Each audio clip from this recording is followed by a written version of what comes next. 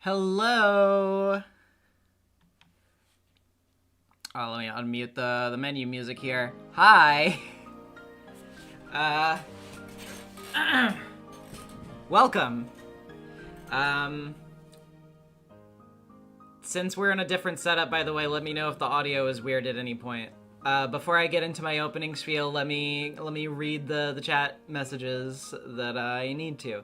Archiver of Worlds, thank you for renewing your membership. Jam, thank you for renewing your membership. Indigo with the £5, let's go. Once and for the last time, happy birthday, chat. And Heartwolf with the $20, won't be able to join tonight, but have a great stream, and I look forward to the VOD later. Good luck to Austin with finding a new job. Yes, we're hoping that that's soon. And Jam with the Canadian 5. Happy birthday, chat. Can't wait to experience this new content with all of my fellow goats. Thank you so much. All right, let's get into the preamble. Welcome everybody to our final Umineko bonus stream. If you're joining us late here, these bonuses will include full series spoilers, so exercise caution if you were stumbling into the door without full context.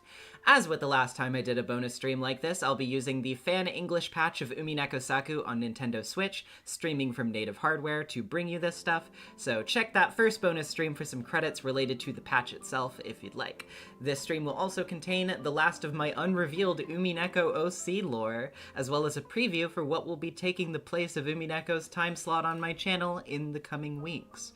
And now, with all of that out of the way, let's get going down the itinerary, starting with the alternate ending to episode 8 that we did not read last time, the trick ending. Without further ado, let's get to it.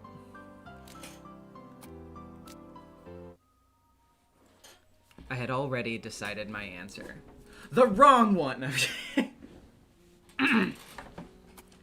Alright.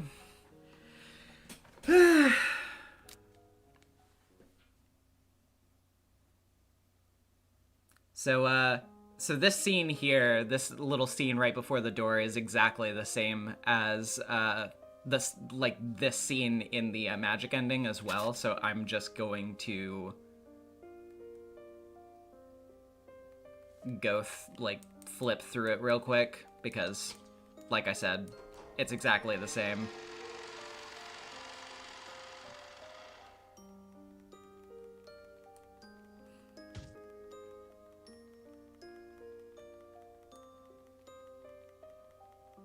Yep.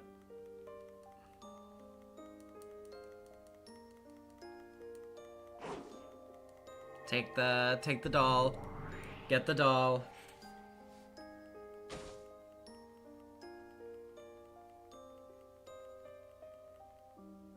June Pop with the $5. Loud incorrect buzzer. Wrong! Game audio is a little quiet. Let me turn it up a little. Okay, let's see if that works.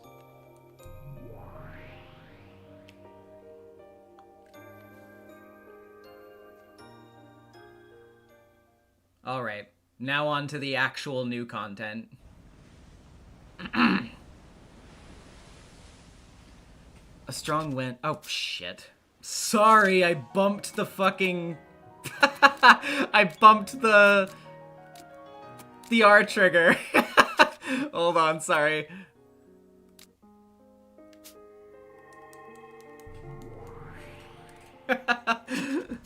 Fuck! Hold on. Okay. Hold up. We can fix this. We can fix this.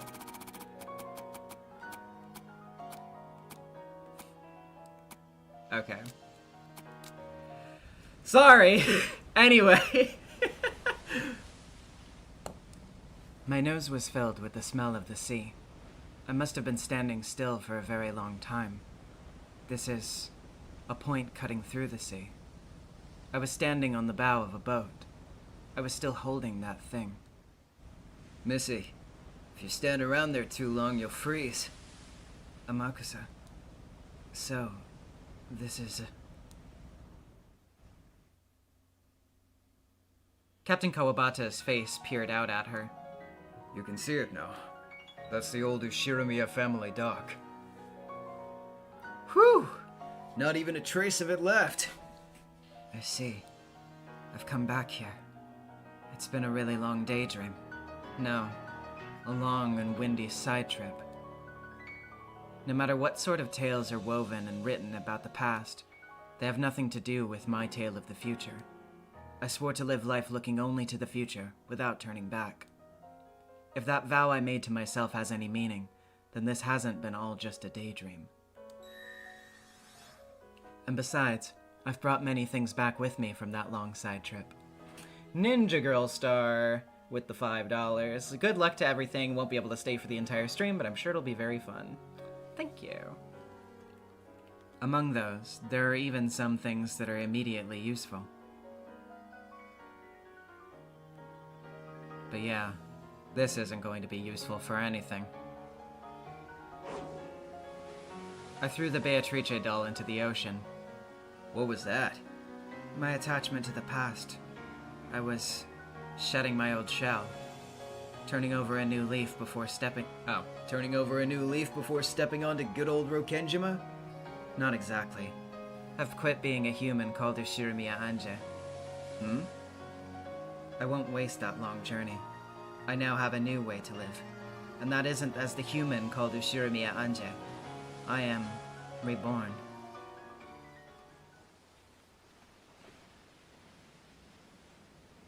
Captain, sorry, but would you mind leaving for a second?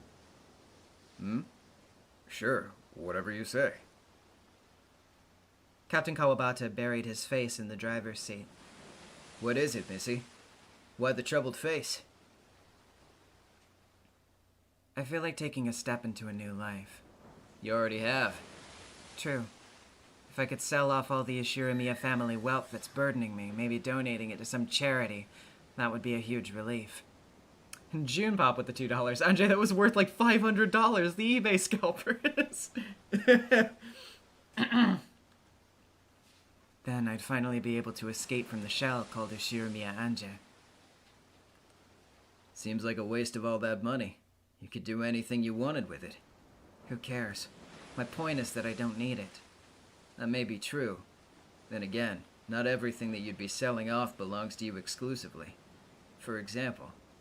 Are you talking about the Ushirimiya Group stock? That's right.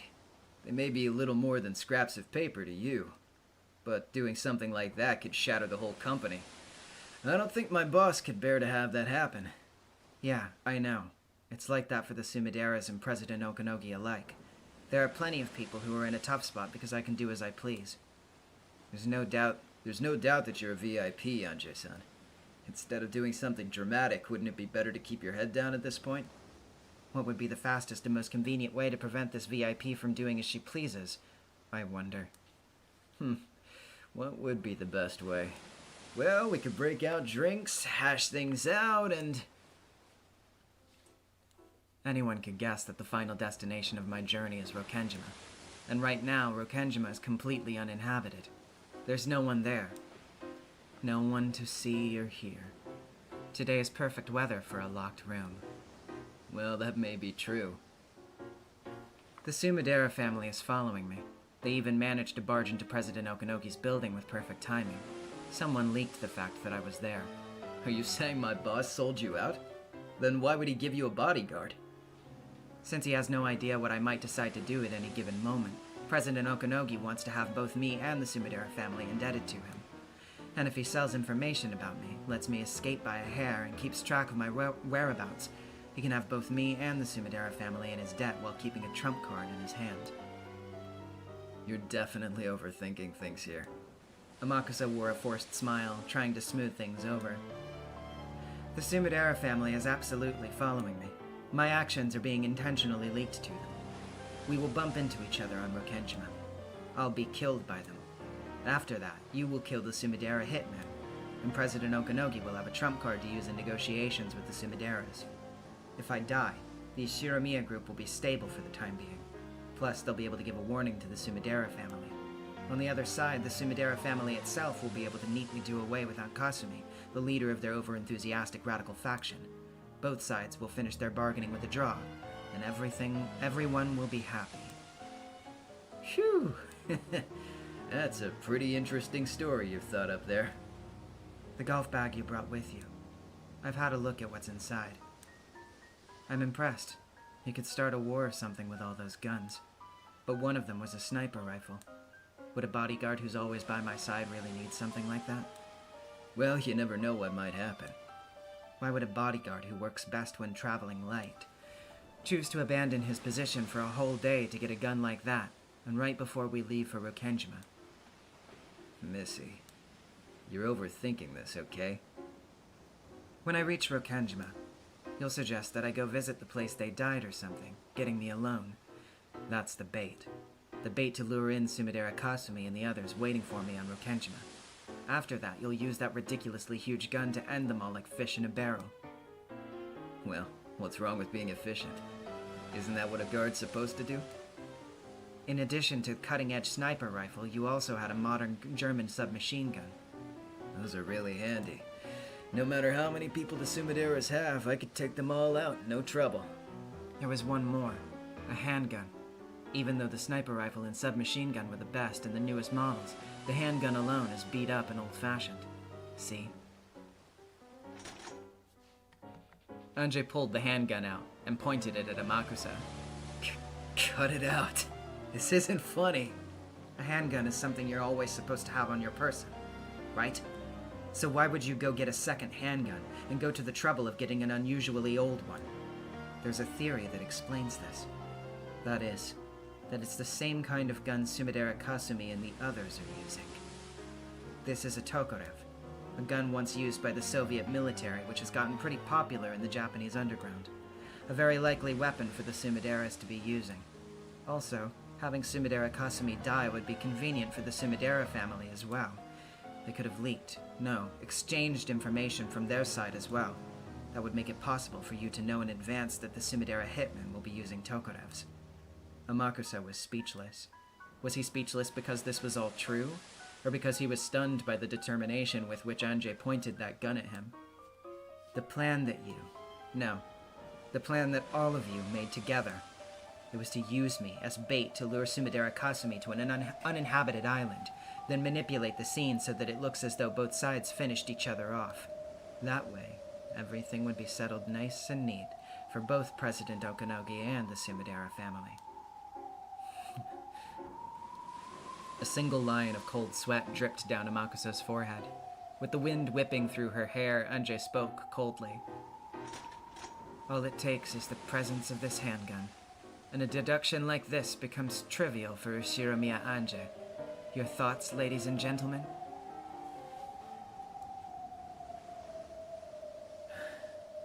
You haven't taken the safety off. I know. Tokarevs don't have a safety.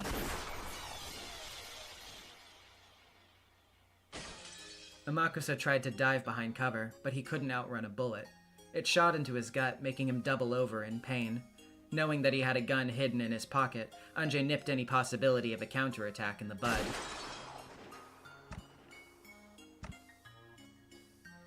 Blood spurted from Amakusa's forehead.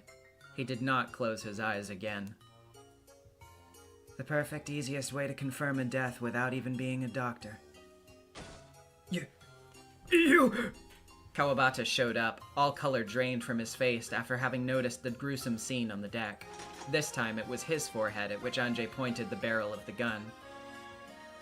You needed time to get the boat ready. That's what you told me.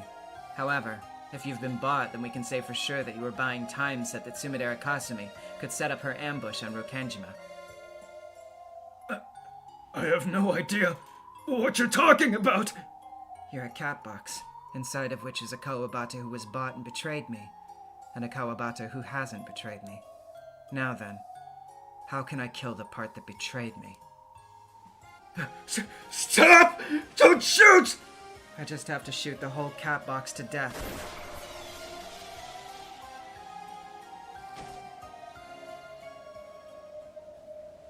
The boat's owner slumped over backwards and fell. Then, with a second bullet, Anjay performed a perfect examination.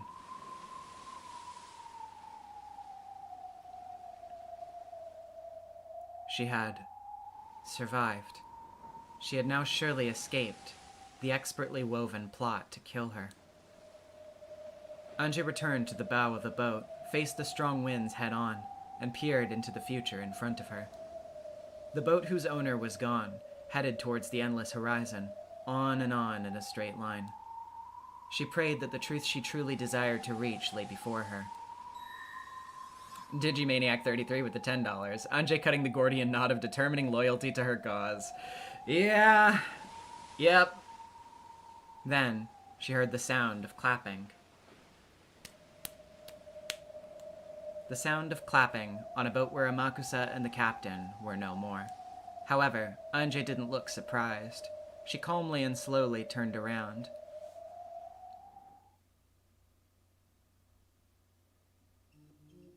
Splendid reasoning, Comrade Anjay. My fellow witch of truth, Anjay Beatrice. Oh, you're here, Erica. Anytime there's someone who wants to expose the truth, I am there. Hey, Erica. What? The boat had already passed by Rokenjima. The island's silhouette was now off in the distance. The boat headed towards the endless horizon, continuing on its endless journey. The new Witch of Truth announced the beginning of this endless journey to her fellow witch.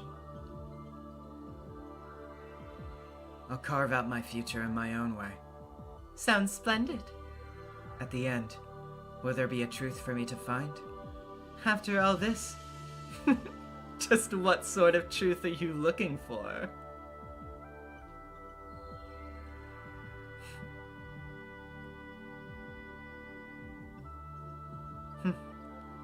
You're right. I know that the truth isn't worth anything. And there's one more thing I've figured out. What's that? That bewildered look on Amakusa's face when his scheme was exposed. That was pretty good. Good.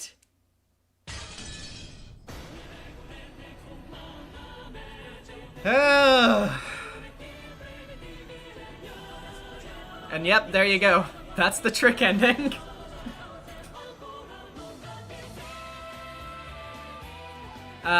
Fun fact, by the way, if you play this ending first, before the magic ending, it does not unlock the tea parties. Atropos with the $5. Somehow Erica returned. And Horsefry with the New Zealand 20. Pirate ending achieved. Yeah, I wonder how she's gonna learn how to use that boat in such a short amount of time. Well, maybe she can just capsize and wash up on shore and then mysteriously lose her memories and get adopted by a hot author or something.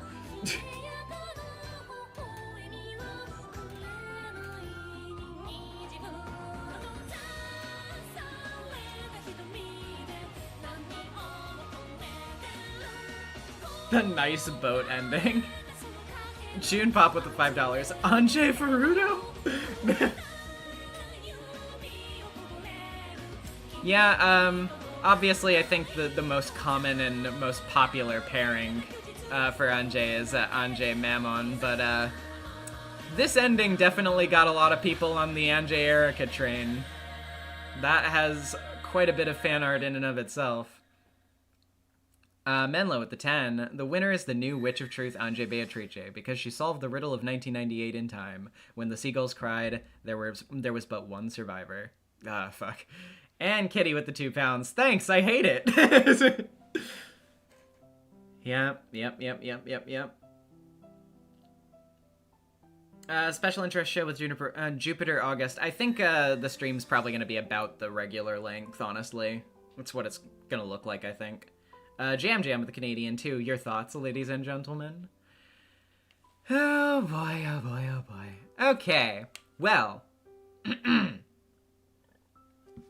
Anywho. With that bit of soul destruction out of the way, let's move on to the first of two big showcases in this stream, the latter of which will be coming at the end to punctuate all the fun little short stories in the middle. This one is a bit out of order release-wise, but since it's pertinent to the OC lore that I wanted to share, I figured I'd go ahead and get it out of the way in case you artists would like the ammo to work with for the rest of stream afterward. So, let's get to it.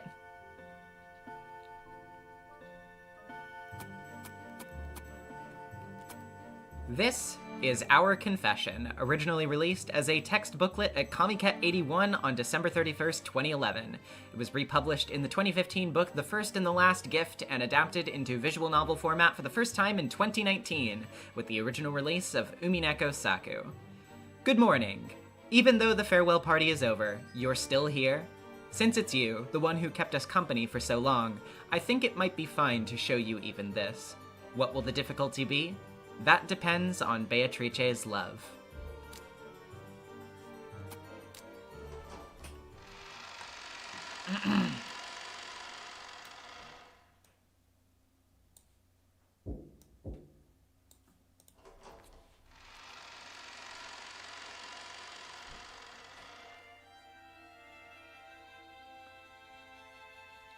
Milady, Dlenor-sama has arrived. Oh? What is this? The Inquisition has come just to check the outline, and what's more, it's the head Inquisitor herself. The Great Court seems to have too much free time, or too many people. By my presiding witness, I expect your game will be unfathomably difficult and splendid. No need for flattery. Have a seat. Renove, prepare some nut and tasty tea and cookies for the head Inquisitor. Certainly.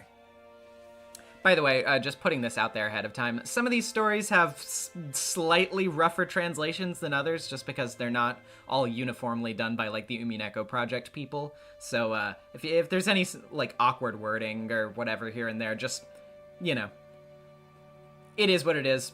These individual translators are doing their best. No, that's all right.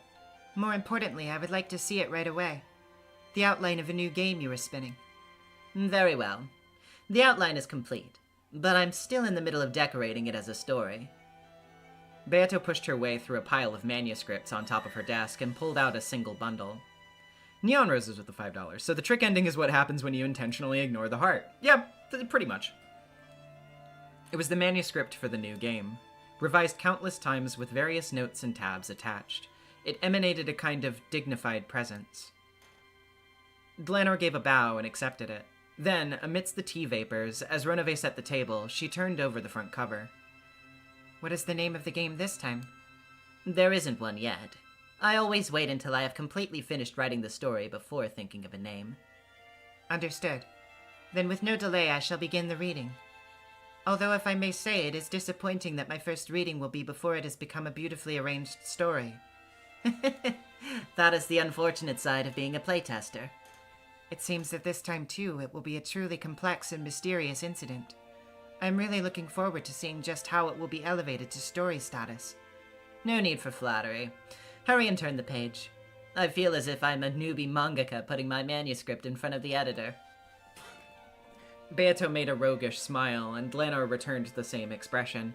Dlenor had in her hands the so-called unfinished manuscript. No, it was truly an unformed thing on its way to becoming a manuscript, with the plot in the middle of its construction mixed in. If we were to use Beato's style of speech, it's just as if it was the milky form of ice cream before it was frozen. No, it's probably even less complete than that. It's still egg yolk, milk, and raw cream cast into a bowl and at the height of its mixing stage. It really is just like the egg of a tail. You carefully put time into keeping it warm and causing it to hatch. If I could, I would love to show it to you as magnificent ice cream, since I wanted to allow you to fully appreciate it. Of course, that would be ideal. However, I think this makes for the next best thing. Because even if it's in an incomplete state now, the recipe is still exposed. We can see the precious other side of it, the side we could never see from a completed story. Those able to see this are only the witch who wrote the tale herself, and the very few observers she allows. This is the unfinished manuscript, in a muddy chaos soup state before it becomes ice cream.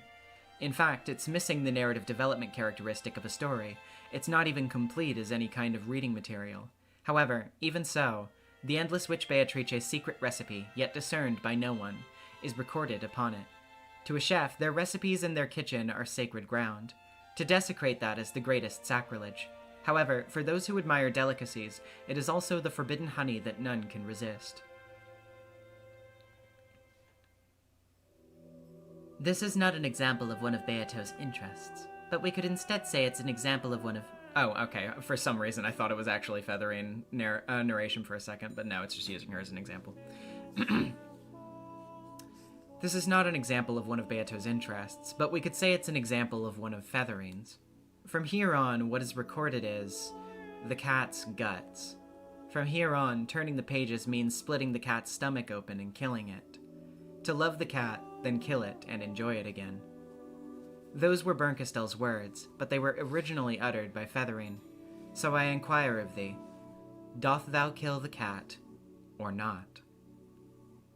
The ancient Feathering has regretted splitting the stomachs of and killing thousands of tales, and in the relationship of irreversibility between knowing and not knowing, she even likened not knowing to that of noble virginity.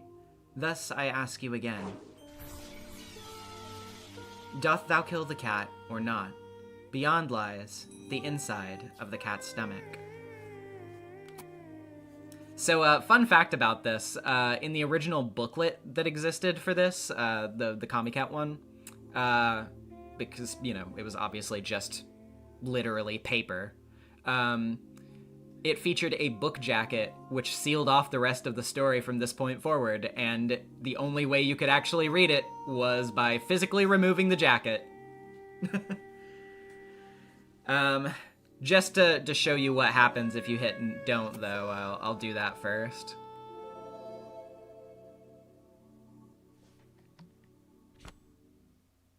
Thank you.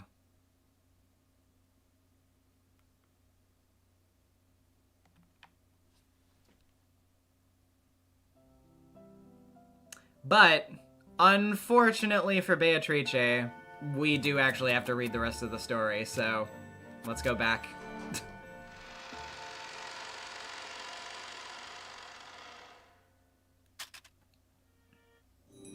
So, let's do it this time.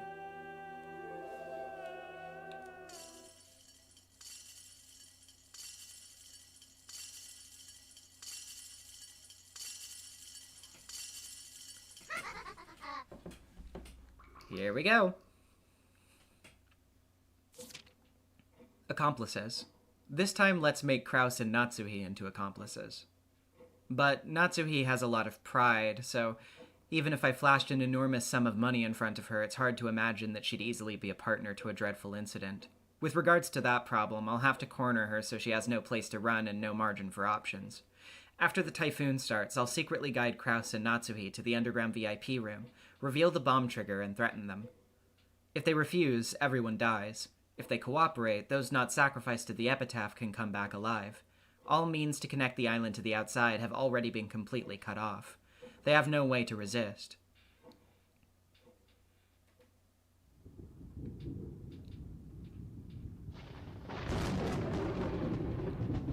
October 4th, after dusk. The rain and wind are getting stronger. The typhoon is already enveloping the island in earnest.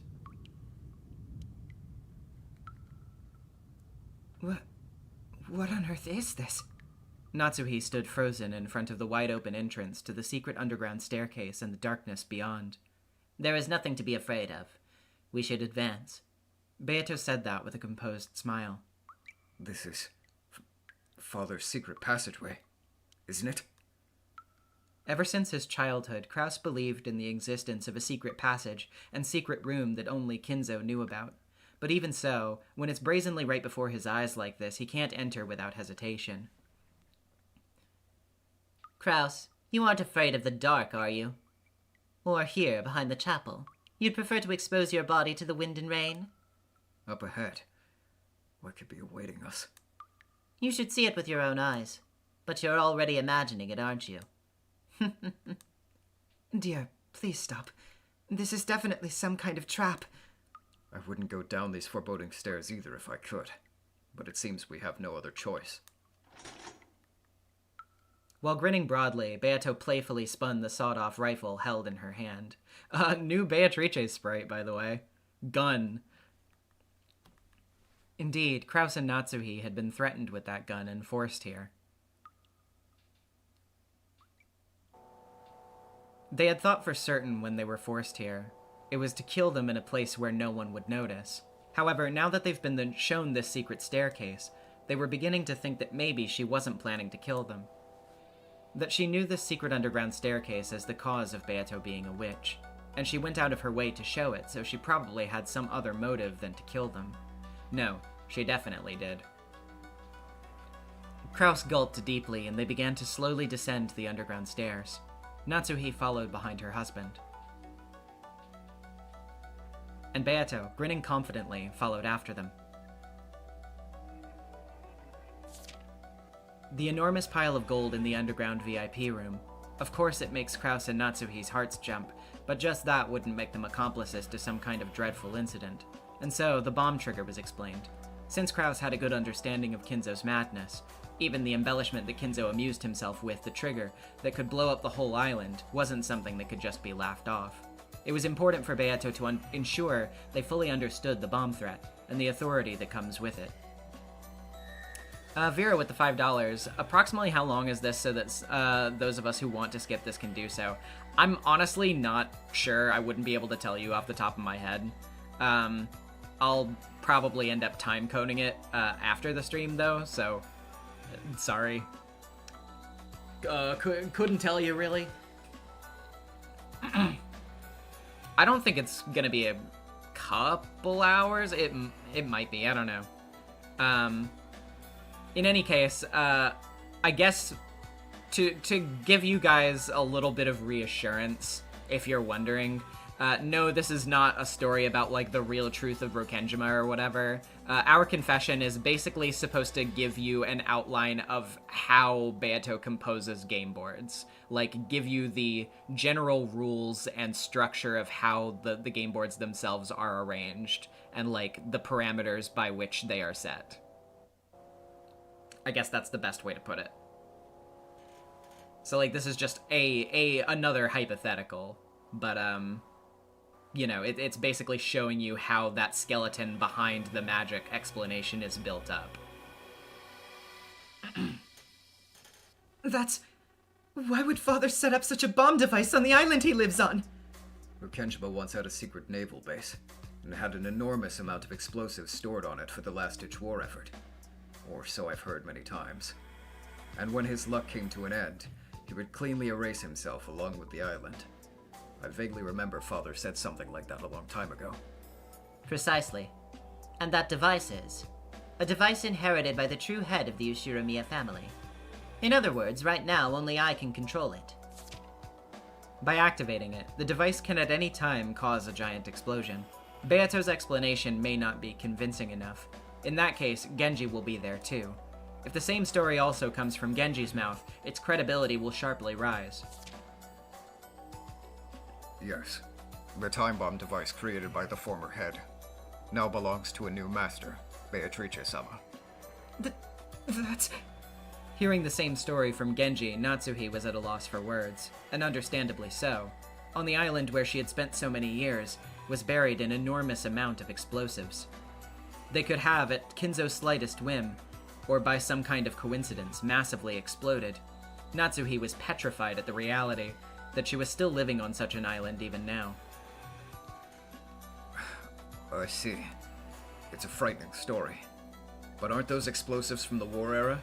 I don't think they'd explode now. There are no problems. The head had periodic inspections carried out. We also tested them, of course. There was nothing to criticize about their power. With that kind of amount, they demonstrated such power. At the very least, easily everything within several hundred meters of the mansion will be completely blown away.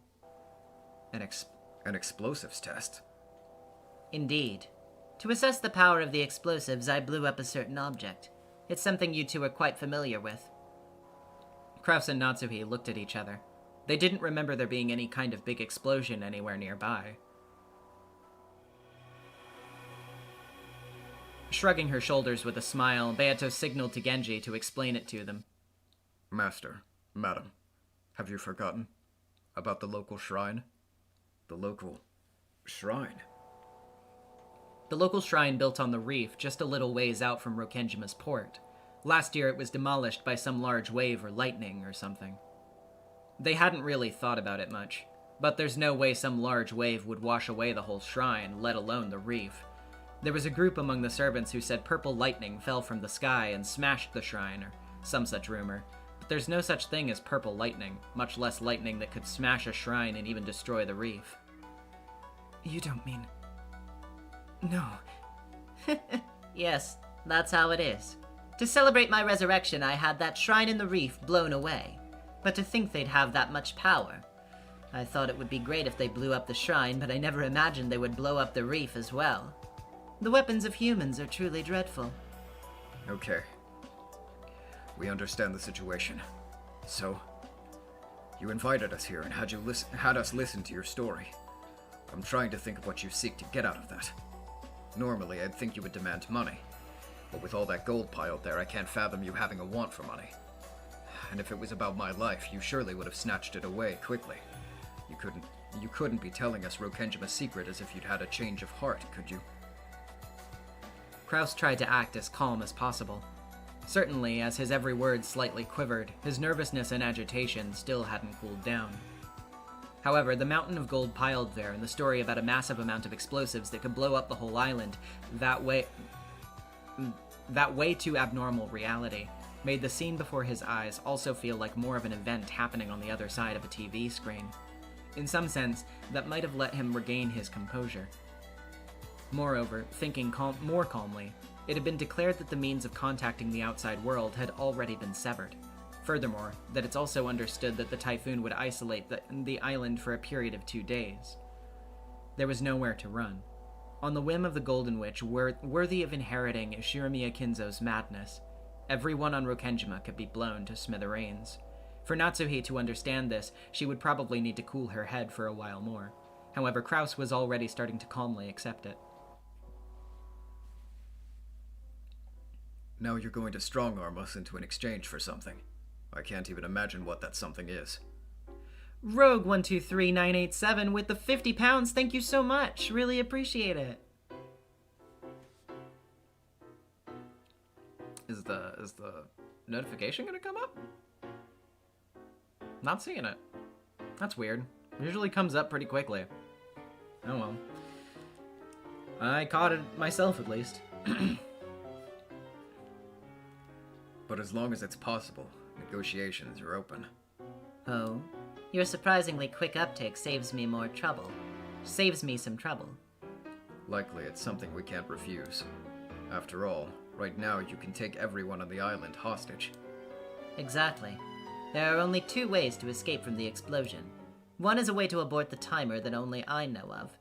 The other is to go down the underground passage beyond this grating to the other side of the island to flee the explosion. As you can see, this grating's lock is under my control. You cannot refuse me given either intended method of survival. We get it. We value our lives. But at the same time, it seems you require some kind of cooperation from us.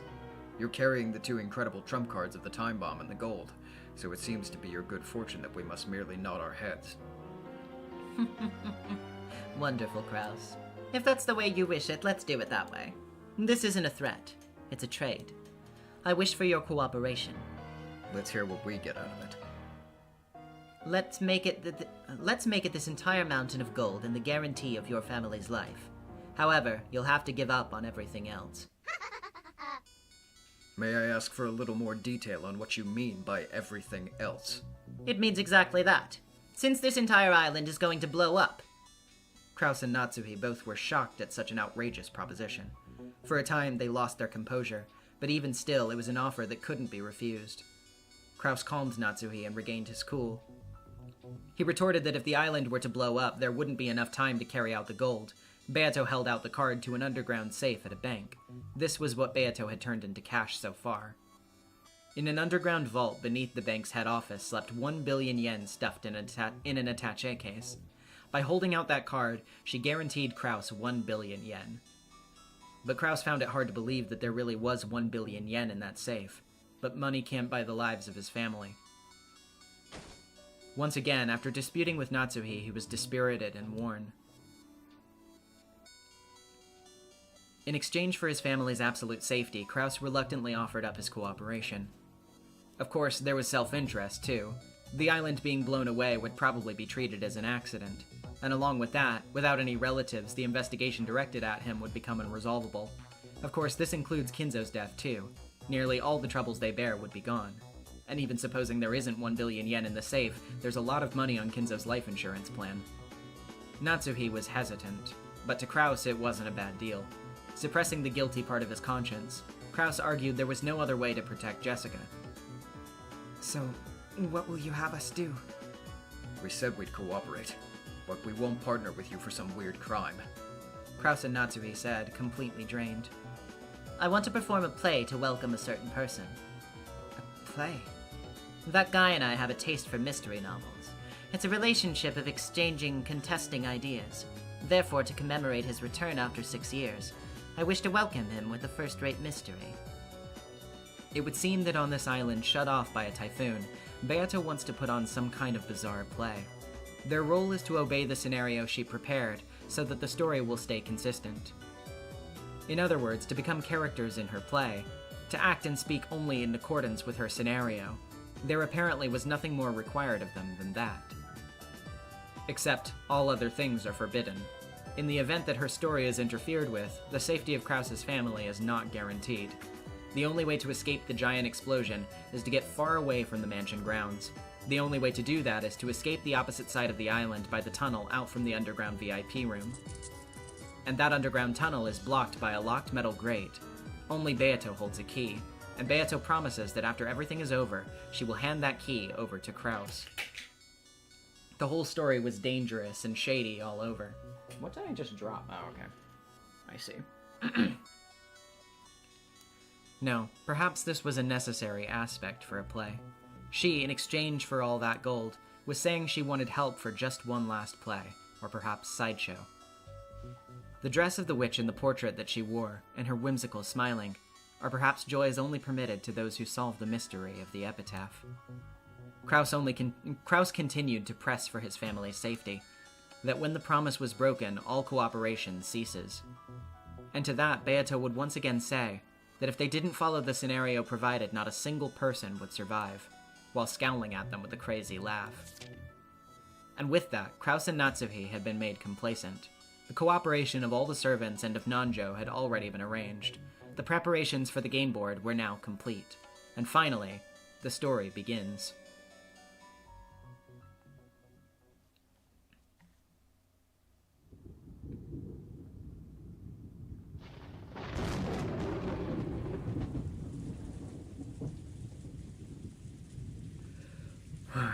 In any case, nothing happens if Dad doesn't come down. You've got that right. We didn't come to speak to our brother. We came to speak to Father. Atropos with the $2. Epitaph mention? Kraus quietly bore all the harsh words of the siblings. He couldn't do anything extraneous. He must behave in accordance with the scenario provided to him by the witch. In the scenario, he was to wait until midnight, which was soon to be. Then, they heard the chime of the banquet hall's grandfather clock. It's midnight. It's time for that witch's scenario to take motion. At midnight, there will be a knock on the door of the dining hall. And there it was. Who is it? He meant to say it nonchalantly, but it came out slightly nervous. Forgive the intrusion. It's Genji. He is also a person following Beatrice's scenario. Oh, Genji-san. What is it at such an hour? This is perfect. I'm kinda thirsty. Should we take a little break for now and have some tea? Genji, after signaling to Kraus with a look, deeply lowered his head to everyone and made the announcement. Ladies and gentlemen, the head summons you to the study. Everyone was stunned by his words. Eva doubted even the existence of Kinzo, but that very person was summoning everyone to his study. What could this mean? I don't know. I've never been able to understand Father's whims. All according to plan. This is the part where I lead everyone to the study, and then, in front of the study, he and Natsuhi will specifically be told to wait. Please wait. The Master and Madam are to wait here. In front of the study, Genji made the pronouncement. Natsuhi didn't say a thing, silently casting her eyes at the floor. Seeing this, Eva smiled triumphantly. Oh, what could this be? What on earth could he want to say to us first without the two of you? No idea. I never know what Father is thinking. Master, it's Genji. I've brought all of your relatives. Genji said this through the door after knocking. A farce. Beyond that door lies only a deserted room that has long since lost its master. Ladies and gentlemen, it's the study of the glorious Ushirimiya family head, Kinzo-sama. I implore you not to make any careless mistakes. Genji-san, Dad's in a good mood, right? Indeed. The Master is in a very good mood. Both Eva and Rosa were visibly relieved, but Kraus and Natsuhi knew. The master Genji spoke of was a new master. It was that witch. Right now, awaiting them inside the study, was the Golden Witch, Beatrice. The island, the mansion he lived in, was at some point unbeknownst granted to the Witch of the Portrait as its new master. This mansion Kraus had come to believe was his home had quickly become a very different place for him.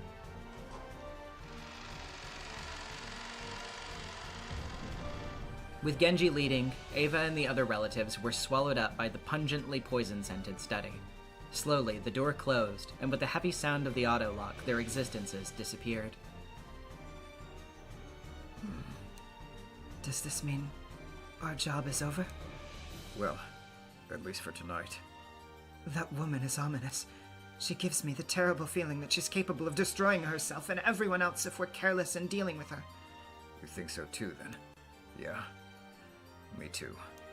That's why I think we should do exactly what she says.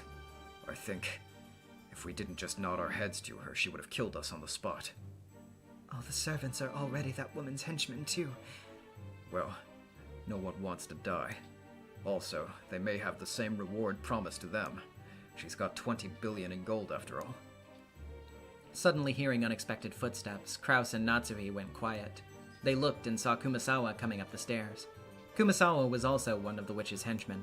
They can't afford to lower their guard, but still they did view her as someone they could better relate to than Genji. Well done. Master and Madam's parts are complete for tonight. What is the witch saying to them? Who knows? I don't know how Beatrice-sama thinks. I see. Both the witch and Father truly resemble each other in their whimsicalness. What should we do now? I was told that we should return to our rooms and rest. Starting tomorrow, you're to follow tomorrow's scenario. Kumasawa-san, have you also been bought out by that witch? I also value my life, so... About that bomb. Is that really true, I wonder? Under this island, is there really a bomb triggered to explode? It's probably true, since the local shrine has really been blown up with explosives. Kumasawa, what will happen next? Have you heard? All I've heard is that it's a big show meant to surprise a certain person. Please let me off at that. I've also been threatened with my life if I say anything unnecessary. When Kumasawa meekly said this, she lowered her head very deeply. The buyouts from the giant pile of gold and the threat from the bomb, they really have no way to resist. Is this all just a giant farce? Or is it the opening to some ghastly celebration of the Golden Witch's resurrection? Despite the ominous feeling they got from the thunder outside, Kraus and Natsuhi could only head to their respective rooms. But in their bedrooms were the new scenarios already delivered. By reading them, they knew that tonight's farce will continue.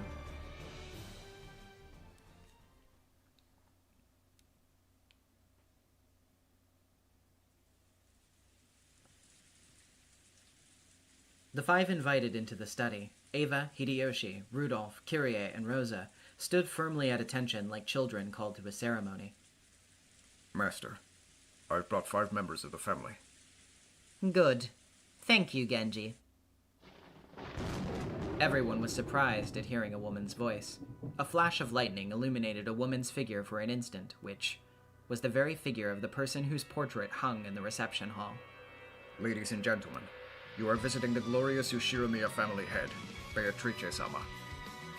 So overwhelmed by the sight of the witch, they forgot to even close their gaping mouths. Eva was the first to come to her senses. What kind of a joke is this? Genji, what is the meaning of this? Hey, I'm impressed. She really looks just like the witch of the portrait. Is that dress a custom order? Quiet, please. You're in the presence of the master. Please refrain from such murmuring. They were all stunned again by Genji's sharp words. No, that's not right. It was because the more familiar family head had casually appeared from the darkness. The day that I return everything to my beloved witch has finally come.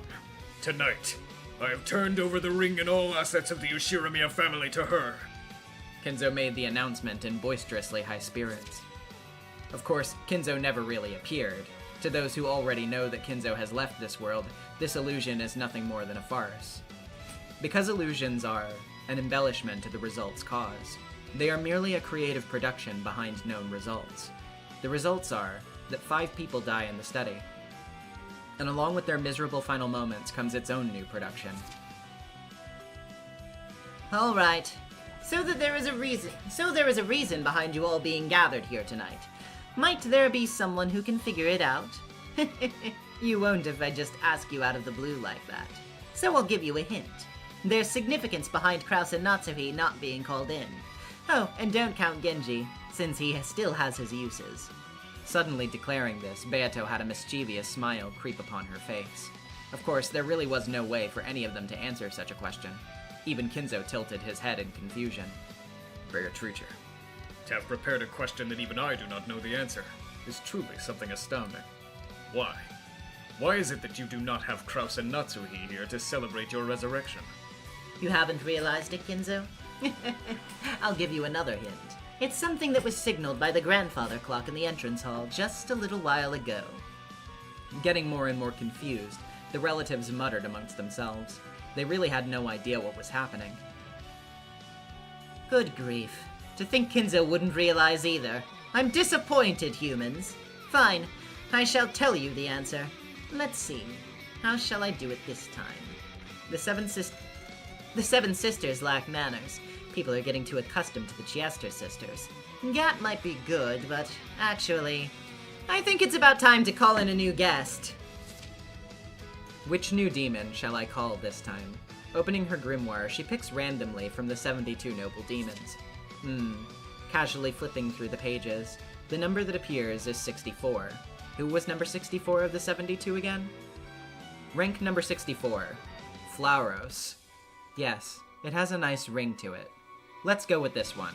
Alright, what kind of character design shall we do? Gap and Runaway and everyone have an adult-like design, so this time I'd like to try the opposite with a more childlike design. A killer with childlike innocence, or something. Maybe it could be expressed through character design.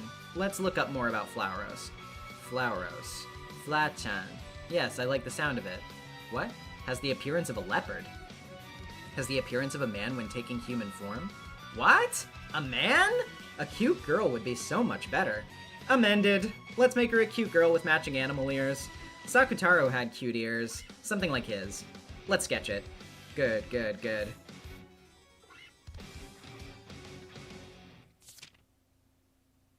Well then, who shall answer my summons? Anyone is fine, though the only requirement is to not let me get bored. Come, demon of the contract! I don't care who it is. Come and cure my boredom. As Beato raised her hands up, the floor of the study shone golden, and it was whirled up all at once. It was a wondrous swarm of golden butterflies. The relatives were dumbfounded at such a beautiful scene that had lost all sense of reality. What a beautiful summoning. My, who did you go and summon? Such majesty. Looks like one of the great 72 great demons of the 72 pillars. Just as I expected of you, Kinzo. You're very knowledgeable about summoning. That's right. Who I summoned is one of the great demons of the 72 pillars. However, even I do not know which one of them will appear. How terrifying you are, to be able to summon a great demon with that kind of careless attitude. June Pop 45 with the $5. A man? A cute girl would be so much better. Beato, Witch of OCs. Yeah, me too, girl. I deeply admire that kind of magical power. As the whirlwind of golden butterflies surged, it formed a human shape in the center of it.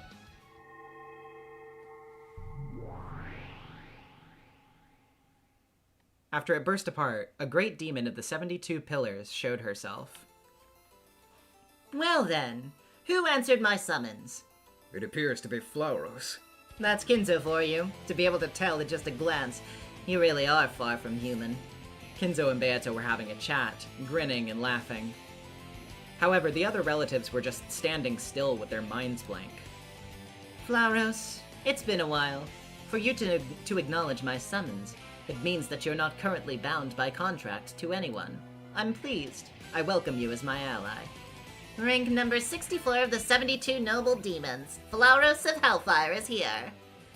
To human eyes, she probably looked like a girl still in middle school. However, she's one of the 72 great noble demons, Flauros. With her terrible power, she lays waste to her summoner's enemies. Her specialty is devouring and burning them to ash. Truly a demon among demons. It was just some random summons, but it seems like I got someone interesting. To imagine that my summoner was the great Lady Beatrice. Even though I'm here for business, it looks like it's going to be fun. Indeed. Once you were contracted to an enemy witch of mine, fighting you was quite a hassle. Well, 'twas just business. So, what's the new gig? My only job is to kill or destroy things. It's been a while, so I'm itching to get wild. I command you to cooperate in my ceremony. The clock has already marked its beginning. Yeah, I'm also like, what did they mean by that description? She does not look like that at all. I command you to kill 6 people as sacrifices for the first twilight. Kill 6? Got it. Can I kill the 6 of them conveniently lined up right here? So, that's what it is. So I'm also one of the unlucky ones. Kinzo finally understood the reason for which everyone was gathered in his study. In Beato's mind, the sacrifices of the first twilight had already been decided. Father, what is the meaning of this? Ava timidly asked, but Kinzo just continued his mad laughter. You're a bunch of unlucky guys, so whom shall I eat first? Flauros' 2 hands stretched to the floor. Her appearance was now not so much that of a human's, but of a ferocious leopard's. Don't hate me. You guys didn't do anything wrong. If you're going to hate someone, hate that guy who trashed his promise for 6 long years. They all stared, befuddled. Beato bent down into the sofa's shadow. And when she stood up again, she was holding in both of her hands one from Kinzo's collection of sawed-off shotguns. The relatives could only imagine the sight of her wearing a dress and holding an antique gun to be that of a proper lady holding something like a folding fan.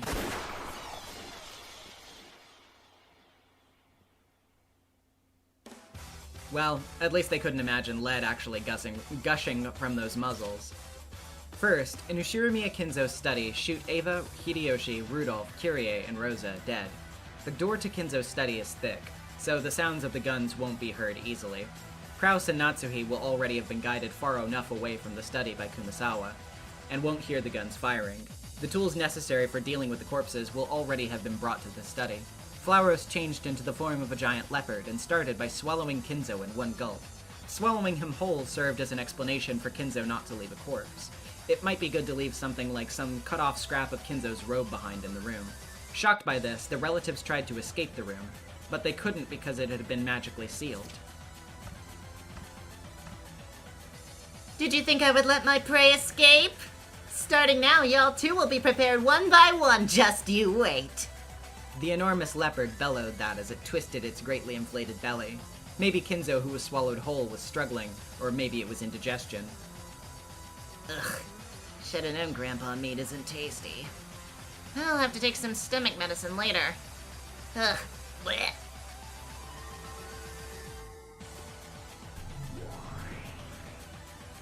Flowers returns to the form of a girl, rubbing her belly that was protruding like a watermelon. Before long, her stomach retracts as she shrugs. I hate to say it, but I'm not swallowing y'all whole, so I'll just be chewing on your soft meat. For me to get a sour stomach from just swallowing one. Even I've become old. Are we dreaming? What kind of a joke is this? Shit! Shit! Is someone out there? Please open this door! Why won't it open? With the door that would never be opened again as long as the first twilight lasted behind them, some of the relatives were banging on it, while others were in front staring at Flowros. There are 5 people left. Deal with them swiftly. Yeah, I know the deal. 'Cause I'm in the mood for guts, I'll spill y'all's warm entrails all over. Spewing such disturbing things. Make fun of adults too much and you're gonna get hurt. Rudolph was posturing, but he was shaking, and his hips were buckling. Flowros approaches him in that state while laughing impishly and licking her lips. Your liver looks tasty.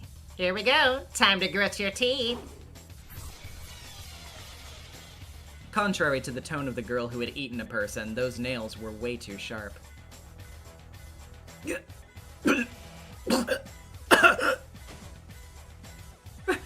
Rudolph Nissan? Rudolph fell onto his knees. Then, with a thud and a splash, intestines spilled out onto the floor from that torn-up stomach.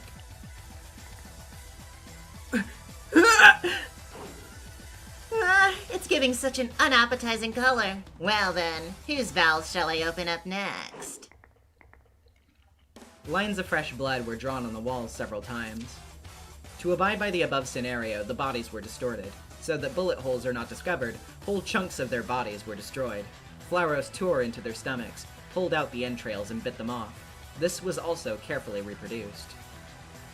Middle-aged folks. All of them have such unappetizing guts. Ugh, Kinzo is making my stomach rumble.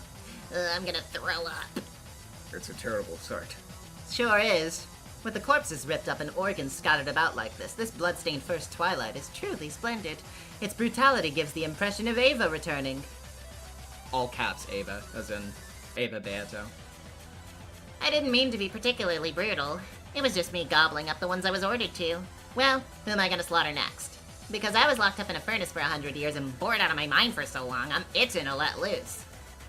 It seems like Flowros couldn't contain the throbbing delight bubbling through her entire body for having been summoned after so long. She moaned as she stretched, standing on her hands and feet in an animal-like stance. Venetia, can I watch this without finishing the end of Umineko stream like the one before this one? No. I would definitely recommend not doing that. I'm sorry, but my ceremony has various rules to follow. Until the following second twilight, your turn on the stage is over. Dang, even after I went as far as bathing in a rain of blood. What a serious letdown. It's probably because you're always summoned in the middle of a swarm of enemies. I'm truly sorry your first prey after 100 years is only 6 people. Well, you see, even though I love all you can eat most of the time, I don't hate a dignified course meal served in small portions. Since you've summoned me, I'll certainly enjoy the Great Beatrice's full course meal until the very end. The more you rage and rampage, the more interesting it is to me. I'm also hoping you'll enjoy yourself.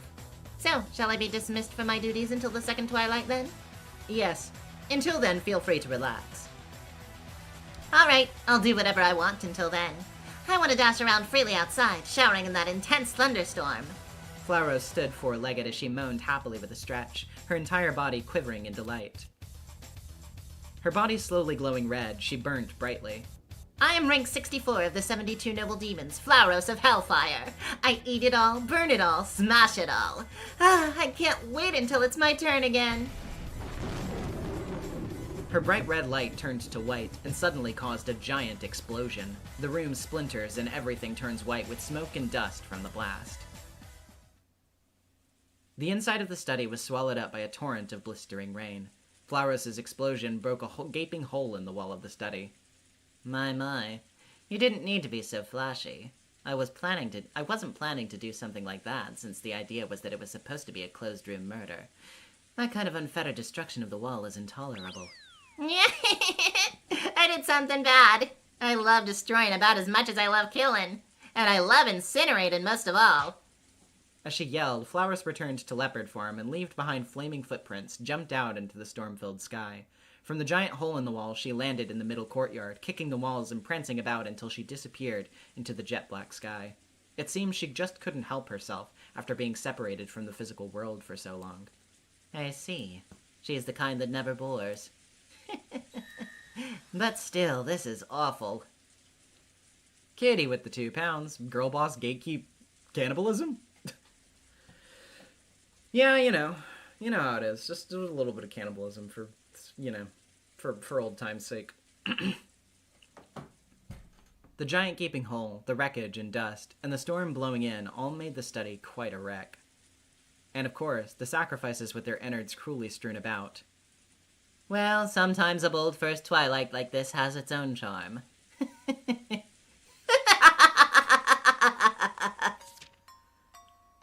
Then, Kraus and Natsuhi were to be brought to the scene and made full witness to everything, so it would probably be good to get them a bit dusted up.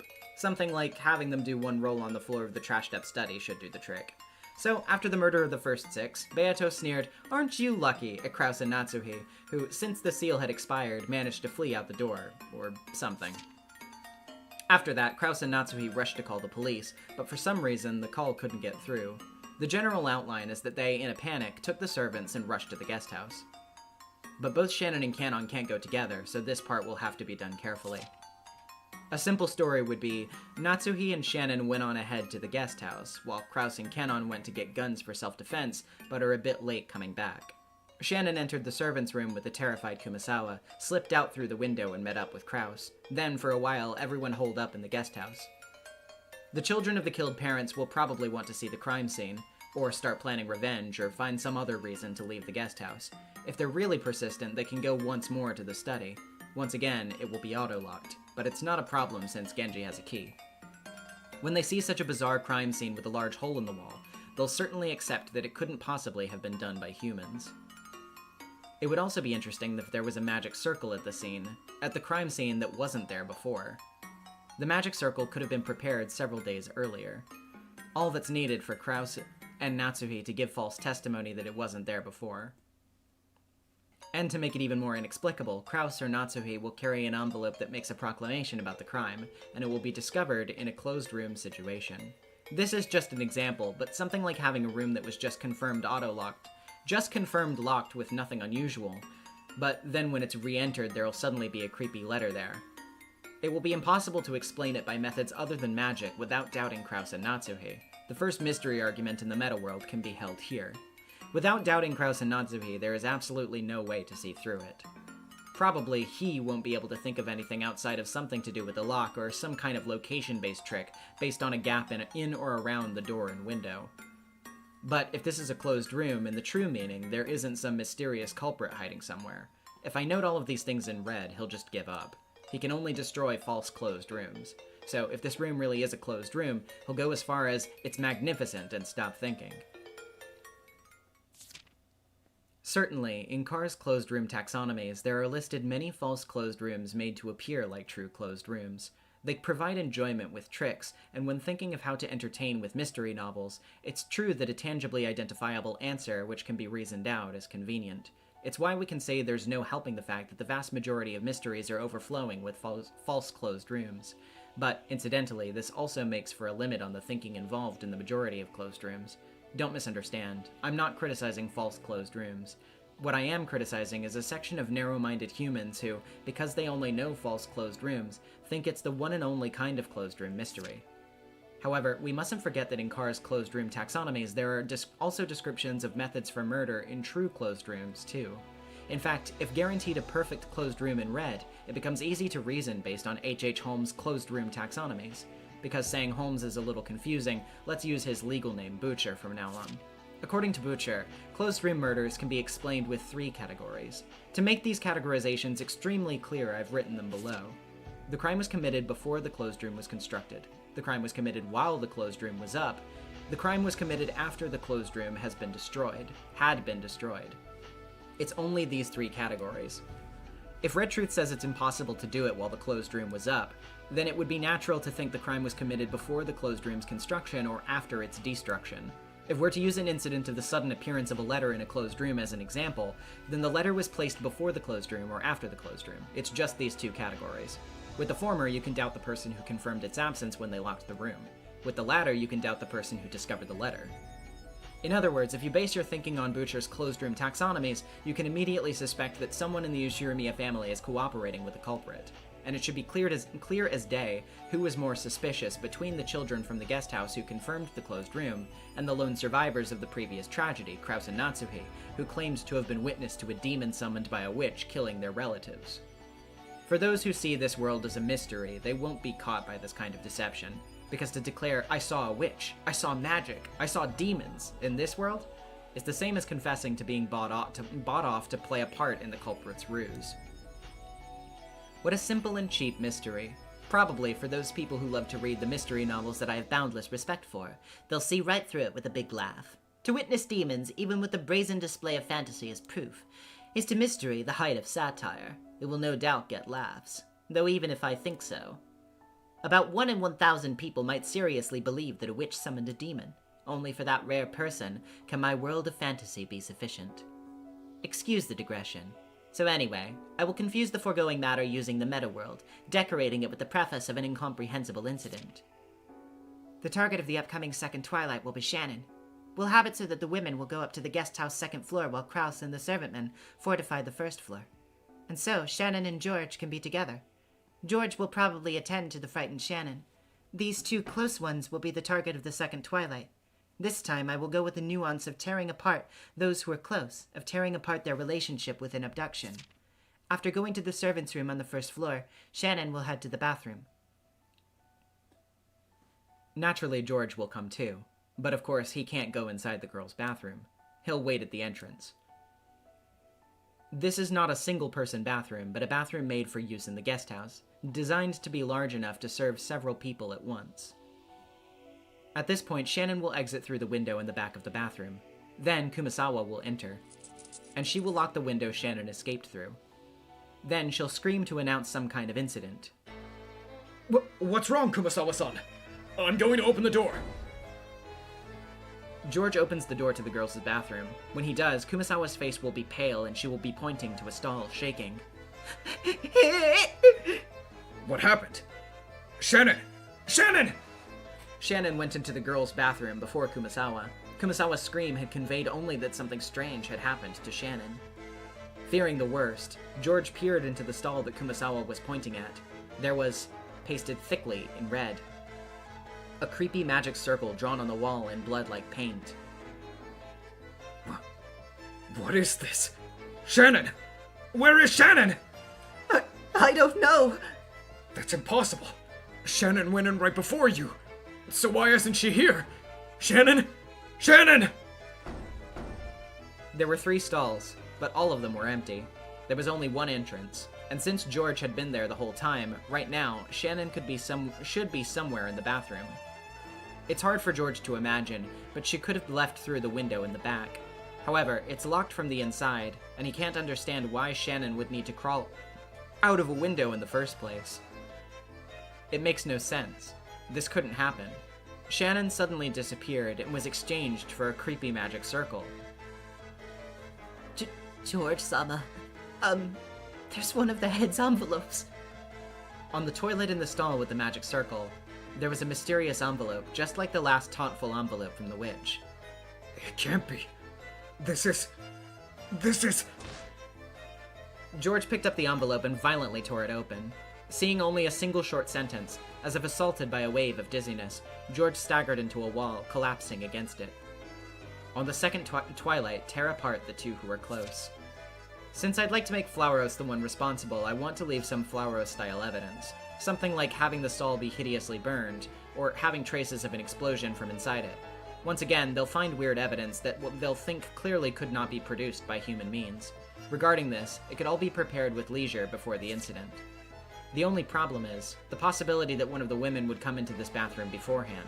For that, the day before the incident, the bathroom on the first floor of the guest house could be out of order, so it would be necessary to instead use the bathrooms of the various bedrooms. This itself can also be interesting as foreshadowing for the trick, or if the flashy decorations were something that couldn't be noticed from the outside, having the stall's door closed would be all that's needed to keep the guest from seeing them.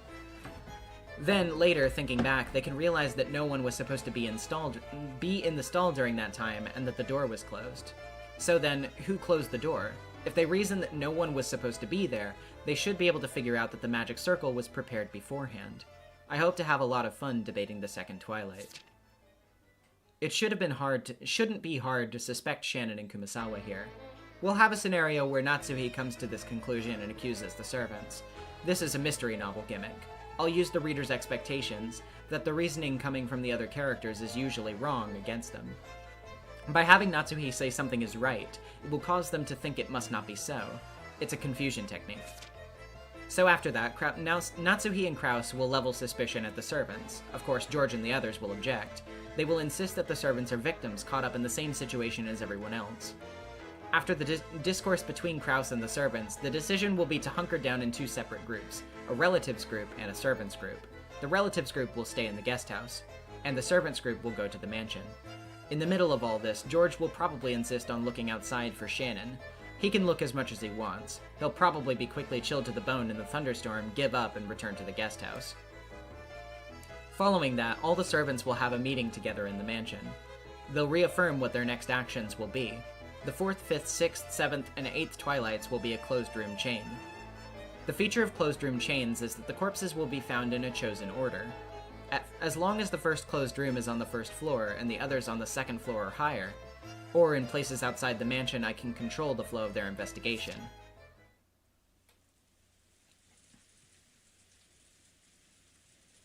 Servants, your turn has finally come. Beato gathered all the servants to the mansion's banquet hall to make this pronouncement. Genji, Shannon, and Kanon's expressions were calm, but Kumasawa and Goda's weren't. Is it really going well? I'm worried. Since I've never done something like this, I'm not sure whether I'm enjoying myself or I'm nervous. Goda feigned laughter while trying to appear composed. They don't know. They don't even know that Ava and the others are really dead. This is Beato's deception, made possible by her discovery of the gold. They believe the 5 victims were also paid off and that they're just playing dead. Barring exceptions like Genji, most bribees are easier to manage if they aren't informed that they're involved with murder. It's case by case, though. All right.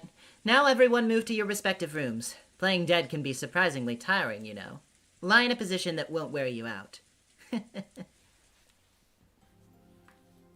Kanon in the parlor. Genji in on the second floor, the VIP room. Kumasawa on the second floor, Natsuhi's bedroom. Goda on the third floor, waiting room. Shannon in the chapel. They all go to the respective murder scenes and do their makeup. From the 4th Twilight on, they are all gouge and kill. They are to be gouged with some 7 stakes of purgatory. Everybody attends to their separate tasks in their separate rooms. Genji is composed. So are Shannon and Kanon. Goda is nervous that his faking will be found out. Kumasawa is over that and is starting to look forward to putting on the show. I've played a lot of pranks, but this is the biggest one I've ever done. Kumasawa was chuckling in Natsuhi's room. Is everything ready, Kumasawa? Oh, Beatrice-sama. As a servant, it just doesn't feel right to lie on Madame's bed. You liar. I know that while making it, you wanted to jump on it once or twice. That's what Beatrice-sama would say. Okay, time to start the makeup. Lie down. All right. Kumasawa takes off her shoes and starts to get on the bed. Hey, does a corpse go and take off her shoes? You should keep them on. To get on Madame's bed while wearing shoes feels like something I really shouldn't do. Kumasawa climbed onto the bed with her shoes on. Beato opened her makeup bag. Have you found a comfortable position? You'll get tired from holding the same pose for a long time, even if you are lying down. Yes, I know. But this is it, and this is for 100 million yen. Each of the servants is getting 100 million yen. In fact, it's already been sent. In a few days, bank keycards should arrive at their homes. They won't be able to receive them, but their bereaved families can. It will be more than enough for their funeral costs. Something like this? Kumasawa had been stirring restlessly, but it seems she finally found a comfortable pose. It really looked like she had been killed. Good. That looks right. You definitely have a knack for fooling people. I couldn't possibly compare to Beatrice's on her grand show. I'm going to start the makeup. Hold still for a minute. No, actually, you're already a corpse, so don't move for an even longer while. Once Dr. Nanjo visits, I'll be able to rest, right? Right. After Dr. Nanjo does his autopsy, the room will be sealed until the police arrive. When that happens, you'll be able to rest for a bit. But you'll still be a corpse. You can't make any loud noises. Yes, of course not. So, I should hide this. Kumasawa hides her half-read book and bag of smoked squid under the bedsheets. My. Aren't you well prepared? Careful not to relax too much. Don't forget that if for some reason the show is a failure, there will be no reward. Of course, I'll be careful. During their light banter, Beato had pulled a stake from her tool bag. Kumasawa is to be gouged and killed with this stake.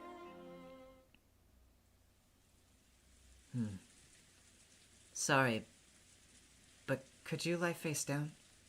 The face-up pose just isn't working. Face down, is it?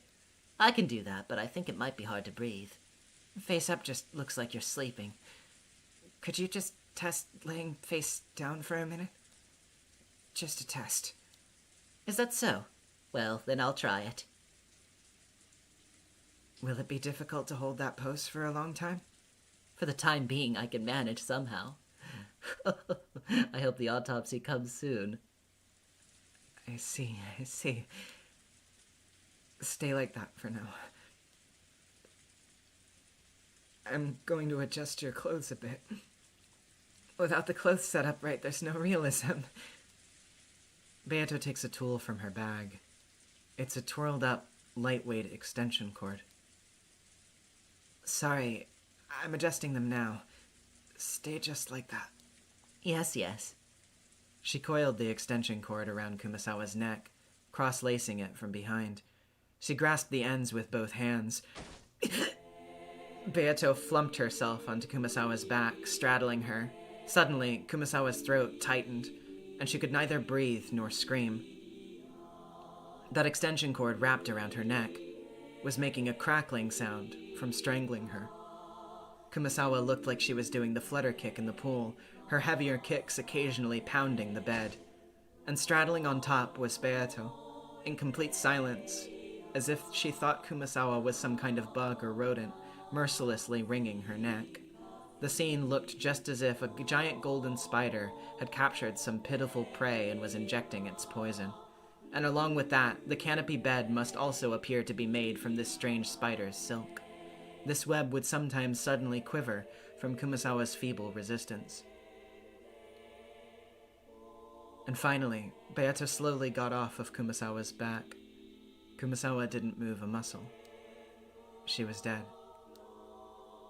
Sorry, Kumasawa. Your gouge is in the leg. To kill you by stabbing you there would be unnecessarily painful. Done with her strangling tool, Beato next grabbed her nearby rifle, and then aiming at Kumasawa's calf, she pulled the trigger. The gunshot wasn't loud. It wasn't like the bang sound from TV or the movies.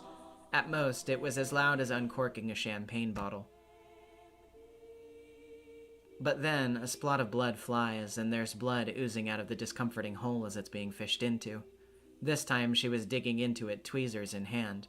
She picked out the bullet that was just shot into the calf. Then, she unceremoniously tossed it into a small vinyl bag she had in her larger tool bag. Already stored in that vinyl bag were several blood-stained bullets.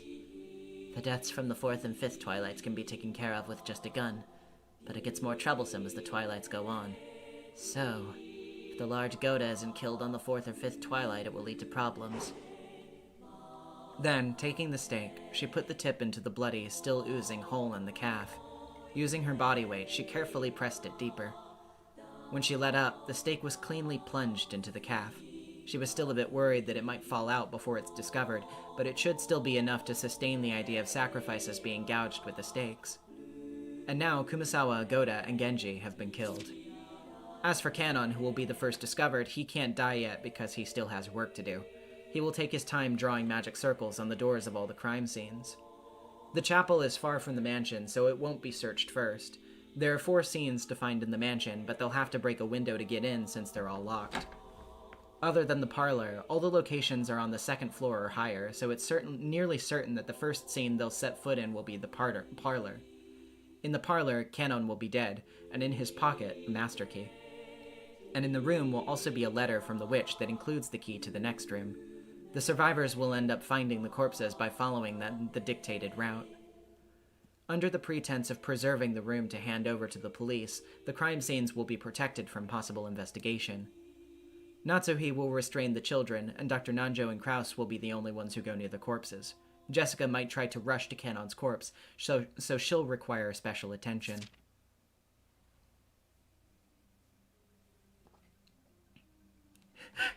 Kanon-kun! Kanon-kun! Jessica, calm down! Don't look! Don't come in! Unbelievable! Damn it! With this, the suspicion that the servants might be culprits has been cleared up. Hasn't it, Aunt Natsuhi? George sent a cold glare at Natsuhi, who had suspected the servants and driven them from the guest house. How is it, Dr. Nanjo? I can't tell the exact cause, but I can tell that she's dead. He's dead. Sorry, oh my god, I didn't mean to misgender him. Holy shit. One thing certain is that this isn't a fatal wound. There was an awful wound on Kanon's knee and a bloodied stake on the floor. There's no doubt that the culprit pierced Kanon's knee, but it's hard to think that stabbing a knee would lead to death. He was probably killed another way, but Nanjo couldn't grasp what it was with a cursory examination.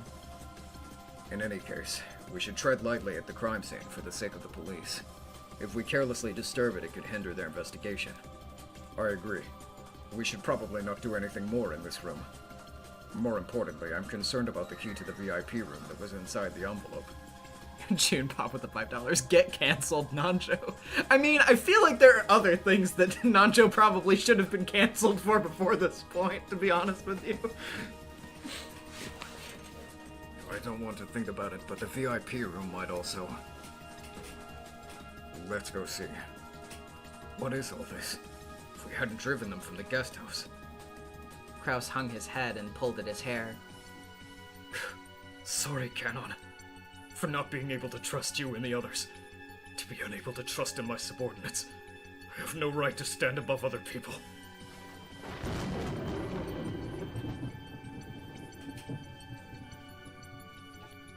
Kanon-kun had a stake in the knee? It's the 7th Twilight. Gouge the knee and kill. Which means, what about the 4th, 5th, and 6th Twilights? Doesn't it mean that at least 3 other people have been killed? Calm down, George Aniki. We still don't know that for sure. Uncle Kraus, let's hurry to the VIP room. Right, but just a minute. We can't leave the broken window this way. Let's close the shutter. Kanon-kun! Kanon-kun! Mom, can I at least see his face one last time? I understand how you feel, but we won't disturb the crime scene any further. We have to leave it as it is to ensure that they find the culprit. So from now on, just hope for his happiness in the next world.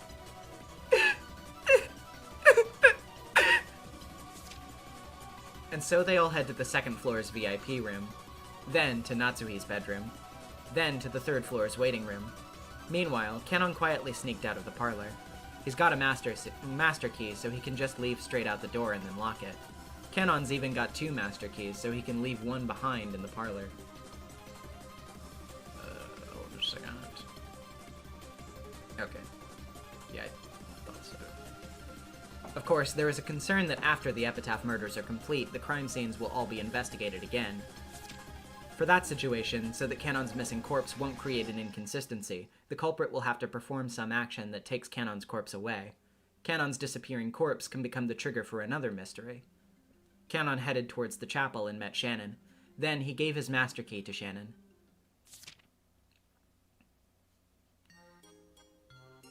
Thank you. How was the assignment? I was just lying down. It was a lot easier than carrying sacks of fertilizer. Good work, Canon. With this, your role is over. Thank you, Beatrice-sama. Bye, sis. See you on the next game board. Okay. See you on the next game board.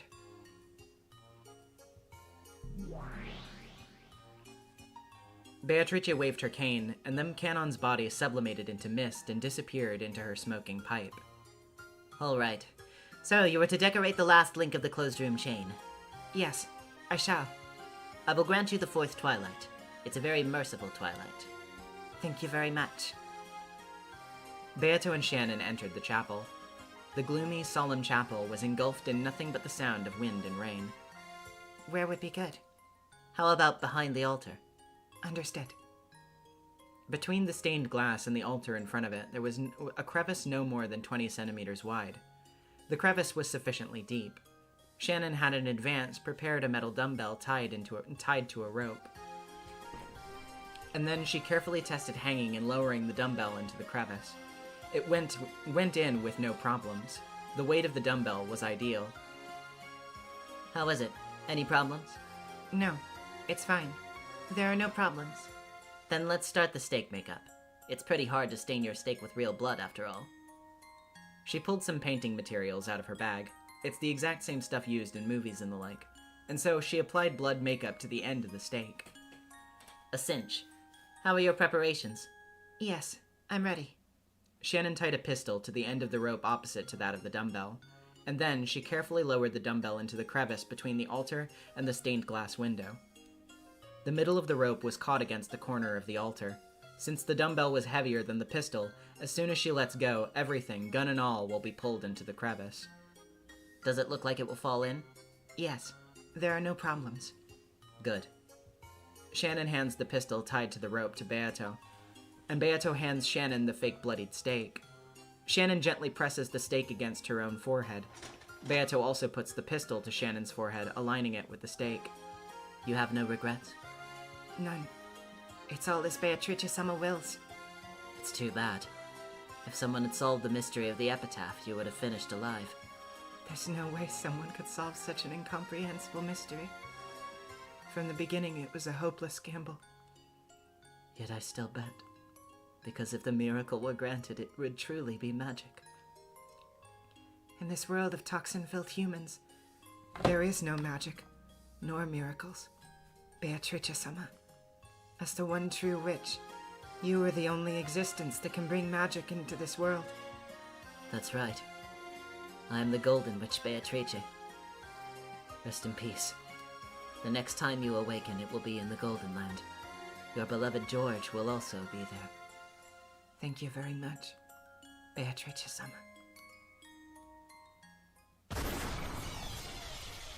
It was a weak sound, but inside the chapel where only wind and rain could be heard, there was a faint echo. Shannon was tranquilly looking up at the ceiling. Then she suddenly collapsed like a puppet that had lost its strings. Beato lets go of the pistol in her hand, and when she does, the pistol, pulled by the heavy dumbbell, is swiftly swallowed up by the darkness of the crevice, disappearing with a heavy, metallic clank. All that's left in front of the altar is Shannon's body, with a bloody forehead. And, strewn on the floor beside her, a stake for gouging sacrifices. Hey, chat, remember how Shannon's body, like the state Shannon's body was in episode 2, in Natsuhi's room? In front of the mirror or whatever? In front of the dresser? Yeah. Indeed. This way, it looks as though the stake came out of her forehead when she fell. And with another wave of her cane, golden butterflies took the shape of an envelope placed next to Shannon. Inside was entrusted the first key, the key to the parlor. And so, the closed room chain is complete.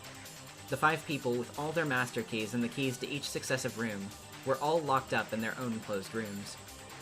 With another wave of her cane, she left a letter inside the envelope. It said something about Canon's corpse being borrowed as another sacrifice for the ceremony, and so they'll rush back to the parlor. But at that time, the parlor will have long been completely empty. They'll never be able to see the face of Canon's corpse again. Now, with this, the Epitaph murders are over. What do you think, Battler? I hope you enjoy my mystery.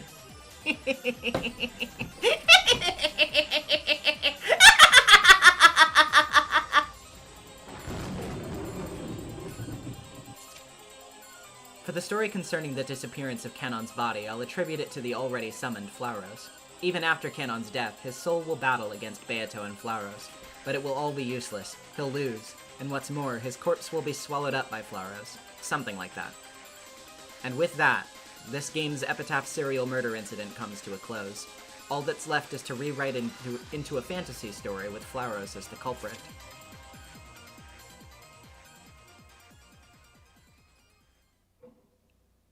That's where it is at the present.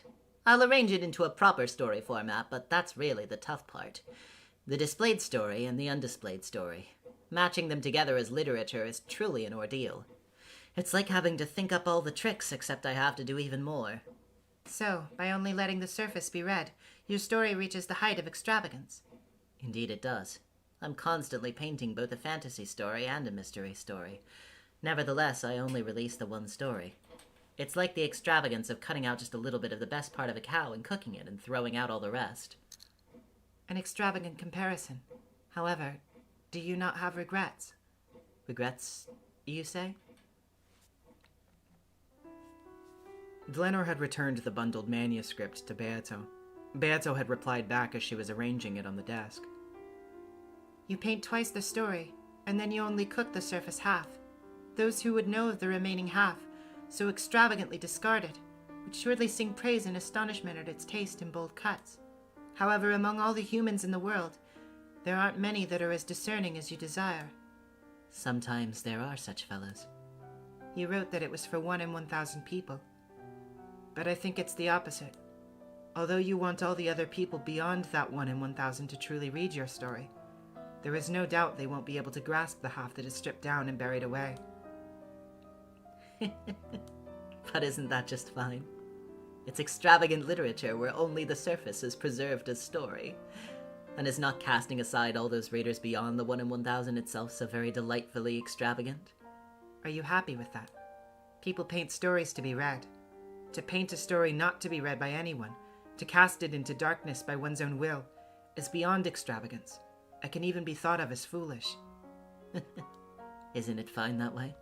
If things are written so that the 999 of 1,000 people can understand them can be called civilization's writings, then it would be most fitting if my story, written so that only 1 in 1,000 can understand it, could be called an oddity writing.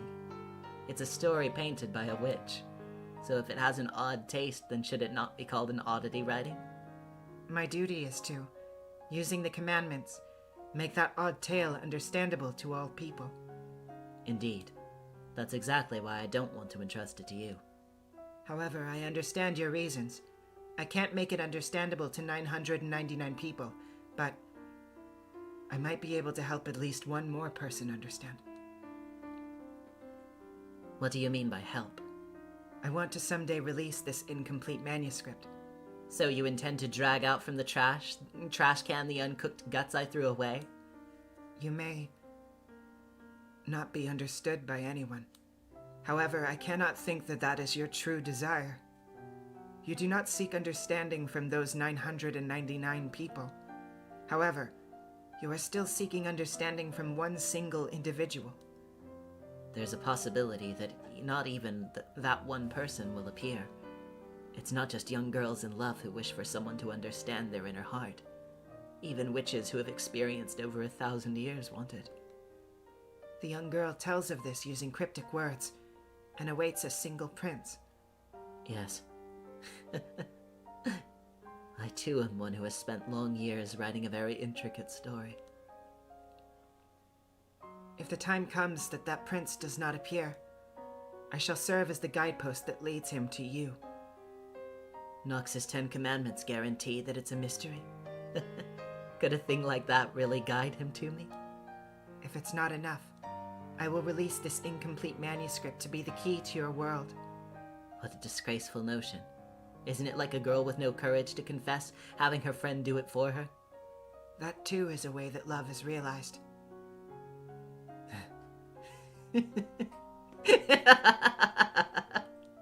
Very well. I shall give you this manuscript.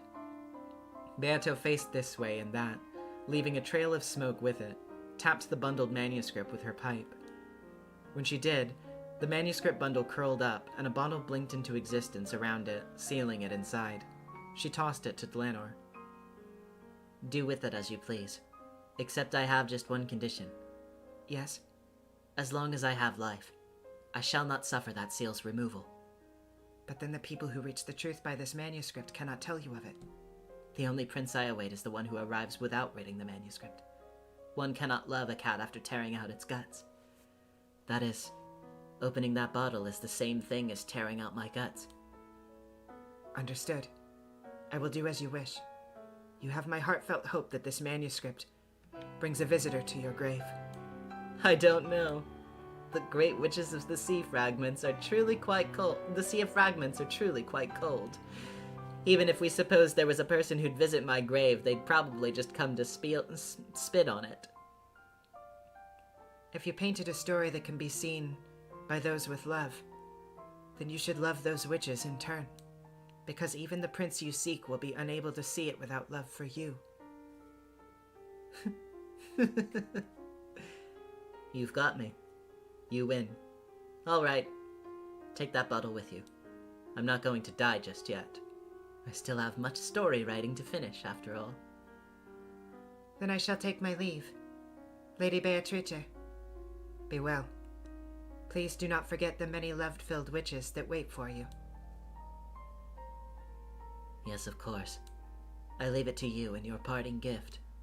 Ronove, the guest is taking her leave. See her to the door. Then get more tea for me. It's been a while, but I have a craving for sweet milk tea. Yes, my lady.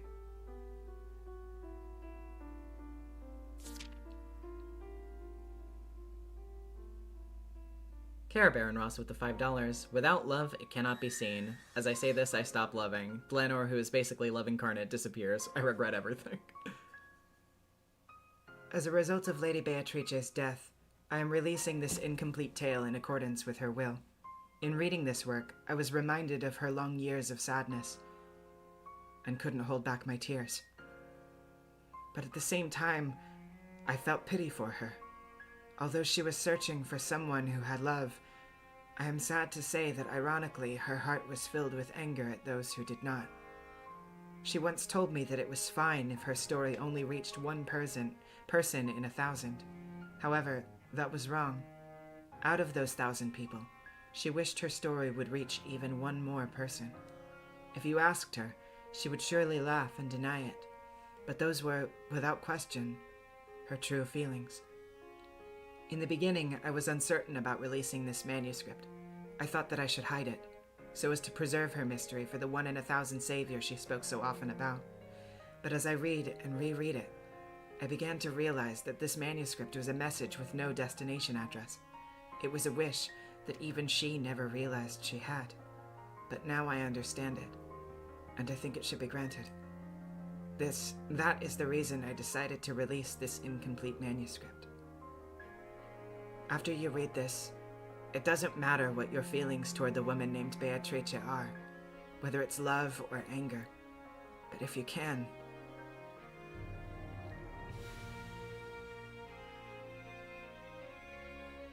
try to reach her feelings, buried in the deepest part of the story. She said that she wrote 2 stories and revealed 1. However, that was also wrong. She wrote 3 stories and revealed 1. By reading this incomplete manuscript, you will know 2 of those stories. I would like you to reach the 3rd and final one, with your own power. As another woman, I strongly wish that of those reading this work. Without love, it cannot be seen. Those are her words. But I shall repeat them. Love exists in everyone's hearts. Her true tragedy was that she couldn't see that. My deepest thanks go out to everyone who has helped with the compilation of this book, especially to my assistant, Anzu, Dlanor A. Knox.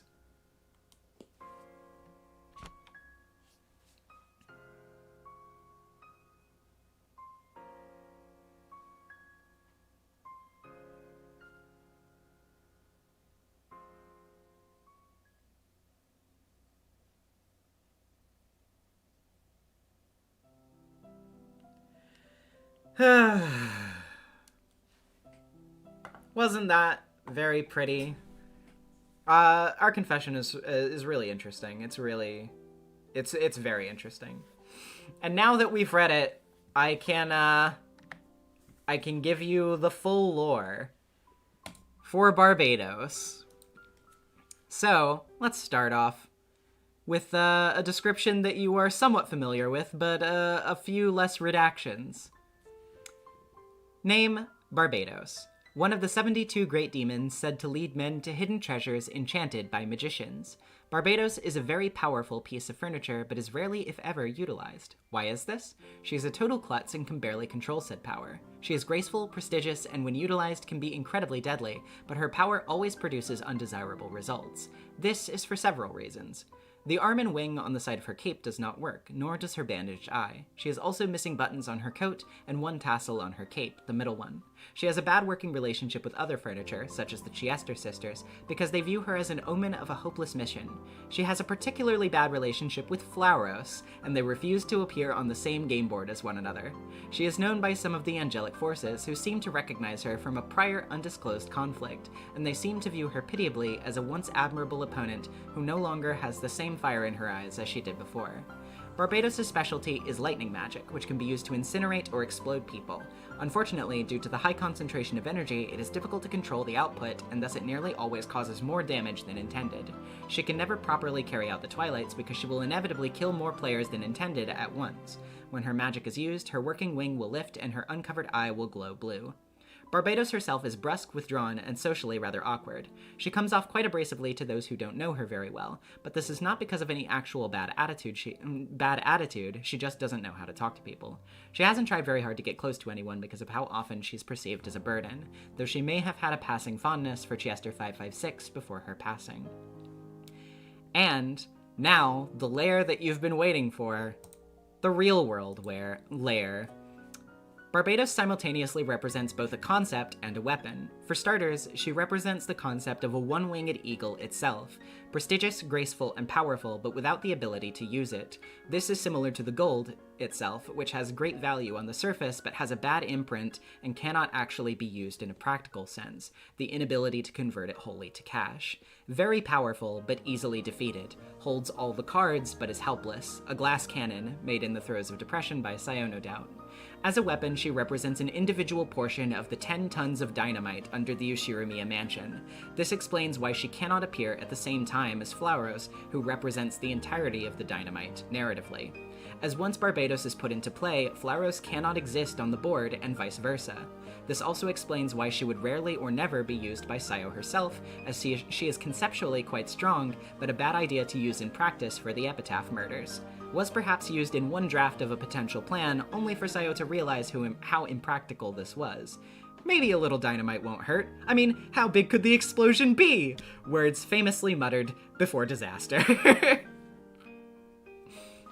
So, there you go.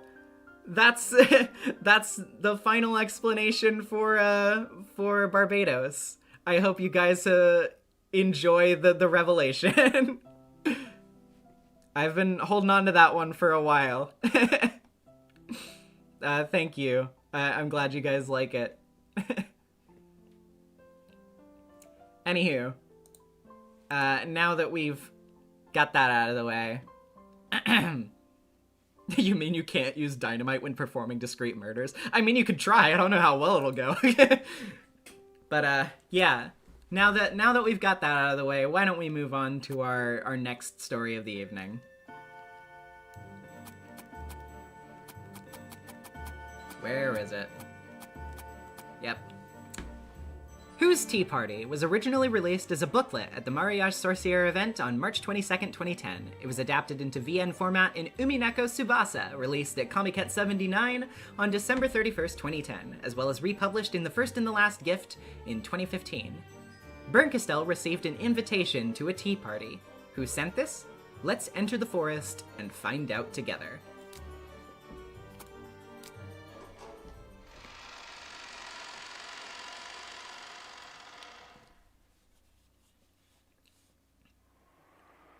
Have you ever heard the news brought by the wind? The wind's truly carrying them along, and whispering in our ears. How are you, Bernkastel? I'm hosting a wonderful tea party. Please do participate.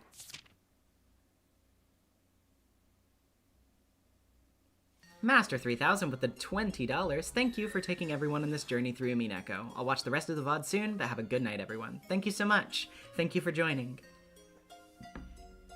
Who could have possibly sent this? It must be from a witch, since a witch is being invited. Fascinating. Oh well. This doesn't seem too boring, so I'll play along.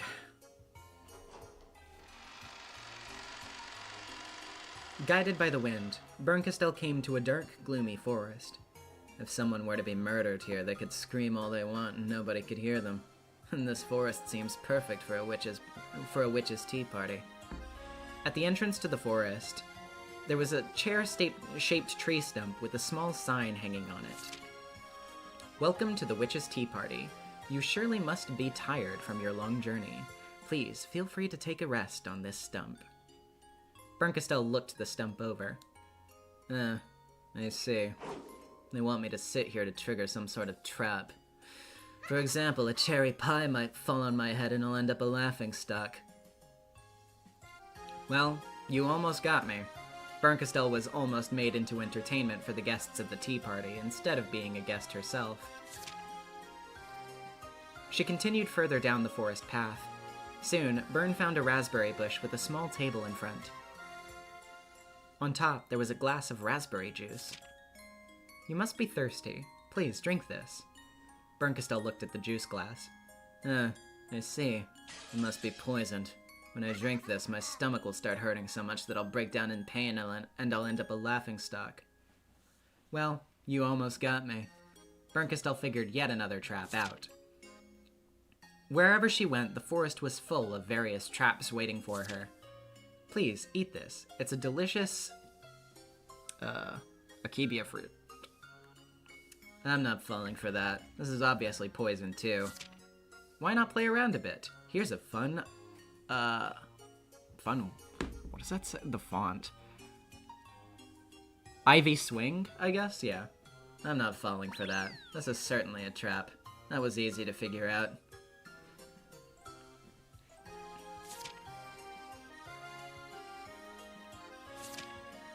After some time, she ended up in the deepest part of the forest. There, she saw a house made out of candy. You've truly done well. Please knock and enter. Who's the host of this ludicrous tea party? I hope I can at least get a look at their face. I see. This house must be a trap, too. I should be careful. Bernkastel held her breath and carefully looked inside the house. Inside, Lambda Delta and Featherine were drinking tea and having a chat together. Bern will certainly come soon. She's even more skeptical than a cat. She'll think this all to be a trap, then turn back before she gets here. The two were arguing about whether or not Bern would end up coming to the party. No, Bern will certainly, absolutely come. I stake my title as the Witch of Certainty on it. Also, she's not one to be scared of traps. Whether it's chairs, drinks, or snacks, doesn't matter. I left all those things on her way to make the trip more enjoyable. Bern will come here and she'll be in a nice mood. We'll see. Since she's my former Miko, I know her well. You have no idea how clumsy, silly, and scaredy she is. She doesn't have enough heart to figure your plan out. You were the one who made her like that, weren't you? Well, she's changed now. Ever since she started playing with me, Bern opened up a lot. She's not the same person she was before. Oh, really? No matter how much you might feed a stray cat, it will never become attached to you. The two of us will be the only guests at this tea party. She'll come. Bern will certainly come. I swear as the Witch of Certainty. No, she won't. There's no way. I'll swear it as the Witch of Theater going. She'll come. She's a different person now. Bern quickly went backwards along the forest path. Did she sense another trap and decide to turn back? No, that wasn't it. It's just that Ao thinks I won't come. So I'll do it despite her. The last thing I want to do is what that bitch expects of me. Yep, that's the only reason. Lambda has nothing to do with it. Not at all. Bern was muttering to herself while still rapidly walking backwards. June with the $2. Lambda calling Bern. You have to come, I promised. If she did want to join the tea party, why was she doing that? She went all the way back to the entrance to the forest, all the way back to the chair-shaped stump with the sign. Yeah, I'm really exhausted from walking this much. I'll rest here for a bit. Byrne sat on the chair.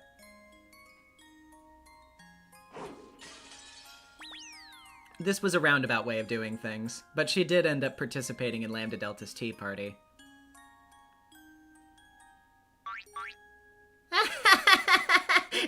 Told you I caught Byrne. I knew I could catch her. And here I was thinking you're as skeptical as a cat, to think you'd fall for a trap of this level. You'd disappoint... actually, no. You truly never let me get bored.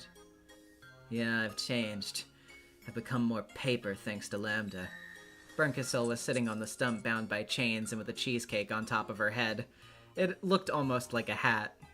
The trap was designed to be triggered by whoever sits on the chair. Care Baron Ross with the $2. Tsundere Byrne. Did you have fun? Well, it's not bad. If it was a plum jam pie instead of a cheesecake, I would have given you a perfect score. Oh no, the cheesecake suits you perfectly. It truly matches your hair well. And you, Ao. Natto and Okara jam would probably suit your head best. Now that Byrne has arrived, the fun tea party of witches could finally begin.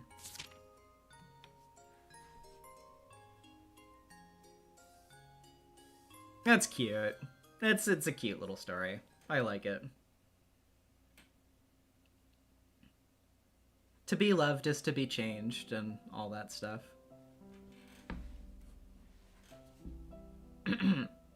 Now then, let's go to our next story. Aha. To Mount Purgatory Sakutaro was originally released as a text booklet at the Higurashi When They Gather 4 event on May 4th, 2010. It was adapted into VN format in Umineko Tsubasa, released at Comiket 79 on December 31st, 2010, as well as republished in The First and the Last Gift in 2015. Sakutaro awakens to find himself at Mount Purgatory. What trials await him?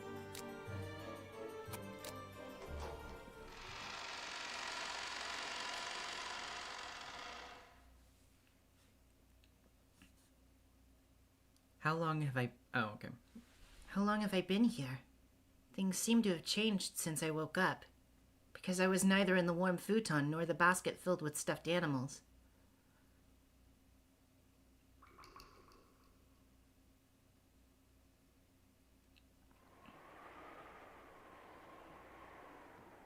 It was dark, and I found myself standing at the base of a rocky mountain.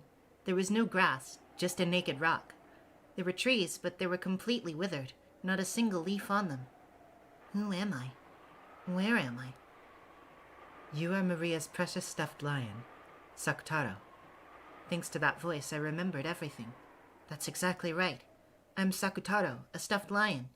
But why am I here? Where is Maria? Remembering things one by one, I arrived at my last memory, and figured out where I was. This place is Mount Purgatory. We're standing at its base. This person is Virgilia, one of the witches who gave me a soul. Witch son, I'd like to go back to Maria. If I don't come back, Maria's sure to cry. How can I go home? You should be able to go home after arriving at the summit of the mountain. However, this is a terrible trial indeed. If I endure this, will I be able to come back to Maria? That's correct, but it will be a harrowing experience. Would you? I'll do whatever it takes to come back to Maria. Virgilia told me all of the fearful trial that was ahead, but I remained composed. If that was the only path that led back to Maria, I had no reason not to follow it. Clenching my fists as well as my cotton, I began to ascend Mount Purgatory.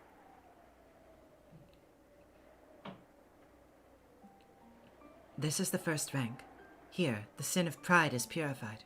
Look, whoever committed such a sin during their lifetime is now forced to carry a heavy stone on their back. That was what Virgilia told me. She also told me that the demons of Mount Purgatory would find me here. You've committed the sin of pride. You cannot continue without purifying it. Would you? What did I do to commit such a sin? Oh, okay. It's not. Yeah, sorry. I don't know why I mistook it as for Virgilia. You decided that Maria will be helpless without you. Awfully conceited for a stuffed animal, no? That is your sin of pride. Thus, you shall carry this stone around until I say that you've done enough. At first, I thought that around an hour would be enough for them to attain forgiveness for this. However, it wasn't as simple as it seemed. I get it. I'm currently dead. Since I want something as far-fetched as being revived, there's no way I'd be easily forgiven. Would you? I understand. I'll persevere until Demon-san says it's enough. I was burdened with a heavy rock that matched my size, but, well, it's more of a stone. I'll get dusty if I carry this thing around on my shoulders. But for Maria's sake, I had to come back home as fast as I could. I took the large stone and started going around the first rank of the mountain over and over, together with the crowd of the dead. I must come back to Maria, right? Of course. I want to come back. But that was what made Demon-san mad, wasn't it? I have to try harder. Day by day, without any rest, I carried the stone around in circles.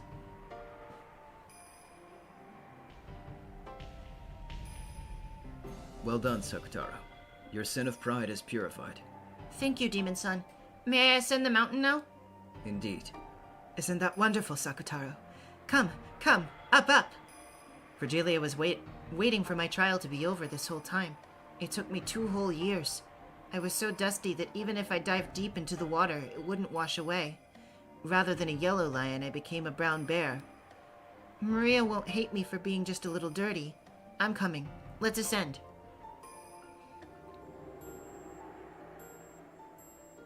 This is the second rank. Here, people walk around with their eyelids sewn shut. I was once more stopped by a demon. You were always jealous of Maria's relationship with her mother. Until that sin of envy is purified, you may not ascend. That could well be true. When Maria watched TV with her kind mama, I was always sitting on Maria's lap. She only talked to mama, so I can't say I never felt envy during those times. Uryu, That's also my sin. I'll endure this trial. You're a stuffed lion. You don't have eyelids. Let's see. I could tear out the black fabric that makes up your eyes. The eyes that Maria always praised for being so cute were torn off in an instant. Cotton almost started spilling out of the holes. Cotton is precious. It's thanks to cotton that I'm fluffy, and that Maria is happy with me. Holding it back with both of my hands, I unsteadily crawled on the surface of the mountain, challenging the new trial.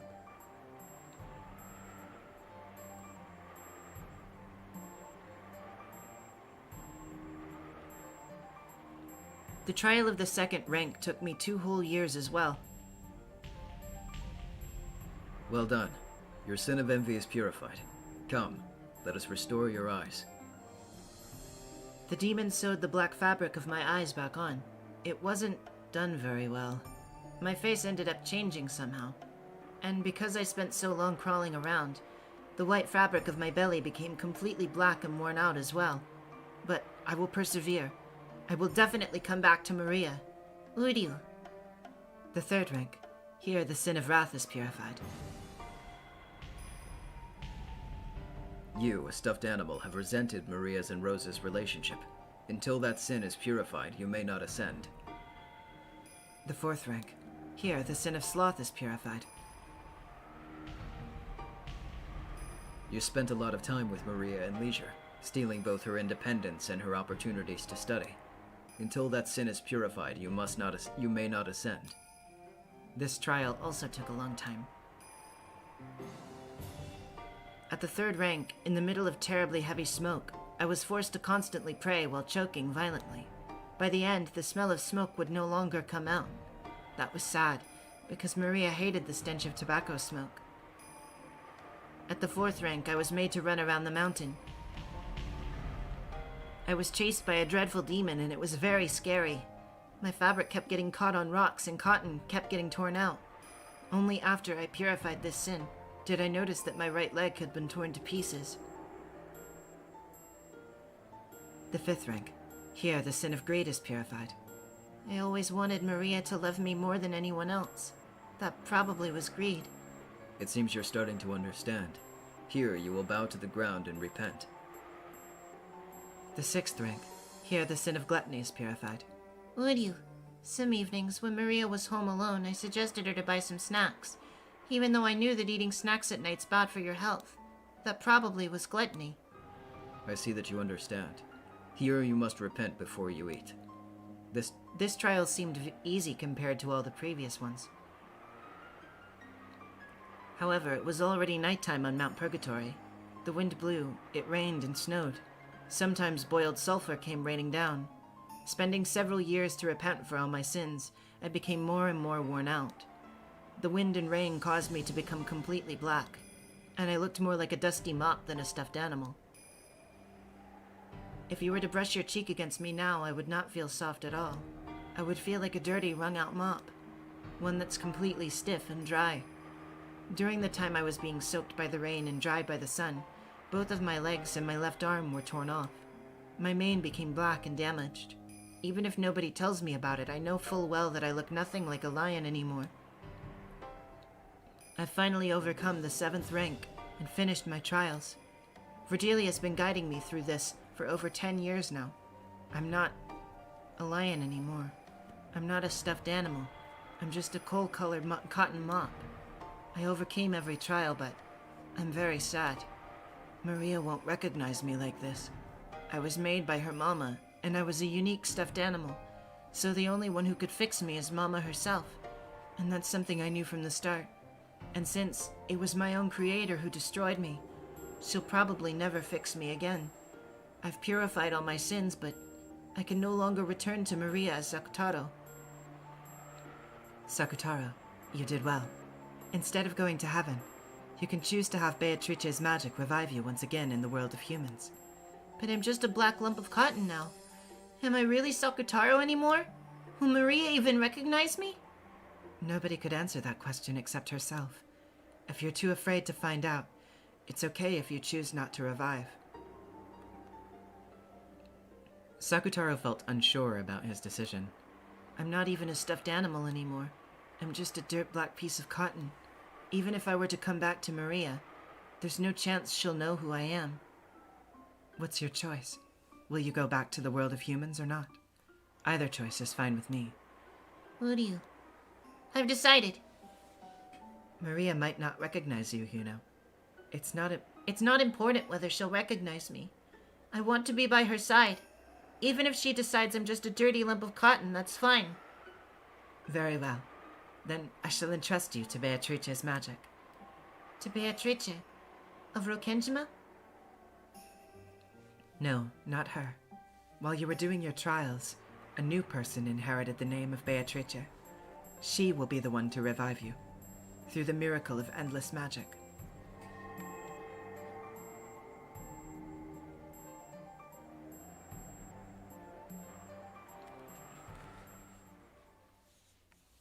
Sakutaro slowly woke up. It smelt dusty. A futon shop, maybe? This was neither Maria's room nor Beatrice's mansion. Sakutaro heard someone's voice. He heard someone descending a wooden staircase. Atropos with the $2. Yes, the Velveteen Rabbit does make me sad, thanks. Yeah. Who's there? Will they recognize me as Sakutaro? And will they take me back to Maria? I was mixed in with a bunch of other stuffed animals and continued to slumber.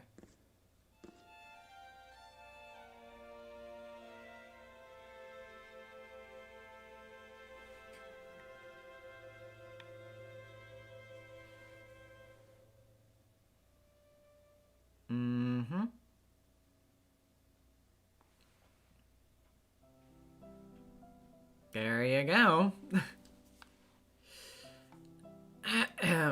Alright. Next up...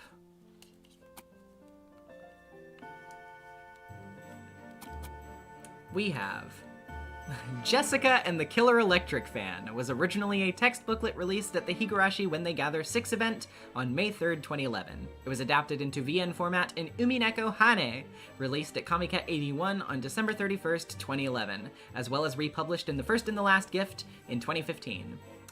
Saku asked Jessica to write a script for the school play. 1 day of planning, 1 day of writing, 1 day of editing. The result was a masterpiece. However, it seems that a certain witch has taken a liking to it.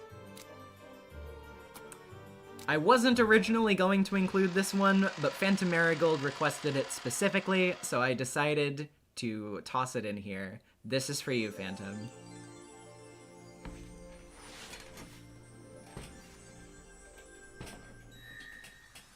June Pop with the $5. Why are you buying Sakutaros at the soap store?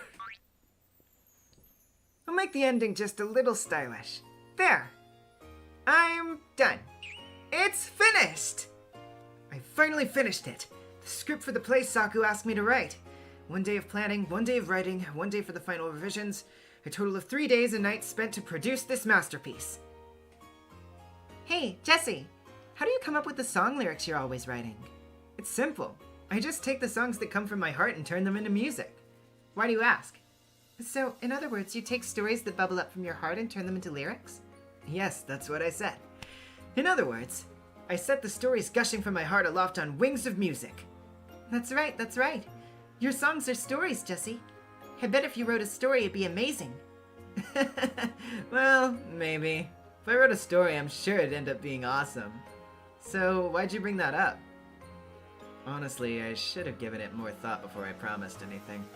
Turned out there was going to be a play at next month's Culture Festival. I had no idea that I'd end up having to write a script with just a 3-day deadline. I just got caught up in the enthusiasm and atmosphere of the moment. I started thinking to myself, with my heart and good taste, maybe I can do it. Come to think of it, Mom warned me about this, didn't she? You and your father both have a bad habit of getting caught up in the mood of a situation and agreeing to things. You have to be careful. Ugh. I'm sorry, Mom. Anyway, this was the result of the 3 days and nights of hard labor I'd brought down on myself. I finished up the writing late at night and flopped into bed with a thud. So what do you think? I slaved over it for 3 days. I worked that long without any sleep, so my mind's kind of fuzzy. Screw you, Saku. You're going to pay dearly for this. This is my first time writing a script for a play. I'm sure there are some rough spots here and there. But all of my ideas, humor, heart, love, and passion, I mixed a bunch of things together and the result's my big moving masterpiece script. It'll certainly get thunderous applause at the Culture Festival. Who wrote this wonderful script? Jesse? Wow, that's amazing! No, not at all. I mean, you're not wrong, but...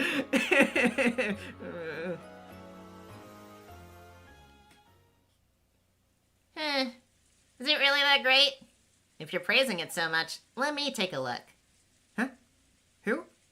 I was almost asleep by now and turned absent-mindedly toward the voice. It was a young girl I'd never seen before, clad in a pink dress. She was standing there munching on popcorn, all the while reading the script I just finished writing. When she finished reading it, she laughed in delight. This is hilarious! Especially the punchline, that was the best. Thanks. That's strange. I don't remember putting in a punchline that would make someone roar with laughter like that. Well, it doesn't matter. I don't know who this girl is, but she did praise me. That means the play will definitely become famous. It'll definitely, certainly be a huge hit, without a doubt.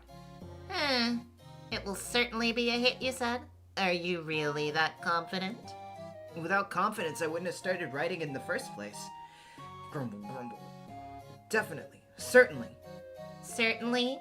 As certain as it could be. Very well. This script was written with absolute certainty of its success. Then I, the Witch of Certainty, Lambda Delta-chan-sama, will bestow the magic of certainty upon it. The hell? That sounds fishy. Hey! How dare you call it fishy? The magic I'm casting on this script's really amazing, okay? You could say that this script will certainly... The childish girl in pink was boasting about something, but my consciousness was fading in and out and I couldn't understand anything.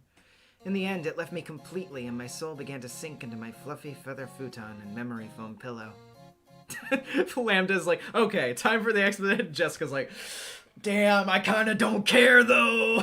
Goes to sleep. Oh, totally unrelated to the story real quick. I did just want to let you guys know, by the way.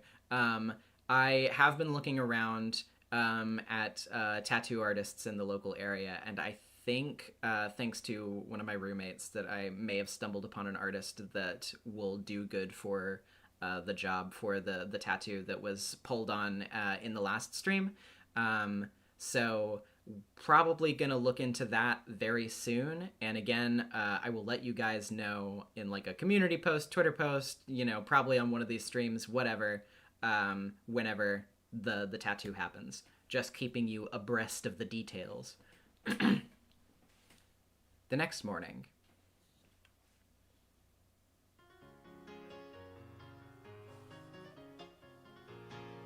As soon as I woke up, I dashed over to the guest house as fast as I could, barely able to control my impatience. Butler was visiting the mansion for the first time in forever, and I wanted to have him read the work I had certain confidence in. Shannon happened to be there as well, so I took the opportunity to capture her and made both of them read it. Wow! You wrote a play script, Jessica? Huh. You're amazing, milady. You can do anything. No, not at all. It was my first time. I only had 3 days, so it was a pretty close fight. But in spite of that, it's a great masterpiece that you have full confidence in. So you want the two of us to read the script and give you our impressions, right?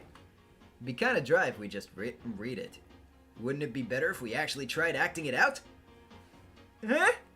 Oh, no, wait, that's Shannon. Huh? I've never done any acting before, and, Wow, what a great idea. If you guys actually perform it for me, I can watch and do a final check on it too. In that case, it's decided. Let's do it, Shannon. Or, maybe you're uncomfortable being my co-star? no, not at all. I'll humbly fulfill your request. So, it was sudden, but the first performance of my script was decided on. With a red pen in one hand, I put on airs of being a scriptwriter. Hey, there's a prince in this. Okay, I'll be the prince then. Then I'll be in charge of the narration and play the princess. Right, let's get started. Your narration's up first, Shannon. Then I'll begin. With that, Shannon walked forward and began to read the narration that marked the beginning of the story. This is a story of a place deep in the world of fairy tales. In this land, there was a country called Rokan Kingdom. Rokan Kingdom's a pretty simplistic name. Shush, Butler! Not during the performance. Deep in the mountains of Rokan Kingdom, there was a tall, tall tower, and in that tower, a princess was imprisoned. Eh?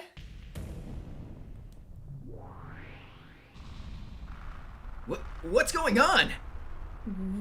What the hell? As Shannon began to read the narration, the scenery around them slowly started to warp, making a sound similar to that of an earthquake. The scenery outside completely changed to that of a mountain range, and from among the mountains, accompanied by a loud rumble. Impossible. A tower was emerging. Yes, a tower. Not a bamboo shoot, a real, actual tower. It was just like something you'd see in a fairy tale illustration, made of stone and giving an impression of dignified strength. In other words, it was a tower. A tower in the mountains. So, your narration just now came true? Milady, what on earth is happening? That reminds me. Last night I sort of remember having a weird dream. Something about magic being cast on my scripts. No, that's ridiculous. How interesting. Why not? Full points for realism. Let's continue. Milady? Is it alright for us to continue? We can't stop now. A woman must be brave. Go ahead, Shannon. Continue. Right. The tower was surrounded by a dense jungle. Whoa, this time a jungle popped up. Awesome, that's amazing. What's next? The jungle was inhabited by a group of monsters who attacked the prince and his men. A group of... wait, what? The low rumbling of the ground was gradually growing both louder and closer. The jungle shook, and colorful birds cried as they took flight in every direction. I thought it'd be interesting if there was a climax right away or something like that. And I'm gonna wipe out those monsters with no sweat! Right? Right? The script says that you're attacked by the monsters that meet a terrible fate. You see, in this kind of situation, everyone would expect the prince to win. Wouldn't that just be boring? The prince who's gonna meet the terrible fate's me! And what kind of terrible fate is it anyway? The script says nothing about it! While they were arguing, the rumbling continued to grow closer. Rumble, rumble, rumble, rumble.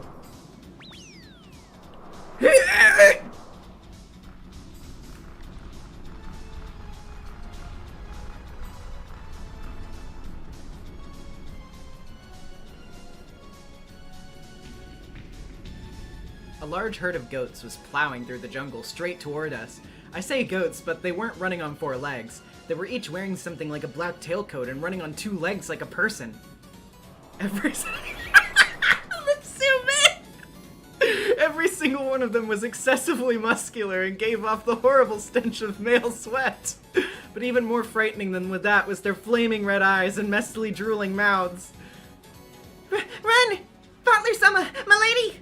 Let's run away before that terrible fate can meet us! Go, Jessica, hurry up! Okay. My foot snagged on the root of a suspicious-looking tropical plant. I didn't even have time to scream before I toppled to the ground. Jessica, you idiot! My lady! The huge herd of goats swarmed towards me and were on the verge of swallowing me up. Even if they weren't a whole herd of them, a single one of those huge bodies would probably be enough to crush me as flat as a pancake. I've never heard of a scriptwriter being killed by their own script before. Huh? Suddenly, a miracle occurred. For some reason, the goats all simultaneously burst open and transformed into an infinite number of soap bubbles. I was left standing in a fantastical storm of soap bubbles. With a pop, pop, pop, I was soon covered in a soapy film. What the hell? My lady, are you okay? But the script had nothing like this in it. You see, I took the liberty of making some amendments. In Shannon's hand, there was a red pen, and this script that I dropped when I fell down. Basically, in a moment of quick-wittedness, she'd amended the script so that the goats turned into soap bubbles and disappeared. Not bad, Shannon! I'm honored that I could be of service. But, man, what the hell? We were supposed to be in the guest house, weren't we? But this is totally some kind of jungle, right? It's a tropical forest. It's a fantasy, right? We've been sucked into the world of the script. Perhaps this was the magic of Beatrice-sama. That dream. Maybe it wasn't a dream? The one about a suspicious pink witch who cast a weird spell on my script. Jessica, just for future reference, what's gonna happen next in the story? Let's see. It's an adventure story full of twists and turns, and there's lots of, I mixed in some apples and honey and let it simmer. Listen, I wrote a whole lot without sleeping for 3 days, okay? My head's all fuzzy, but I still made it by the deadline. That's why, In other words, you don't remember much of what happens in the story either, milady. Sorry. If we turned the pages of the script, its story would progress. Anyway, we discussed various ways of escaping from this jungle. No, from this story, and tried them out. First, we tried physically destroying the script. It seemed that it was protected by magic or something, and no matter how much we stomped on it or kicked it, we couldn't even put a crease in it. Next, we tried writing The End at the bottom of the current page. At that point, the letters disappeared by themselves, and a different message in red ink rose into view. Unless it is performed to completion, the story will certainly not end. We tried experimenting in a variety of ways, but it was all useless. Escaping this place by ignoring the rest of the story was impossible. Isn't that obvious? It's a script of certainty with my magic of certainty cast on it, right? So it certainly can't end in the middle. You're that witch who showed up in my dream! Exactly. So, how you liking my magic? Ow, Battler, did you just hit me? You hit me! The Witch of Certainty, Lambda Deltatron Sama! If this is all your fault, that makes things simple. Hurry up and end this crazy world. I can't do that. At this point, I'm just an observer. The one spinning this story is Jessica, so even I can't make the story end. That's ridiculously irresponsible. Who's the one who wrote this irresponsible script in the first place? Anyway, what you're saying is that we have no choice but to perform the story all the way to the end, right? You got it! Okay, good luck. I'm off to get some popcorn. Lambda Delta disappeared. We had a pretty good idea of the situation now. No way out. No choice but to go forward. But we do have a weapon. We have to rely on Jessica's red pen, huh? The story would develop as written in the script. However, it seemed that by amending it right away with the red pen, we could alter the story one page at a time. We had no choice but to continue otherwise. Even though we were afraid of what awaited us. At any rate, I had written it while half asleep, letting my pen be guided by my heart. Even I couldn't fully remember how the story would develop. Let's perform it then. I'm the one who wrote it, so I'm sure it'll have a happy ending. Katie with the 5 pounds. Why is it whenever I'm having fun, it's wrong? Lambda, probably. It's kind of worrying that the person who wrote it can't remember it. Let's just do our best. All right. Shannon, go ahead with the next bit of narration, please. Shannon prepared herself for the worst and turned the page. Emerging from the dense jungle, they found themselves in a snowy country. The jungle vanished without a trace. Oh, wait. The jungle vanished without a trace, and we found ourselves surrounded by a vast snowfield. It was pristine, without a single footprint. We could see glaciers in the distance, and an aurora glittered in the sky. It was such a wondrous scene. This is some pretty awesome scenery. Rather than just a snowy country, it seems more like the North Pole, doesn't it? What? Was it really necessary to reproduce the temperature? Cold! I'm the prince, aren't I? Somebody bring me a warm coat!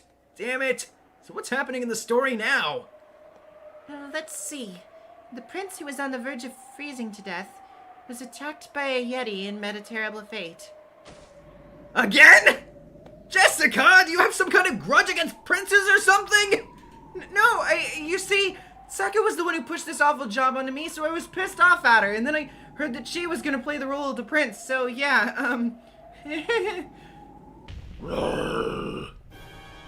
Ah! It's the Yeti! Boom, boom. With the crash, the Yeti swung an enormous club the size of a log. Ah, be careful! Wait, there's no time to stand around looking surprised. Gotta revise the script. Suddenly the Yeti mended its ways and befriended the prince and his men.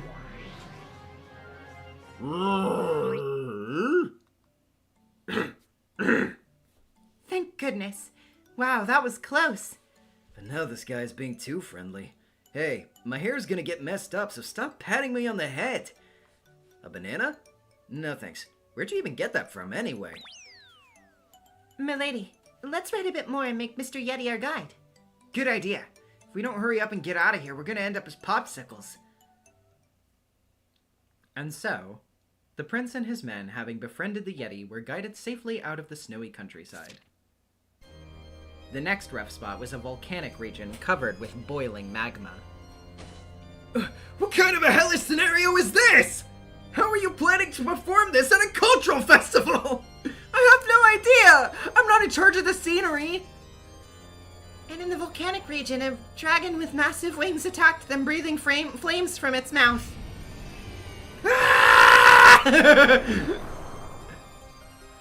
And in the cursed graveyard, they were attacked by a countless number of zombies. In the deserts of hell, a giant poisonous scorpion raised its tail high.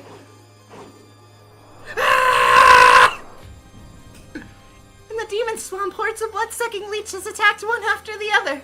Oh, come on already! Milady, hurry! But the prince and his men were protected by a magical barrier and remained unharmed. There. Barely made it at the last second again. Jeez, I'm wiped out.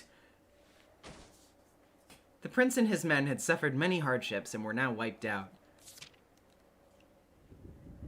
And now, the stage had returned once again to the jungle, when they managed to push their way through the dense thickets of tropical plants. The tower! We finally made it to the princess's tower! Then I can finally play the princess. But before that, if I remember correctly, the strongest and most terrible sorcerer is going to appear, and he'll be the final enemy standing in our way.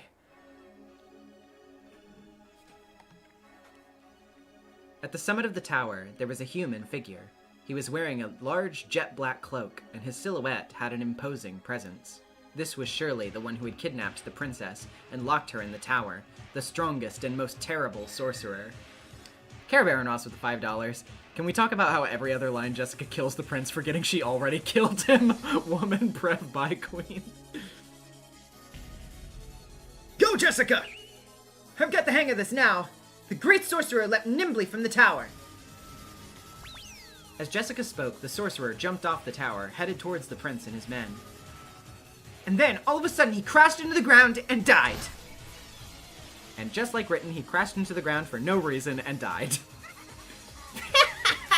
What the hell? What the hell? That's hilarious. Lambda Delta had appeared when we weren't looking and was clutching her stomach and laughing uproariously. But that's the end of your trouble-filled journey, huh? Okay, time for the emotional finale. We don't need you to tell us that. Shannon, you're the princess now. Jessica, take care of the narration. Butler. I'm the prince right now. To be honest, it was originally supposed to be a kiss here, but I figured it'd be lewd, so I cut it and just had them live happily ever after. All's well that ends well, right? Come on! I wanted to see Battler and Shannon's kissing scene. Oh well, whatever. That funny punchline's coming up next anyway. What punchline? There was none. This is the ending already, you see? It was true, Jessica's script had ended there. There was no punchline intended. The prince rescued the princess, happy end. As far as I remember it, anyway. And yet, Lambda Delta licked her lips and gave them a cold smirk. It's over, Lambda Delta. Let us go already. You know, I'd love to, but the punchline's still waiting for you. A punchline? Yes, that's correct. A punchline. The whole reason I gave this script magic was because that part caught my interest. Hey, Bern, are you watching? The good bit's about to start. Bern Costell's figure appeared floating in the air, still in the middle of a yawn. Oh yeah, I've been watching it. Such a boring play. So, does this thing really have an entertaining ending? Yes, certainly. I guarantee it. It's amusing enough to blow away even my boredom. Yes, Vern. The stimulating climax is just about to start. I'm sorry to interrupt you two, but my script's over. There are no punchlines anywhere. Here, look.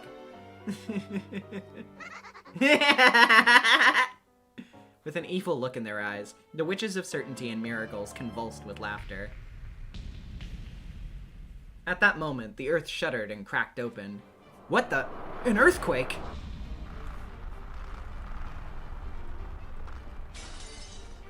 The tower collapsed, leaving in its place a gaping, crater-like hole. Where did that hole come from? When we looked into its depths, all of us were struck speechless. A vast, howling whirlwind coming from a... electric fan? What the hell is that?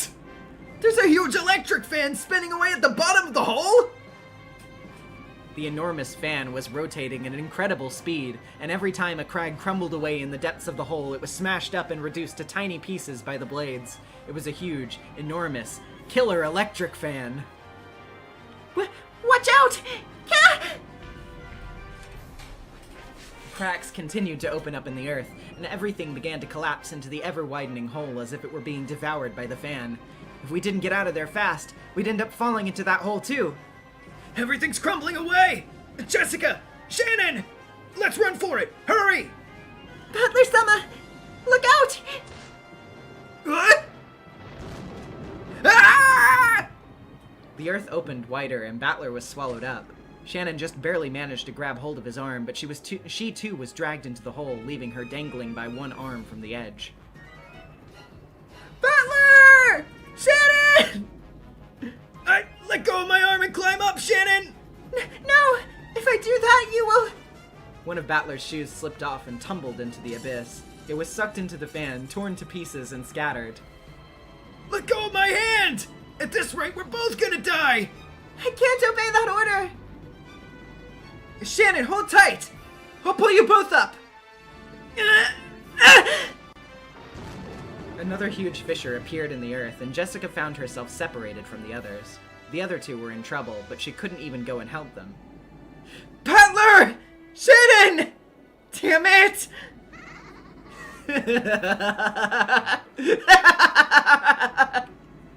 Looking down on Jessica, who was crying out in despair, Bernkastel sneered. Nice climax. Since I get to see Battler and Shannon be turned into hamburger, Jessica will go the same way, right? Not bad. It's a fine punchline, all right. Right? I love you, Bern.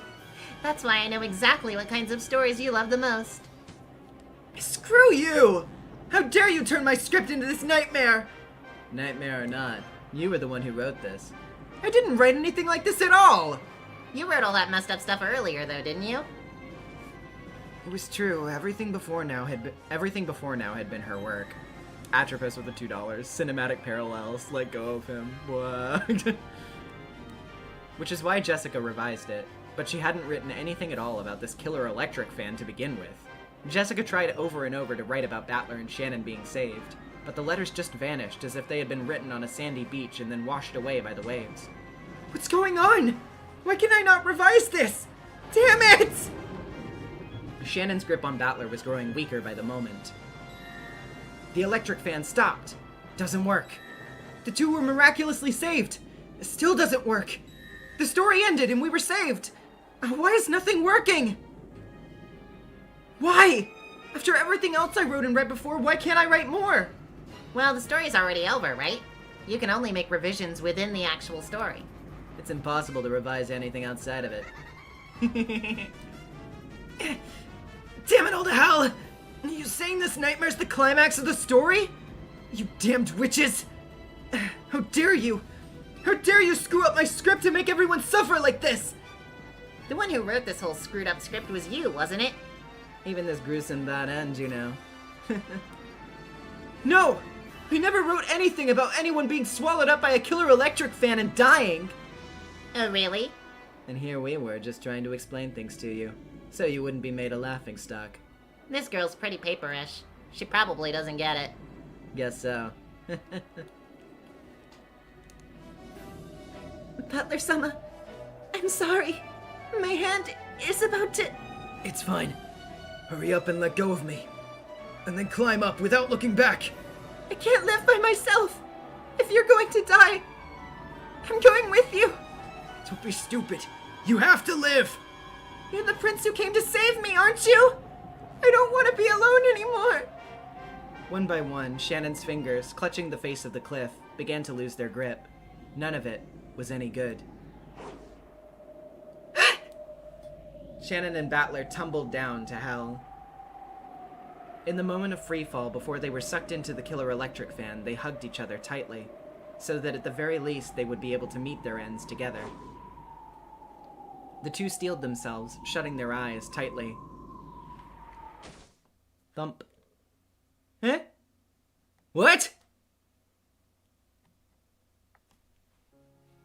They weren't in hell, nor were they in the middle of the killer electric fan's blades. They were on a bed in the guest house. For a moment, they sat there holding each other tightly in amazement. Was that a dream? No. It couldn't possibly be.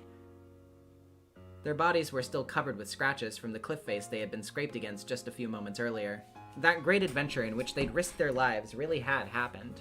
The fact that they'd returned to their own world meant that the story had safely reached its end. It was clear that Jessica had managed to revise the story at the very end, but Jessica herself was nowhere to be seen. In the meantime, Jessica was in front of the writing desk in her own room. Lying on the desk were the script and red pen. Jessica had collapsed on top of them.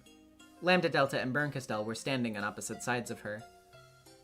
At the very last moment, she had managed to revise one single line. Because of that, the story had ended and Battler and Shannon had been saved. But how? Jessica hadn't written anything about that huge electric fan in the first place. No matter how many times she tried to revise it, the change hadn't been accepted because the story was already over. However, Jessica had certainly made a revision. She had changed a single letter. In other words... Good for you. Now you won't be made a laughingstock. Yeah. Thank you so very much. Jessica, who was still slumped over the desk, timidly raised her head. Her face was bright red with embarrassment. Because I'm so paper, I'm in no position to be saying this, but if you want to insert cool-looking English words, you should really make sure that you've spelled them right. By the way, the word Finn's actually French. Yeah. I thought something was off about it. You just miswrote it because you were sleepy, right? No, She thought it would be cool to write Finn at the end of the story, but she was far too embarrassed to ever tell anyone that she ended up writing fan by mistake. What was that? I'll ask again. You just miswrote it because you were sleepy, right? Of course.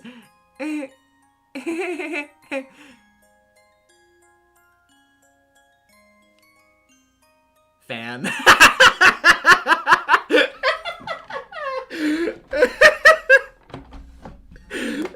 It's...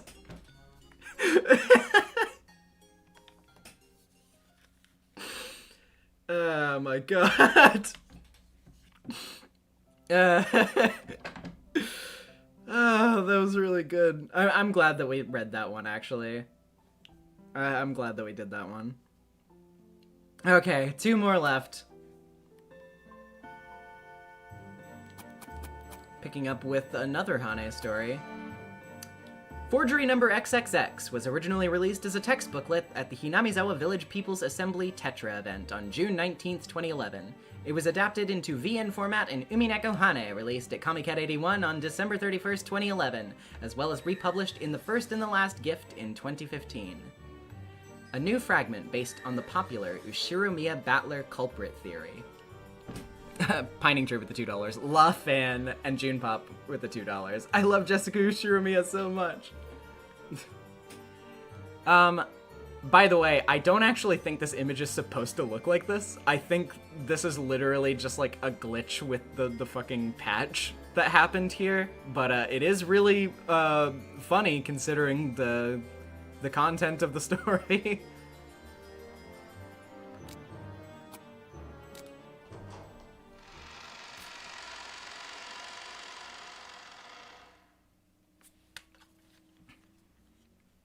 A discussion of the Ushiromiya Battler culprit theory.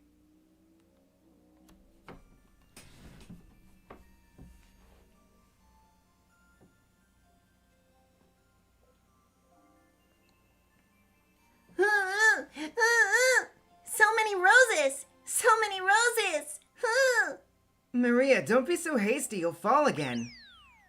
Hey, Jessica, Maria. Let's go and say hello to Grandpa and the others first. This rose garden's so darn beautiful every time I see it, ain't it? I liked it much better before the remodeling. My brother's got no sense of style at all. Can't you do anything else but complain? Ouch, ouch! Not the ears, don't pull the ears! The family members, coming for the family conference, strolled around the rose garden, bickering like always. But this year was slightly different from the last, because after having been apart from the Ushiromiya family for 6 years, Battler had returned. It really has been a long time, but just as expected, the mansion and the garden are still huge. Damn, after 6 years of no contact at all, I can't believe that the first thing you've noticed after coming back is the mansion and the garden are still huge. Looks like you got bored in these 6 years without Battler, huh, Jessica? But the area here's not the only thing that seems huge. Battler, you've grown quite a lot as well. Maria didn't grow at all, did she? Time passes, but I always remain the same size. Ugh. Don't worry, you'll start growing soon too, in a whole variety of ways. Huh? Mama? Are there many ways one can grow? Hey, Battler, you pervert! Shit. I forgot that it had a joke like that in it. I wanted to take him at his word and believe he wouldn't say something like that, but okay, whatever. Don't teach Maria such weird stuff. Ugh. Jessica's violent ways haven't changed at all either. I mean, he is evil. That's true! It is evil, Battler! Hey, let's go, you brats. You can fool around later. It's the first time they've met in 6 years. They're all pretty excited. Now, everyone, I'll lead you to the guest house. Please come along this way. Huh? What's the problem, Battler? Did you see something? After being called by Goda, everyone headed towards the guest house. Only Battler continued to gaze at the rose garden, calmly and with a little bit of surprise in his eyes. Battler, what's up? Sorry. Just go ahead without me. Huh? Battler, is something wrong? I just want to feel the wind a little longer. Just give me a bit. What's up with you being so smug? Can't you do that as much as you want later? Until just now, he had been carelessly fooling around with his cousins. But now, all of a sudden, Battler's expression showed a slight hint of gloom. His eyes did not reflect his cousin's. The only thing it reflected was the sight of the rose petals dancing through the rose garden. Or maybe even the gray sky at the horizon. All right, then. Well, let's go, everyone. Battler came back to Rokenjima, no, the Yoshirimiya family, after 6 years. It was clear that he needed some time to sort out his feelings. George understood that, and so he asked Maria and Jessica to accompany him ahead. After all, it's been 6 years.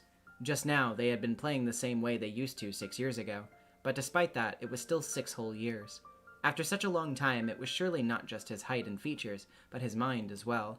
He must have changed severely.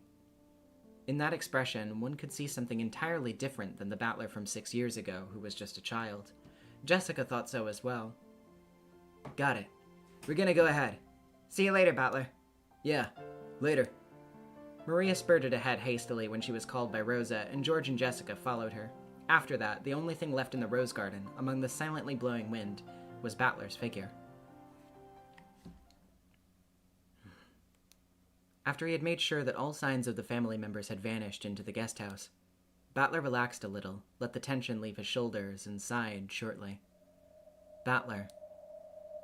Battler, huh? Yoshirimiya Battler. That's supposed to be my name. I've been called by it many times. Obviously, that's what a name is. But as sad as it is to admit, the Yoshirimiya Battler that I know and myself are completely different people. It was then that a forceful wind blew through the rose garden. In the blink of an eye, the rose petals scattered and danced about, revealing a fantastic scenery. But then, those dancing rose petals, as if they were frozen in time, stopped moving in midair. That was a parallel world where only the wind blew.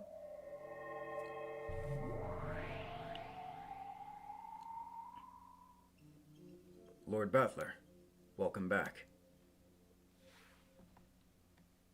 Oh, Ronove. You're looking good. How long has it been since we last met? After Land of the Golden Witch, I had the privilege to be at your side during Trinity of the Golden Witch. No, if we consider that Lady Burncastell's game board is supposed to be the last. No matter. However long it was, we met again anyway. The different colored rose petals in the garden suddenly changed their color. All of them were suddenly of a beautiful gold. This was no longer the rose garden of the Yoshirimiya family. It was the place where golden roses bloomed, the Golden Land. Battler sat on a garden chair and looked up to the sky. Ronove made some tea with a magic tea set and then offered it to Battler. So, I'm right here now. Care Baron Ross with the $5. There are now no unspoiled characters in Golden Fantasia. True! It means I'd better play out my part as myself, right? Well, how shall we proceed? A piece has its duty as a piece. Once it's been placed on the game board, as long as it remains within the boundaries of the role given, it can run wild on the board to its heart's content. Isn't that the entire point? That's correct. And you've been summoned here once again, precisely for that purpose. So, you mean, I can do whatever I want? no matter what it is, right? That's quite correct. Therefore, your role is... To run as wild as I want. Exactly, Battler-sama.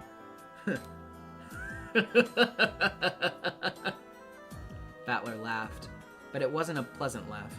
It was a dry laugh, revealing his stance towards being summoned here without knowing what his purpose was, having just been burdened with such a stupid job. Whatever I end up doing is my own choice. That's correct. Indigo with the 5 pounds. But if he's called Black Battler, then why is... Gunshots. Yeah, get the joke out. Whatever you do or don't do is completely up to you. Though there's just one restriction. Don't ever bore us. Precisely. Even I, Ronave, am looking forward to seeing what you will show us in this tale of joy and sorrow. And how am I supposed to know what to do? You completely insane? Hey, that's just like those TV variety shows. They suddenly call a young actor on stage and tell him to do something fun without any preparation, you know?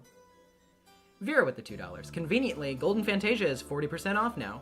That's right, the entire When They Cry franchise is actually on sale right now on Steam, as of this stream being done right now. So, if you don't have all of the When They Cry stuff on Steam, you'll be happy to know that it is discounted right now.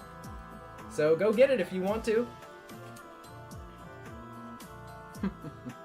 Now, that's quite a pleasant comparison. Fine. I'll make them dance once again. I'll swing the conductor's baton on this incomprehensible serial murder case. Every one of you. I'll raise the baton, waiting eagerly, despising your diligent mannerism.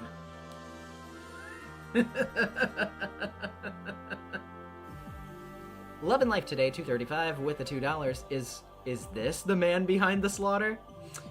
Yes, indeed.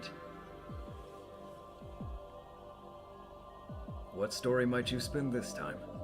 The preparations are complete. Now, shall I lend you a hand with anything? Shall it be the letter announcing the murders handed in the Rose Garden? Or maybe the preparation of the stage of the tragedy? Everyone's already eagerly awaiting the curtains to be raised. This time, who do I start with? No. How shall I kill them? Ushiromiya Battler. No matter who might see this form, they'll suspect nothing. Still, the expression he was wearing was that of another person.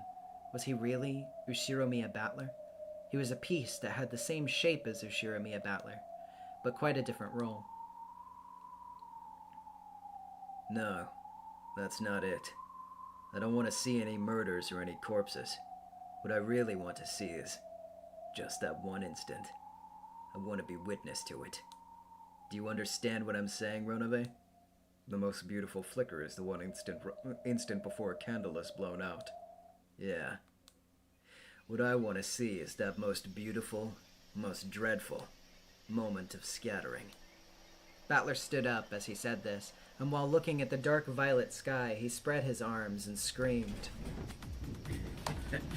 I want it in front of George's eyes while he cannot move.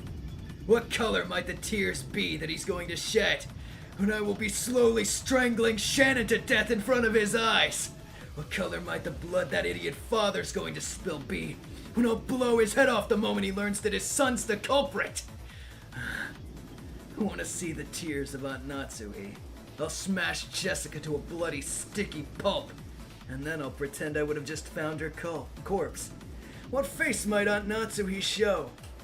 And what tears might she shed while starting to run? With that kind of crumpled face might that beauty cry? I want to see. And I'll cry along with her. And then I'll press her crying to my chest and make her think that I'm crying along with her. And with the most horrible humility on my face, I'll speak without crying or laughing.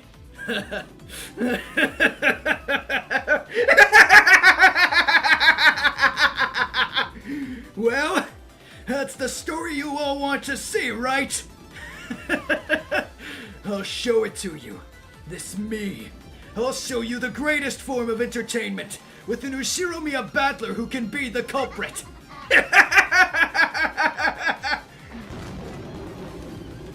Battler roared towards the sky. No, towards a full house of spectators, and his exclamation was accompanied by a roaring thunder just like an applause. Truly splendid. A story truly worth seeing. Well then, Battler-sama, what will tonight's game be? How will tonight's tragedy turn out? Well, who shall be killed first? The first thing I want to do is an overture. I've just arrived here, and even before we do an overture, we have to tune the instruments. No matter how splendid the sound might be, an instrument has to be tuned. But what shall happen on the stage of tuning? I want to to start by killing you. Well, that's something I'd not expected. In what way has the me on this game board been portrayed? I want to finish testing that quickly and easily. This me, was it really written in a way worthy to be me? If it's not a me that satisfies me, I might discard this stage without doing anything at all, you know? Battler said that while looking up at the heavens. This time, his face really was filled with laughter. Neon Roses with the $5. Battler, I'm the Joker, baby! Ronove turned the tea set back into a cloud of golden butterflies once again to clean up. Then, he revealed his neck by slightly opening his collar. Very well, Battler-sama. Please, do with me as you wish. Your fingers. One by one. What music will they make as I break them? I want to hear it. Battler laughed sinisterly, but in that laugh was neither something bizarre nor something demonic. It was purity. The purity of a child filled with interest.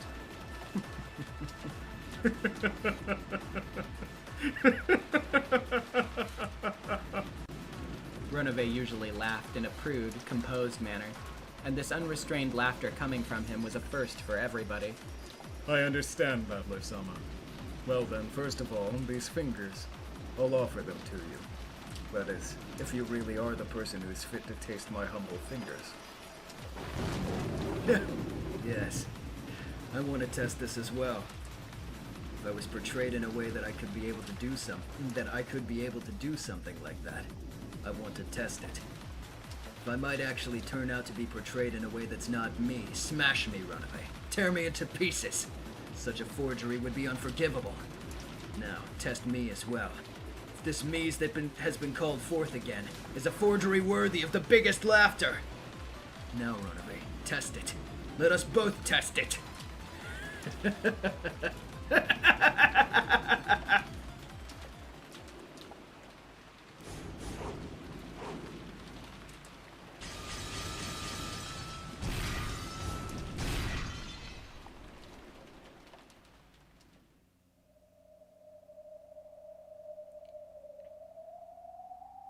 And now, you can never serve your tea to anyone but me ever again. For all eternity. Suddenly, a dry clapping could be heard. Look who's here. If it isn't Beato. If you decide on watching, at least tell me you're here. Are you kidding me? If you were portrayed to express yourself so joyfully, I might become your instrument as well. That might happen. After I heard it once, I'll never forget your sound ever again. You were the most perfect violin. That sound, it was as if it was coming from heaven itself. But I can wait a little longer. Because it's something really, really important. Because that's the one sound that I've loved for a long, long time. And will love for all eternity. Jam Jam with a Canadian $2. Why is he kinda... Even if you put it like that, it's dreadful. No, it's wonderful. Even with Ronove as your opponent, you have not a single wound. Hey, Beato. Look at me. I'm looking. Am I me? This was when Battler completely turned around. On that face, showing an inhuman smile, there was a single rose petal. It was a red petal, in this golden land where only golden roses were supposed to bloom. I'll acknowledge it. You are you. I'm so happy to be able to meet you again. And through meeting you, being able to become stronger, more beautiful, and more dreadful. With every forgery that's written, and with each story that's spun around Ushiromiya Battler being the culprit, The entity called me is growing in power. That's truly dreadful. What might those spectators who are longing for you expect from us? Oh no, wait, that's... Shit, that was Beato, hold on. Let me reread that line. That's truly dreadful. What might those spectators who are longing for you expect from us? Isn't that quite obvious? It's something that applies to the both of us. You might be right. It's the same for me and you. Never bore us.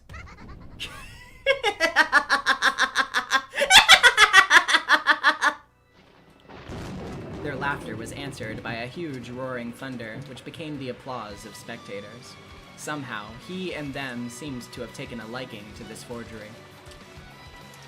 Well now, Battler, what will you do now? From what tragedy will the overture begin?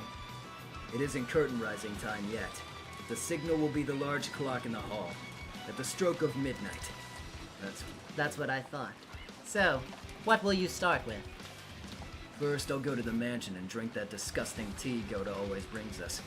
Then you'll gaze at my portrait while you're going to the beach, asking who that woman is. And I'll hear about the epitaph from them, while having an exaggeratingly surprised look on my face. My. It will be a boring scenario before midnight. So very boring. You're right, truly boring. So, who is it this time? The author of our forgery. I have no idea. Anyone is fine, and they're the same as us. They don't like boredom.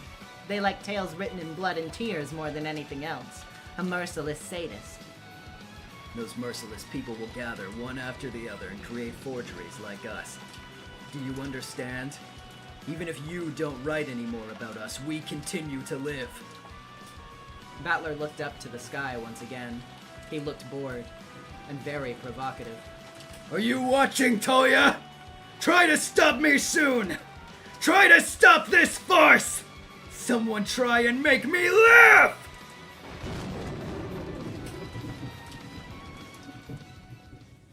It happened so suddenly.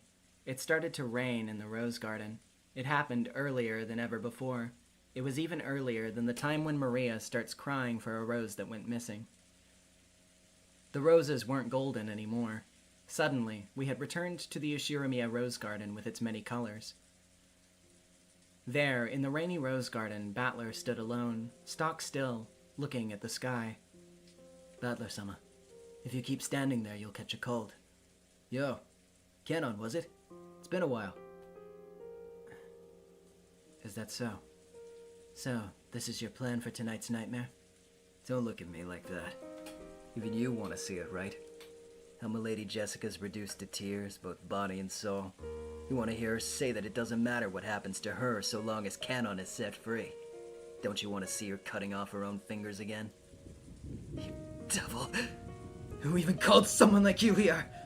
It was the unstoppably huge number of spectators who expect to see me as the culprit, and those nameless conductors who bestow that dream upon me. Come on, let's go, Canon. Or else you'll catch a cold. Right. And don't forget this. I'll take care of it. Tonight, when the big clock in the reception hall strikes midnight, you'll deliver this to the family members in the dining room. You'll tell them that there was a knock at the door of the servants' room, and when you stepped out into the corridor, this envelope was lying on the floor. As you wish. Again, a roaring thunder. The pitch-black sky blinked violently.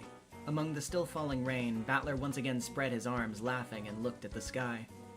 After all, the eternal cat box truly was in his hands. After all, the recurring nightmare was as he imagined it. And after all, the fantasies of the people of the future would never deplete. There would never be boredom. And this is why.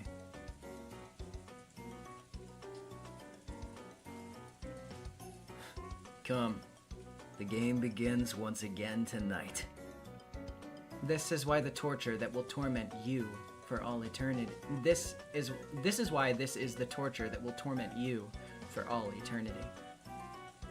I'll be waiting for you, my dear adorable black kitties. I'll quench your thirst with that blood. I love you, my black kitties. I'll repeat this mad night for all eternity, just the way you like it. Yes, of course. Tonight we'll go with that plan. Let's fall together to the bottom of that eternal darkness, while we tightly embrace one another.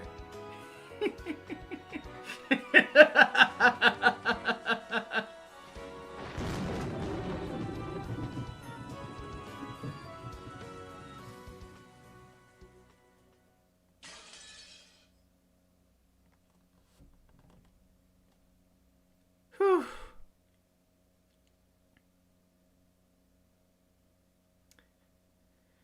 Edgy as it may be, I do really think that one is very interesting. Especially just like, you know, obviously there's like the whole angle of like Toya's anxiety over his missing memories and like wondering if he / Battler had anything to do with the actual murders. But then there's also just the fact that like, you know, there's that implication that like whether or not Toya continues to write his stories, people will still continue to speculate about Rokenjima in their own ways, and the theory of Battler being the culprit will continue to permeate and be popular. And so there's this anxiety that he feels constantly racked with, where he's like, I don't know if I should continue to write, I don't know if this is the right thing to do, but also if I don't write through my feelings, through what I remember, then will this only continue to be, you know, speculated upon and believed by enough people to hurt other people, like Anjay. It's a lot. It's oof. Yeah.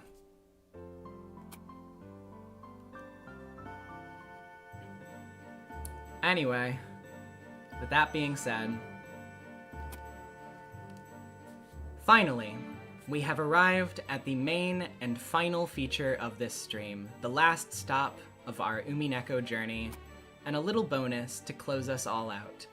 This is Last Note of the Golden Witch, released originally on October 4th, 2019 in Umineko no Nakukoro ni Saku, a collection of all previous Umineko stories and this new story, released on the same day as the next major When They Cry installment, Kikonia.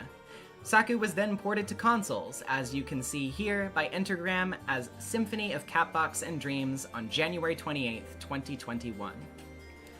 I apologize for the wait. It has been so long now, hasn't it? Today, I have a souvenir from the depths of oblivion with me. Do you remember this scent? The difficulty level is high, in honor of you. Who am I?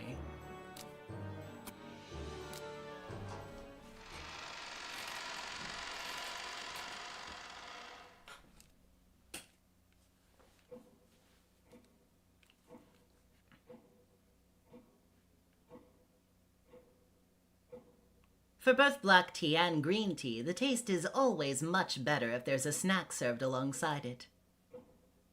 I agree. Green tea's tartness is much better if you eat it at the same time as sweet wagashi. The smell of black tea's much better alongside the taste of Western sweets. If you slip into that sort of rhythm, you can enjoy both even more. I agree with your opinion. However, I think that for these particular snacks, you should only prepare one snack per cup. I have no idea what you mean by these snacks.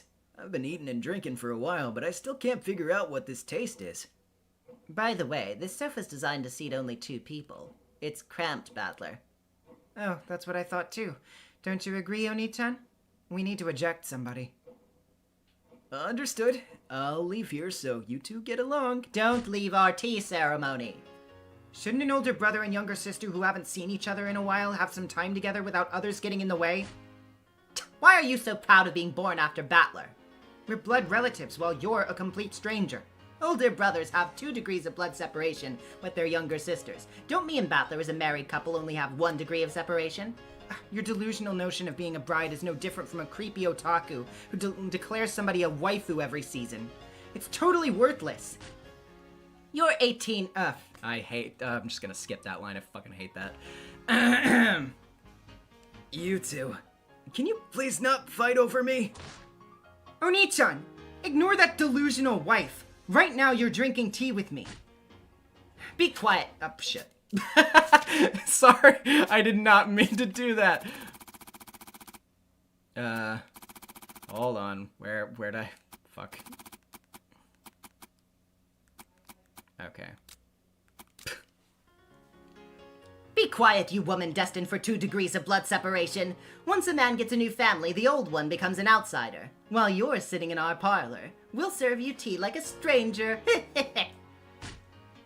Shut up, you homewrecker! Out of the way, Oni-chan, I'm gonna kill her! Like I said, don't fight over me! From my point of view, you feel the opposite, Battler. What do you mean by opposite? In my opinion, he put himself between us so that we'd stop fighting. And not so that he'd feel good as he's surrounded by 2 beautiful women fighting over him. And you'd be enjoying beautiful women on both sides while looking like you're the victim, right? He'd be enjoying those... For the most part, that's what I was saying. Do you want to spend time with your flesh and blood sister or some delusional fantasy bride? Be clear, Oni-chan! It's your duty as an older brother to encourage her to step... Yeah. Shut up, Beato. Shut up, Beato! Oni-chan, push her off the sofa! This sofa is ours and ours alone. I'm gonna leave. You two can work it out. Don't leave our tea part! Don't leave, Oni-chan! Having one couch for 3 people indeed made for a bustling tea time. Battler couldn't do anything, as the front door was occupied by a witch, and the back his sister. He wanted to ask them to get along, but that would only pour oil on the fire, so he could only sit back, vaguely laugh, and pray it would end soon. In other words, what was this scenario? Battler had enough wits about him to know that this was dangerous in advance. Even if he could have tea with the witch and his sister, he couldn't do both of them at the same time.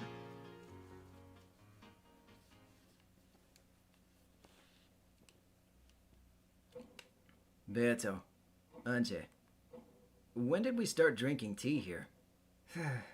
You finally noticed. I have no memory of gathering here to start this tea party. I see, same here. When a witch summons you, this is what it always feels like. You never remember how or when you came here. Care Bear and Ross with the $2. Beato's yours aren't even real, please hush.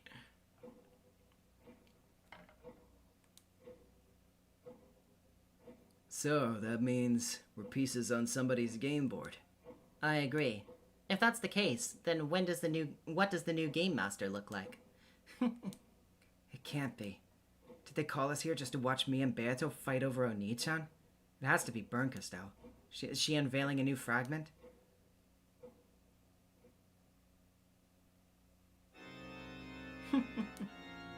As she's mentioned, a new witch's figure appeared with a flurry of wind surrounding her.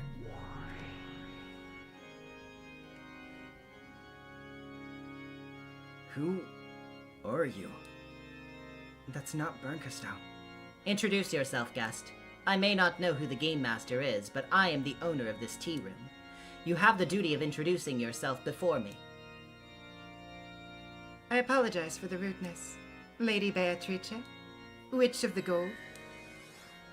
My name is Peace. Vera with the $2. They're real enough. Gold, they're real enough. That's true! Witch of the Peace, as my master has commanded me to call myself. Piece? Like peace? No, probably like a chess piece. Witch of Pieces, huh? I see. I understand the purpose of your visit. Indeed. By order of my master, I've been sent to the game board to challenge it. That is, as an assassin. Of you all. I see. So, you're here to fight us. But then it would be 3-on-1. Really? You're going to single-handedly beat all 3 of us? The first visitor to this cat box in quite some time seems to be haughty. Are you sure about this? My master ordered me to fight you 3. Is it really okay to look down on us like that? We've closed several cat boxes, haven't we? Us 3 will all be your opponent.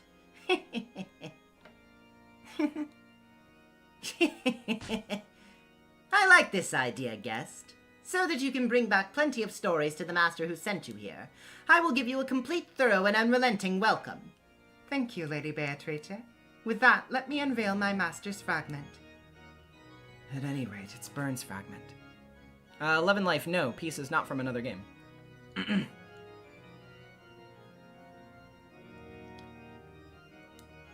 It's going to be an awful taste. This leisurely life in the cat box can be just a little dull. Ah, this tacky fragment will at least help me stay awake. With all due respect, my master is not Lady Berncastow. Then who is it? Lambda? Or an anonymous forgery author from beyond the Sea of Fragments? May I humbly state that this fragment was created by the majestic witch of theater-going, drama, and spectating, Featherine Augustus Aurora.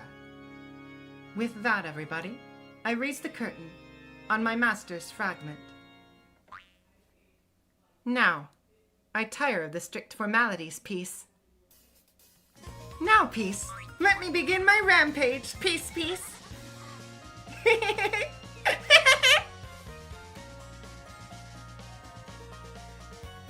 Why are all the witches that come to this cat box like that? You put bread in the bread box and toys in the toy box, and you put garbage. What the? Since when did my cat box become a garbage bin? Oh, I forgot to mention something beforehand, Peace. That's right. What's our win condition? Surely it wouldn't be good enough to just watch it and write a 10-page summary of our opinions on it, right? Could it be finding the trick of a closed room murder? Maybe it could be identifying the culprit. It is exactly that, Peace. With honor and respect to Lady Beatrice's story, I shall ask that same question, Peace. Who am I? I see. So you're the same as Clara and are a stand-in for somebody. So, She wants us to point out who that somebody stands for. correct, Peace. Hey, don't you get tired saying that over and over? Shut up, Peace! I like to talk like this, Peace! Oni-chan, you should apologize. Sorry. Then let us begin, shall we? It's been a long time since the last fragment. Then I'll raise the curtain, Peace.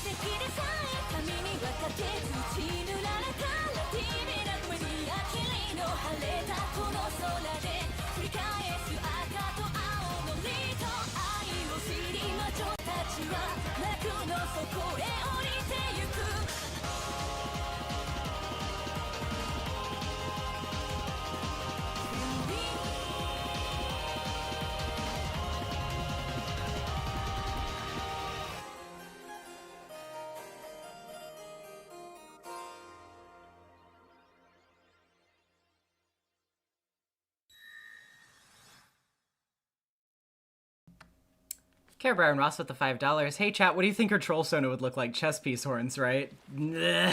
And Breeze Elric with the $5. SpongeBob Fish voice. I can't understand your accent jeez.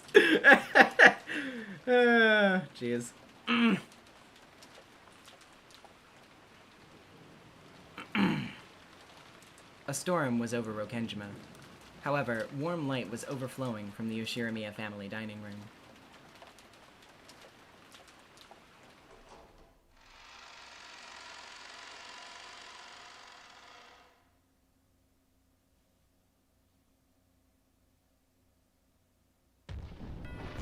Happy Halloween! Bang bang. A cracker was pulled and a sound rang out as Kinzo, the head of the family, appeared in a hat styled after a jack-o'-lantern. It was greeted with thunderous applause and smiles by the other members of the Yoshirimiya family. The oldest son's family, Kraus, Natsuhi, and Jessica. The oldest daughter's family, Ava, Hideyoshi, and George. The second son's family, Rudolph, Kyrie, and Battler. and also Anje. The second daughter's family, Rosa and Maria. And finally, the servants, Genji, Shannon, Kanon, Goda, and Kumasawa. And furthermore, the advising alchemist to the Yoshiromiya family, Beato. It's the Halloween party from Twilight that Oni-chan showed me. Is that so? Anje didn't fall ill with stomach pain, so she was able to attend the family conference in 1986. Peace. These people. If everybody were to take a commemorative photograph together, would everybody present be displayed in the picture? Please do not ask questions during the screening piece. You should first relax and enjoy it. Any moment now should be my debut piece. Please, welcome me, piece. Around the time of the fun Halloween party, the ocean was surging against the cliffs, and that spray violently scattered about. Beneath those waves, something glowing a faint blue could be seen. That small blue light was a fragment within a bottle. It was violently slammed into the rocks by the waves and shattered into pieces.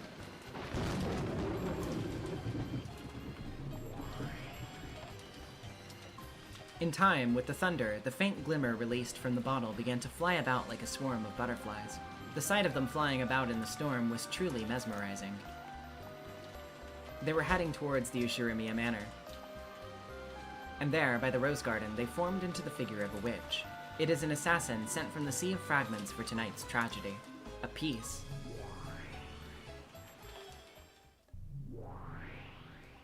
Did you think it was the perverted detective who washed ashore here? Too bad! It's the beautiful young witch Peace-chan, piece. Despite how she was dressed, the Witch of Pieces looked pathetic as she was battered by the violent winds. Any sort of umbrella would be flipped inside out in weather like this. The witch's skirt was no different. Don't look at Okay. Oh wait, I'm not wearing any. What would this fool of a witch ever be able to do? However, the three who accepted her challenge did not show the slightest sign of being amused. Because they knew the more witches act like this, the more brutal they are. But in that sense, everybody was already used to run-of-the-mill killing methods. Even while asking themselves what that means for their humanity, Battler and Anje were nonchalantly preparing for the tragedy. Beato was the only one waiting excitedly as she was eating potato chips. Pete? The door was locked, but that had no meaning for a witch. But when she touched the doorknob to open the door, static electricity sparked and she drew her hand back. Peace once again stretched out her hand. But the result was the same. Once more, her fingertip was repelled. This is brazen. It's a barrier. I see. As one might expect from Kinzo, the Yoshiromiya sorcerer. An uninvited guest cannot simply cross over the threshold, right, Peace? Laughing indulgently, she tried to open the door several times, but couldn't. It seemed to be a particularly strong barrier. At the very least, it looked like the Witch of Pieces couldn't break it. Peace, while pretending to gracefully shelter from the rain under the eaves of the entrance vestibule for the time being, thought about what to do next with an impish smile on her face.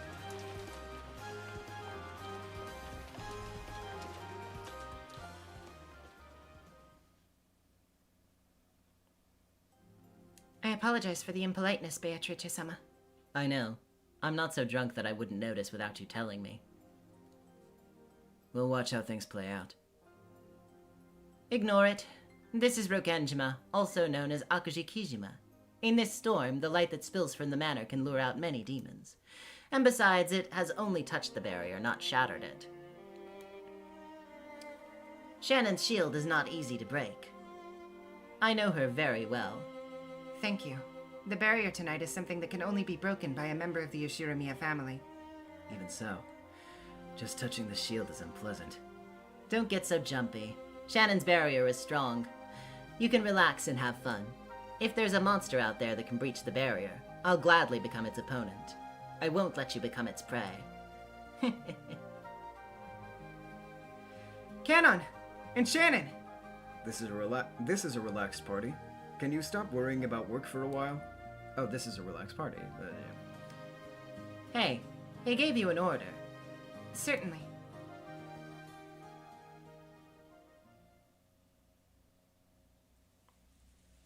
Rudolph-sama, Kiryu-sama, where are you going?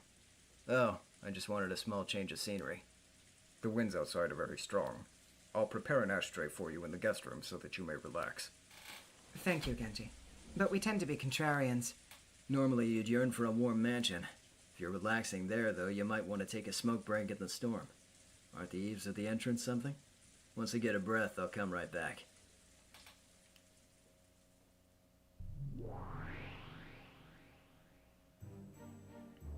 This witch's fragment truly is expedient. To have these sacrificial lambs just conveniently go out there voluntarily. What do you think of such cheapness as a game master? This way, even if they can't break the barrier around the mansion, they can still catch their prey. So, all they have to do is lure their victims out of the mansion. So, once the victim's out of the mansion, peace will be lying in wait? Or there might be some trick we don't understand yet. I see. If Rudolph and Kyrie are attacked by somebody suspicious like you said, we wouldn't be able to accept that without question. Either way, it seems the first victims are my old man and Kyrie. Let's see what kind of tasteless way they'll use to kill us. I've gotten used to Bernkastel's tacky slaughter show. Anjay's brow twisted in a grimace. Battler's calm facade was surely difficult to maintain. For Beato, this was nothing more than a show, so who exactly was killed didn't matter. But if the first victims of the scenario were killed for no other purpose but to make Battler uncomfortable, she would never forgive it. Peace, you are most likely just a performer and not the forgery author of this grotesque show. But if this is just a tacky grotesque drama... And if it is? It follows you guys' preferred style. Cut open the belly and drag out the guts. My method of killing is exceedingly refined, Peace. I believe there's been a misunderstanding. Please keep watching, Peace.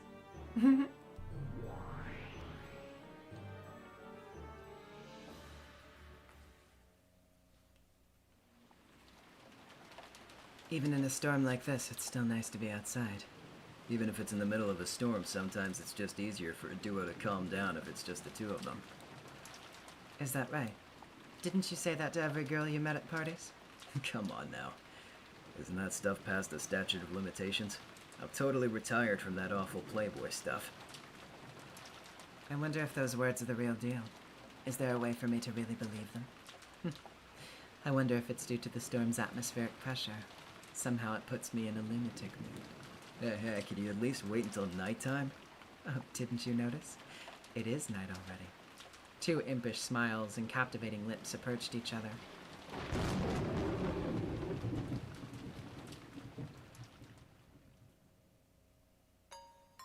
I was surprised to see a couple so excited on such a stormy night. I'm going to get them with a hockey mask on, Peace. Who are you? Who might you be, miss? Although they were shaken by the unexpected visitor, they were adults and quickly regained their composure. However, calming down only made it harder to understand the chaos around them. This is the island of Rokenjima. There shouldn't be any unknown people. If you drifted here with a life jacket like Erika once did, they would recognize that you drifted ashore with a mere glance. However, this girl didn't have an umbrella and was completely dry. In addition, she was wearing a strange dress. Perhaps she was summoned here for the party? Ah, I see. Are you perhaps an entertainer for the Halloween party today? You surprised us. You're a cute girl. Though that hockey mask almost did make me faint. As soon as you walk in, you'll see the servants' quarters. You can wait there. However, that's a lovely dress. I wonder if you're supposed to be some sort of magician. You're right. It might be escape magic. Wonder if you're supposed to break out of a perfect closed room or something. The old man likes that sort of thing. You should rest your shoulders. Here, come inside. Oh, thank you so very much. I could not enter the barrier unless somebody from the NezumiVA family invites me, Peace. One second. Oh, okay. Well, you see, I don't want to be left out here in the storm, so I accept your invitation, Peace. At that time, a strong wind blew, scattering her hair like a bundle of curtains. No, it wasn't like that. A strong wind did not blow. Then, what made them think that? That was because her hair had been scattered to such a degree that it was only natural that they would think it was due to the strong winds. I fucking love Peace's theme, Busy's Devil. Such a, Professor Layton-ass sounding song. But her hair, there was so much of it. Its length and volume were closer to that of a curtain, and that curtain coiled around Kyrie, poised to swallow her.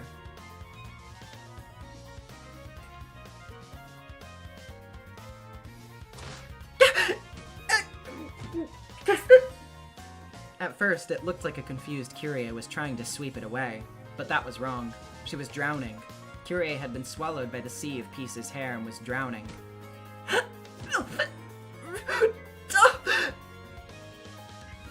Hey! Kyrie! Kyrie! When somebody attacks his wife, generally a husband will strike whoever hurt her. However, Rudolph's eyes didn't see an attack. Rudolph could only understand that his wife was drowning. Because of that, he thrust both of his arms into the sea of hair and tried to drag her out. Kyrie! Kyrie! Reach out to me more! Where are you?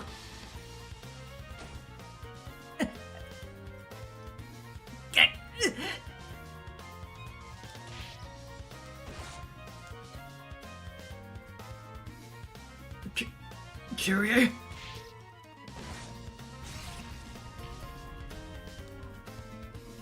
Kyrie! Where are you? Kyrie! Kyrie! What that eerie sound was reminiscent of is horrifying to even think about. Rudolph, still frantic, kept shoving his arms into the ocean of hair, but his hands could no longer touch Kyrie. Not even the slightest hint of Kyrie's voice or presence can be felt now.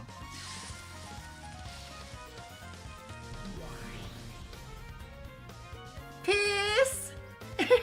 That was a delicious snack piece. As the sea of hair faded away while it danced in the wind, only the smiling figure of the Witch of Pieces remained. Rudolph's brain was still unable to understand the situation. With a teary-eyed half-smile on his face, he was sure that this was a bad joke and that Kyrie was somewhere hiding and giggling.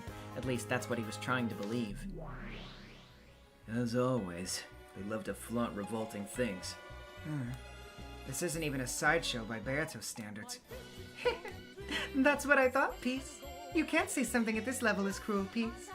Wait, Anjay, don't be too quick to judge. What do you mean? I see. She's approaching this from a completely different perspective. An unsightly one at that. She hurt them and then swallowed them whole. No more, no less, right? Right. If it was me, I'd thrash them around a bit more in order to break their heart. But if you swallow the victim, that's it. She killed, then erased the corpse. What more could you possibly do to put the dead to shame? If my guess is right. Kyrie. Kyrie. Who is Kyrie? Huh? What is it? Darling, Huh? are you cooling down your butt by squatting here? The witch who had just devoured Rudolph's wife reached out her hand, smiling. But Rudolph took her hand and stood out without feeling disgusted, looking embarrassed. What is the meaning of this? What a disgusting and utterly repulsive move. I don't understand. What happened, Doni-chan? I also didn't think this type of cruelty existed. Anjay still didn't understand. She didn't understand why Battler and Beato were so shocked by this cruelty. Hey, you're still a 6-year-old, so isn't this a little difficult for you? Is this a little difficult for you, Peace? So you mean to say, Mom was eaten and she took her place? That's correct. It's likely that this is her power. The power to swallow up somebody whole and impersonate their existence. Right now, that's why my old geezer took her hand with such an embarrassed look on his face. That witch just ate Kyrie. Even the fact that Kyrie existed has been swallowed whole. How'd I end up slumped over here? I'd like to know that myself, Rudolph. What gives? Is it amnesia? No, I give up. But I really can't ask you this question. Why are you hesitating? I'm your wife. You can ask me anything, darling. I'm really sorry. Wonder if I'm getting Alzheimer's. Can't believe I forgot the name of my young, beautiful wife. Isn't it Peace Sushiromiya, Peace?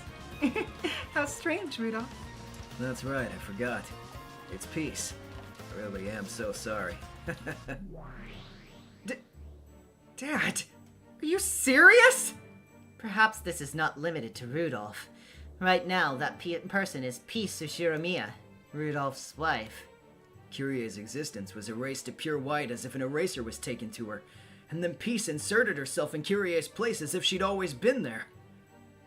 Anjay, do you still not understand how horrible this scenario is? Beato, Byrne, and Lambda, and every other witch you can think of so far have committed every atrocity you can think of in this cat box. In comparison, Anjay seeing a victim swallowed up by hair did not seem like such a brutal thing. You're wrong. Peace's way of killing is unimaginably cruel. That's because she eats not only their lives, but their dignity as well. Dignity? What do you mean? Anji only seems smart because of the atmosphere. In reality, she's a total idiot-type character. Dignity. It's only a measure of how many people will weep for you when you pass. After all, dying while a great number of people hold you dear and dying by the roadside with nobody to remember you are completely different. Kyrie at least had human life. She thought that she was going out for a short break with Rudolph to enjoy herself. So if she were to suddenly die of a heart attack, she would expect Rudolph to mourn her with tears in his eyes. I would expect Kyrie to feel that way. She was killed before her husband's eyes. And then her husband forgot about her. And all that time they spent together, and even her existence. Is there another method of killing that can mock the dead to this degree? No, there isn't. This disgusting method of killing absolutely cannot be matched. In this country, since ancient times, the most valuable thing a person can have is life, right? However, if you look at other countries, life is only the second most important thing. I think I get it. Something more important than life is dignity. Dignity is what remains of one's life, reputation, and efforts after death. Something important that you've left behind in your lifetime and were able to pass on to something else. But once this girl eats you, you can't even leave that behind. If you look at world history from anywhere, there are many recorded acts of destroying one's dignity after they pass. However, this is normal by international standards. The bizarre Japanese culture that says, if you've paid with your life, I'll forgive you without further criticism, is an exception to the rule, an extreme form of heresy. Even after death, there are many examples of somebody digging up a grave and destroying not only corpses, but also tombstones and records. Even after the corpse turns to dust. There are any number of examples of destruction of their existence by erasing or falsifying their records or accounts of their good deeds. Sometimes, actions like these even lead to the creation of myths. You can destroy someone's dignity hundreds, maybe even thousands of years after their death. The meaning of your existence is to swallow things whole. And on top of that, she takes all of those lives she snatched and overwrites them. She killed her, and then erased her from her husband's heart, and took over Kyrie's existence! No methods of killing and desecrating the corpse are sufficient to match this level of cruelty. For humans, this method is the best. It's the most gruesome, cruel, ruthless way of killing peace.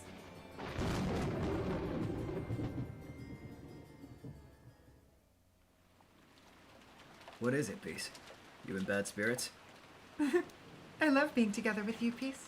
My spirits are already lifting. Come on, honey. Let's go back inside. You should relax. Yeah. Somehow you seem different tonight. It's hot. Oh my, that's the highest form of praise, Peace. The barrier rejecting outsiders no longer had any meaning. Because right now, no, it wasn't right now. It had been many years since she had married Rudolph and held a rank in the Ashuramiya family. The Halloween party was an extremely relaxed affair. The guests enjoyed the stylish atmosphere of the buffet, but grew tired of it after a while. At the time Rudolph and Peace came back, everybody had taken their chairs and placed them in a circle. They were chatting and enjoying each other's company. Welcome back. Everyone's relaxing in their chairs. Would you like me to bring out some out for the two of you? Sure. Can we get some for the two of us? And can you get a blanket for Peace? Thank you, Peace. Rudolph, you truly are kind to women, Peace. Hey, don't misunderstand. There's only one gal in the world who I'm kind to. And that's you, Peace. Oh, you. Peace. While laughing and smiling, Peace clung to Rudolph and gave him a few kisses on the lips. Good grief. They're completely absorbed in each other. Battler-kun, are you still chatting with your friends over there? Yeah. We're young people. We talk as much as we can. It was frustrating, but the Peace version of Battler was unable to see through Peace's magic. His memory of the word that meant Kyrie would be completely replaced with the word peace. No, it may not be as simple as rewriting somebody's memory. If it just interferes with a few people's memories, it's no different from brainwashing or hypnosis. But this witch's power is different. Yeah, this power. It's similar to hers. Featherine Augustus Aurora, the witch who had sent Peace, was a top-ranking witch. Her power was that she could look down on the world as if it were a storybook and freely rewrite and interfere with it. Peace's power is not as simple as swallowing Kyrie, taking her place, and making Rudolph believe that she was his wife. Peace's power, to swallow anything from the world and replace it with herself, was a power very similar to Featherine's. Because of how I was talking and acting, you must have thought that I was similar to that ill-tempered black cat or that super thick paper witch. You're referring to the witches of the Senate like that. I was created as the messenger to look after the peace that Great Lady Aurora, the witch of theater-going drama and spectating, sent. If the Great Lady Aurora is a candle that shines upon the great pillar that supports this world, I am a being whose fire is a small fragment of that candle piece. In accordance with my master's command, I am to fill in the time in this game with antics and buffoonery, Peace. You all. If I were to swallow you as I sneezed, all memories and traces of you in this world would be erased without a trace. From the beginning I was wondering, Peace, how can I make these guys more scared of me? Ah, that's it. Since my power is so strong, can they not grasp that fear, Peace? Hey, everybody, do you remember if it really was the three of you that challenged me, Peace? Beato's forehead had a trail of cold sweat flowing down it. Battler and Anjay also understood by now the creepy thing Peace was saying. Battler, Anjay, and Beato. 3 people. Had she really challenged 3 people? Perhaps, from their memories and from the world's memories, Peace had gulped down a 4th person as a warning. When they saw Peace's eyes, which seemed to freeze the soul with a mere glance, all 3 were imagining the same thing. If Peace were to swallow me with her hair, I would be erased. After that happened, would the remaining 2 people be enraged? Scared? No. They wouldn't show any feeling, and wouldn't even realize anything had happened. The 2 people who were left would think there would only been 2 people from the beginning, and that only 2 people had challenged Peace.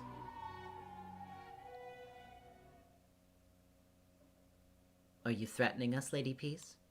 Beato's manner of speaking to Peace had clearly changed. Battler and Anjay were still unable to loosen their clenched fists on their knees.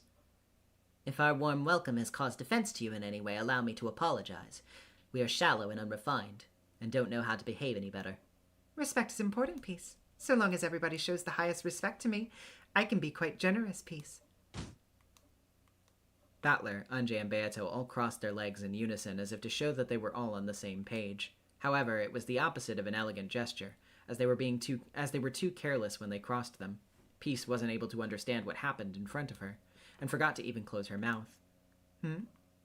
Right now, those 3 people finally understood how terrifying I am, and improved their behavior?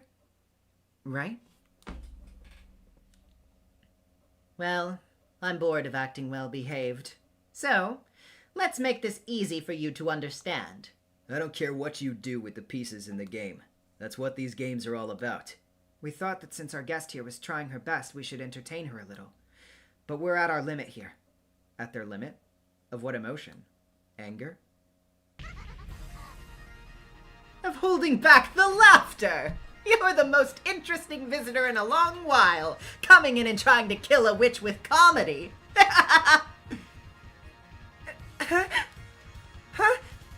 Huh? Do you not know why she's laughing at you? Come on now. You thought that if you showed us your power, we'd all cringe in fear and show respect to you? Bullseye. That was right. But if that was the case, why was she finding it so funny? That's a terrifying power. It's enough to fill us with dread, but you're just too over the top. Hey, Great Lady Peace, what's so scary about you? It's like you're saying I've checkmated many opponents before. Are you scared? Right before you face off against your opponent in a boxing match. The analogy seemed to hit its mark, and Battler burst out laughing. You know, in this place, mystery turns into fantasy, or fantasy becomes mystery.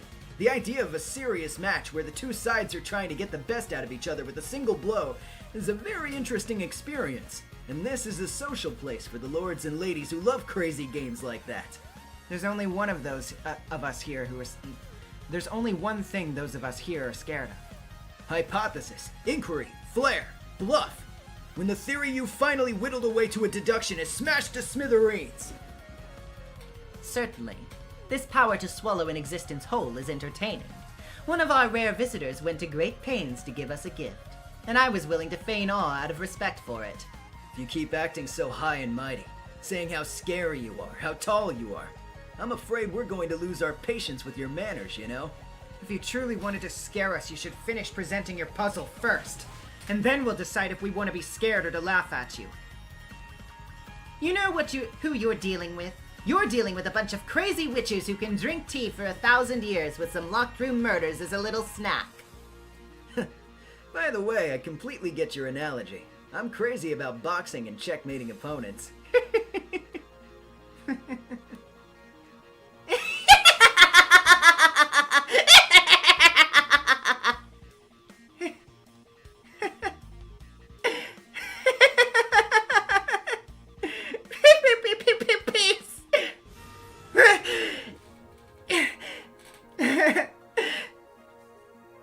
I have indeed been rude, Peace. How silly it was for me to look down on you veterans of the Sea of Fragments. I apologize, Peace. Well then, let us proceed with the game, Peace. But everybody, you said that you would be truly terrified if you were to have your well-thought-out reasoning shattered. Those words, do you really understand what they entail? Because then all the guts will be vomited out. Peace.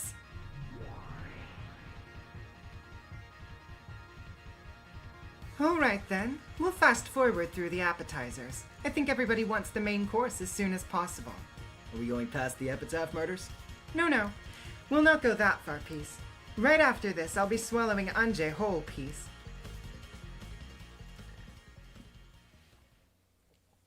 Anje, isn't it getting late? You should finish talking and go back to your room, okay?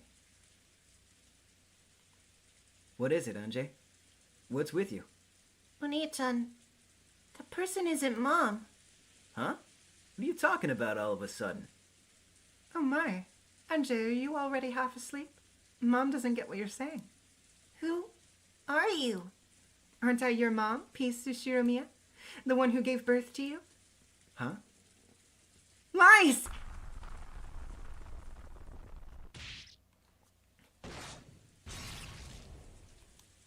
Hey, Rudolph.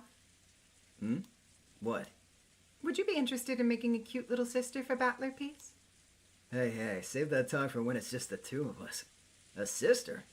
Yeah, a sister for you. After all, isn't being an only child boring, Peace?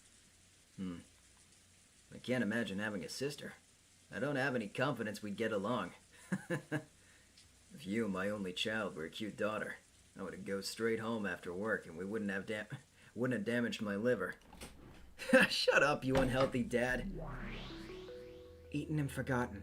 Again, I'm reminded how awful this power is. What's interesting is, why did her existence erasure fail to work on Anje? I can't tell if it's something we should keep in mind, or if it's just an embellishment of fantasy. The goal of this game is just to determine Peace's identity. It's a little different from Beato and Oni-chan's game. That's true. In my game, I asked for the illusion of the witch smashed, as well as answering the question, who am I? Peace. In this game, do we also have to smash the illusion of the witch? The question you gave us of who am I is just one question. Is there truly only one answer required? If that's the case, in the witch illusion you're showing us, the person called the Witch of the Peace is the culprit, right? If your discussion starts to head in a meaningless direction, both me and my master will be bored. Therefore, we think it's fair to give proper directions, at least to the entrance of the labyrinth. So, allow me to state this clearly in red. The only objective of this game is to determine who I am. I do not care if you affirm or deny fantasy. Then let's cut to the heart of the matter in the most simple way possible. Blue declaration. You are Peace. Witch of the Peace. Of course that's not true. I'll declare it in red. I am a person who has existed from episode 1 through episode 8. That's impossible. Nobody who can swallow a human being whole and wipe them from existence has ever appeared. Or are you saying that they had that power when they first appeared but never demonstrated it? That's correct. I was present during episodes 1 through 8 and had that power during that time. This is the first time that my master has allowed me to show it to you. If that's the case, I have more questions. So this person is... Wait, Anje. It seems that there's still more to this event. You'll still be able to ask questions even after Peace has exposed her hand. I guess that's true. Well, now that I and Mom have been killed and erased, who's next? If by some possibility everyone on Rukenjima's wiped out, wouldn't the answer to the question, who am I, be exactly the same as the one for Beato's game? No, it won't. She already said in red that she's one person who exists from episode 1 through episode 8. Peace. Please continue. While fast forwarding, of course. Of course, Peace. Next, Kinzo, Beato, and the magic-savvy servants realized that somebody had gotten through their barrier, and a fight ensued, Peace. Whether it's reality or fantasy, a battle with Kinzo's incredible summoning magic, Beato's powerful witchcraft, Shannon and Kanon's furniture powers, and for the first time, Genji's battle magic began to unfold. However, since you said you would like to fast forward, we will do so, Peace. Huh? Is my part of the show going to be cut? That's no fun! Come to think of it, Genji-san never had a single battle scene, even though he seemed pretty strong in the fantasy world, didn't he? Genji and Ronave are two sides of the same coin. Fast forwarding is a bit of a letdown. Please just keep it snappy and fast forward, Peace. Understood, Peace. As you wish. I will fast forward past the charades and the garbage delusions. Peace, an intruder from another realm who is blended into the Ishiramiya family. Although they couldn't prevent her invasion, Kinzo and Beato detected her because of a slight feeling of discomfort.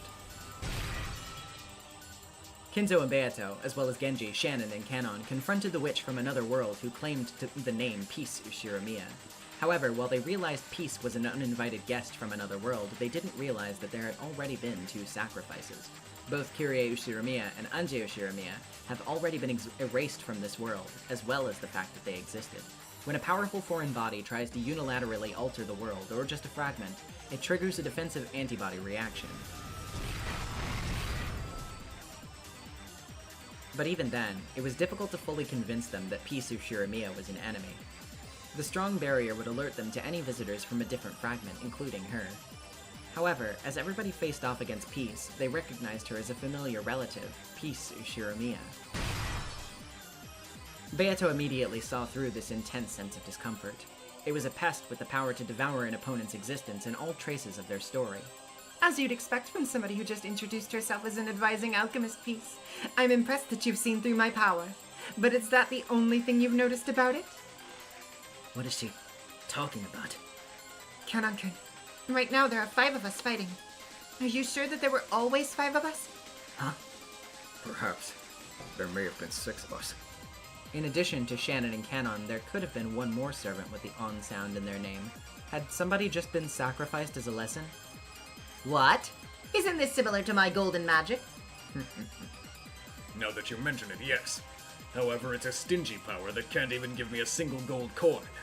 I see.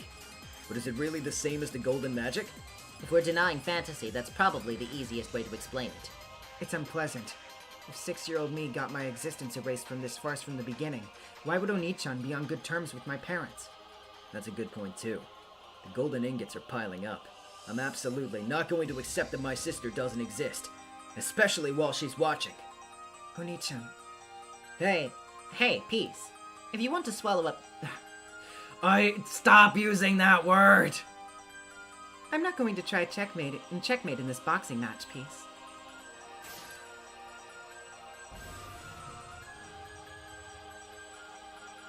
In the meantime, the 5 people led by Kinzo and Beato quickly reduced in number.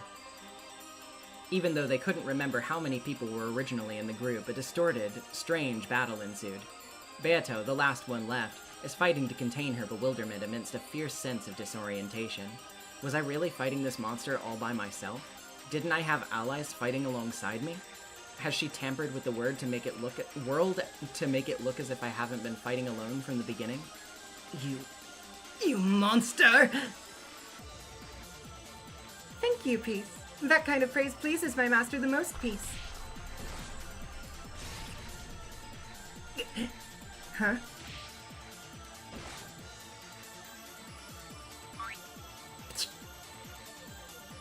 What's this thing? Peace's hair, which had gulped down 5 people, spit something out in disgust. That thing was invisible to the untrained eye. the existence of the swallowed victims. I see. Unlike normal humans, those versed in magic are not so easily swallowed in their entirety. Or so it seems, Peace. They were shrewd little rascals to the very end, Peace. It seemed that unlike Kyrie and Anjay, she couldn't entirely erase the fact that these people existed. Anjay and Kyrie's names, and the fact that they were family were erased, but it seemed those 5 didn't lose that. Well, it's fine, Peace. Now there are no more obstacles in my way, Peace. But it's almost time for the fun-filled Halloween party to end. The remaining servants are clueless. Now it seems that only Goda and Kumasawa are tidying up after the party, Peace. Okay, guys, come on. Be a little tasteful, please. Let's not joke about stuff like that.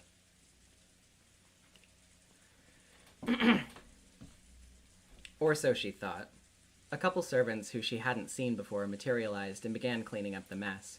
Since she ate 3 of the servants, Genji, Shannon, and Kanon, she thought the servants would have a difficult time tonight, but it doesn't seem to be a problem. The lively and fun Halloween party gradually became a relaxed and laid-back one. In that way, the party came to an end as the night drew to a close. Everybody was smiling. Nobody was sad. It was a night full of happiness for all. I had prepared a fun and exciting magic battle for you, but since you said you weren't fond of theatrics, I had to cut it down to the bare essentials, Peace. Are you a little disappointed? I don't mind. If you spend too long describing the food, it will get cold. You should quickly serve the food. I mean, that's the whole point of a restaurant, isn't it? To have the food fresh and hot? On the other hand, it's bad manners to eat with your bare hands before the utensils are even ready. That's absolutely right. I'm not going to make the uncivilized demand that you eat with your bare hands. Please use your red fork and blue spoon to your heart's content, Peace. First of all, about the answer you want from us. That's to say, the witch's identity. I just want to be a little more clear about that. You said you were a person that exists from episode 1 to episode 8, correct? Let me further clarify. Is that person a person all 3 of us can recognize? Define recognize. For example, in episode 8, the sentence, "Many of Lambda Delta's friends are terrifying monsters," was written. If hypothetically one of those monsters was the right answer, even though they existed throughout that fragment, we wouldn't know any of their names. Therefore, it would be impossible for us to give you the correct answer. Oh, right. I understand. I'll say this in red, Peace. You 3 definitely know my name. In other words, my existence and name is one that exists within your memories. Memories? So we've met you before? I will not answer that question. That would greatly reduce the number of possible answers, which would dampen the excitement, Peace. That's not surprising. We're 3 people, with varying life circumstances, who have and haven't met different people. If she answers that, the scope of possible answers would be quite restricted. However, humans, witches, furniture, weapons, and whatnot have appeared inside this cat box. How many names have even surfaced? Just assuring us that it's possible to answer correctly doesn't mean the difficulty level is really dropped. However, there are 3 of us, witches and humans, inside and outside the cat box. We all have differing situations. Even so, I can crush all 3 of you at once. My master has so much confidence that they told me to fight all 3 of you at once, Peace. That's right. I didn't mention one of the game's conditions. Now here it comes. As far as I was concerned, it wasn't a worthwhile story yet. You should give us at least one condition. Your side has 1 person. Our side has 3. If we don't have a bit of a handicap, it won't be as much fun. It's not any... Oh, wait. Sorry, that's Peace.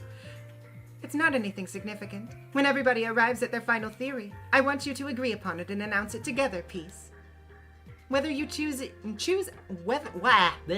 whatever you choose as your answer, if one of you doesn't agree, it won't be considered an answer, Peace. Hi, Lambda Delta. To confirm, is there a limit on the number of times we can declare an answer? If we say every single name we know, we'll get it right someday, won't we? If we don't have a limit on the number of answers we can declare, it's not really a game. Idiot. Why are you proposing a rule that will strangle yourself? We're going to win regardless. The 3 of us will arrive at the same theory and trounce her in a single blow. So, this time around it's not shotgun deductions, but more like a sniper rifle.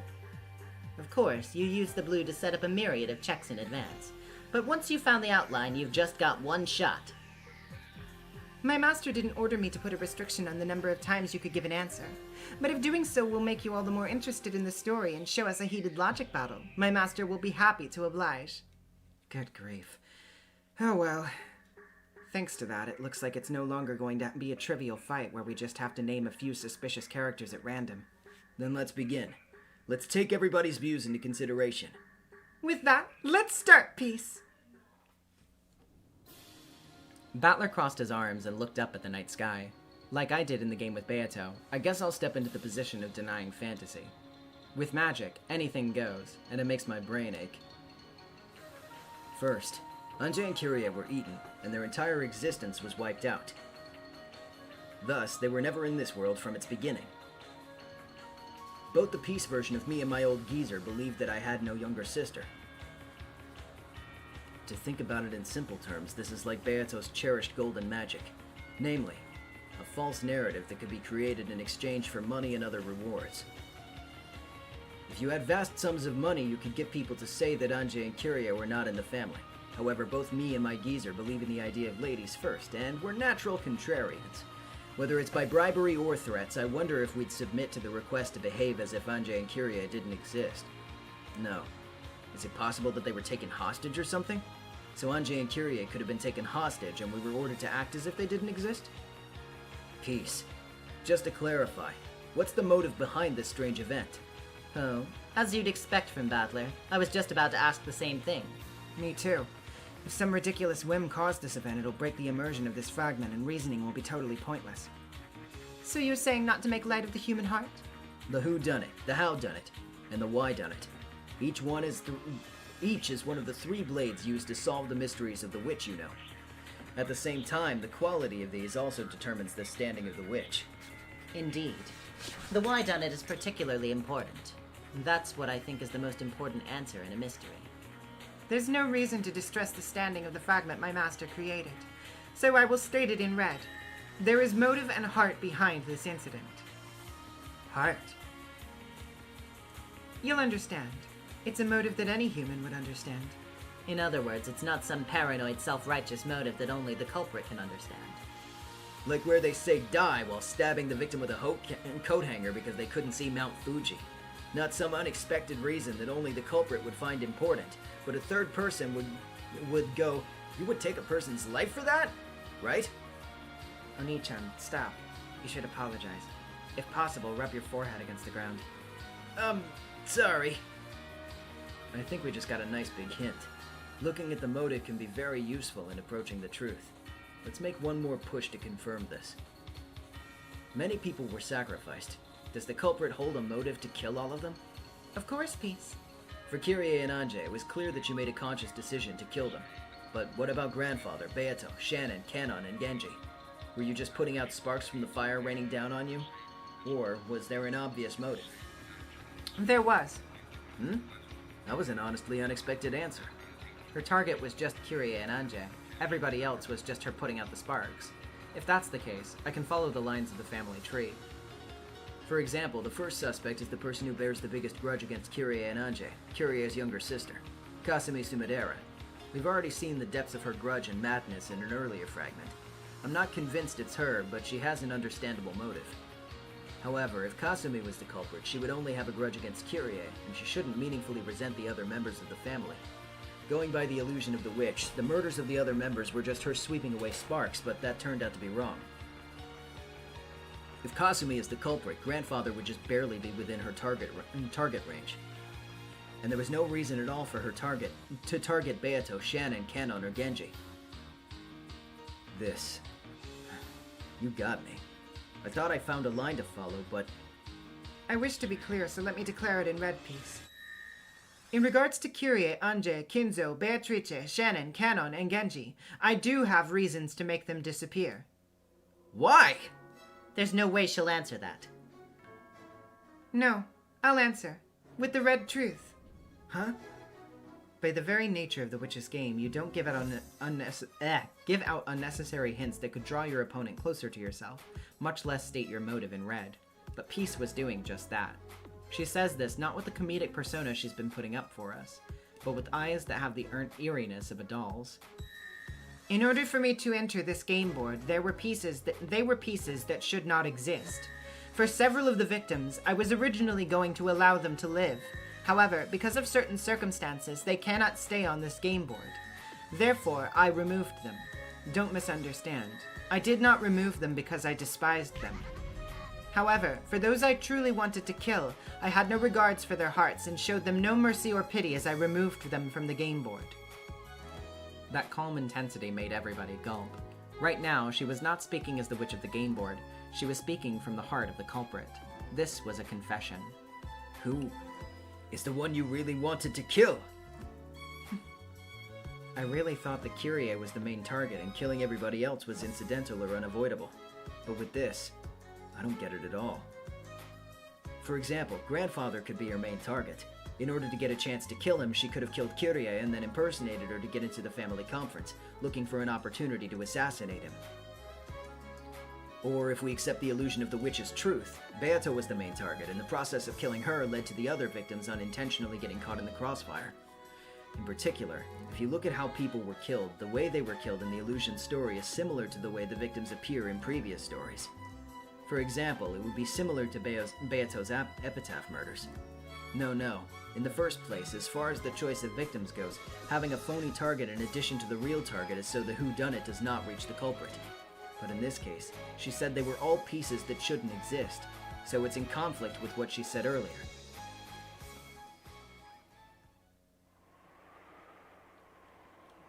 For the whodunit, doesn't it seem like she suspended a spider's thread and has now entangled our thoughts with it?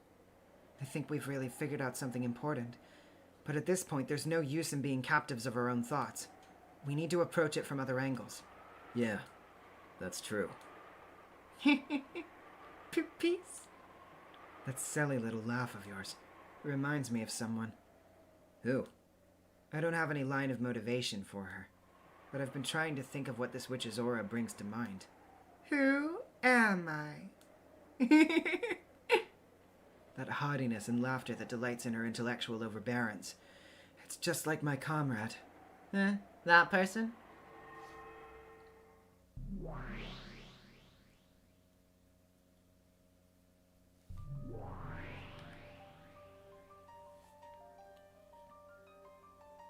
This is unexpected, Comrade Ange. As a witch of truth, it's only natural that I have both grace and intelligence. So, how is this tacky witch of the peace similar to me? I don't think you're the same. What do you think of this? Show me, Comrade Ange, the truth that you have spun. I didn't expect her to show up. Isn't your sister a witch that can revive the dead? If Ange wishes it, life or death doesn't matter. However, that revival's only recognizable to herself. Others don't recognize it, but they're not capable of denying it either. That's the power of the Witch of Resurrection. To summarize, Ange's brain can call up virtual personalities at will, like parallel thought processing. It's a handy sort of magic piece. Erika Furuto was the only uninvited guest to drift ashore onto Rukenjima. There was nobody else irregular who showed up at the Halloween party. I'm the great detective, loved by those who deny the Ushirimiya family culprit theory. The nature of Erika Furuto's character has not been firmly established.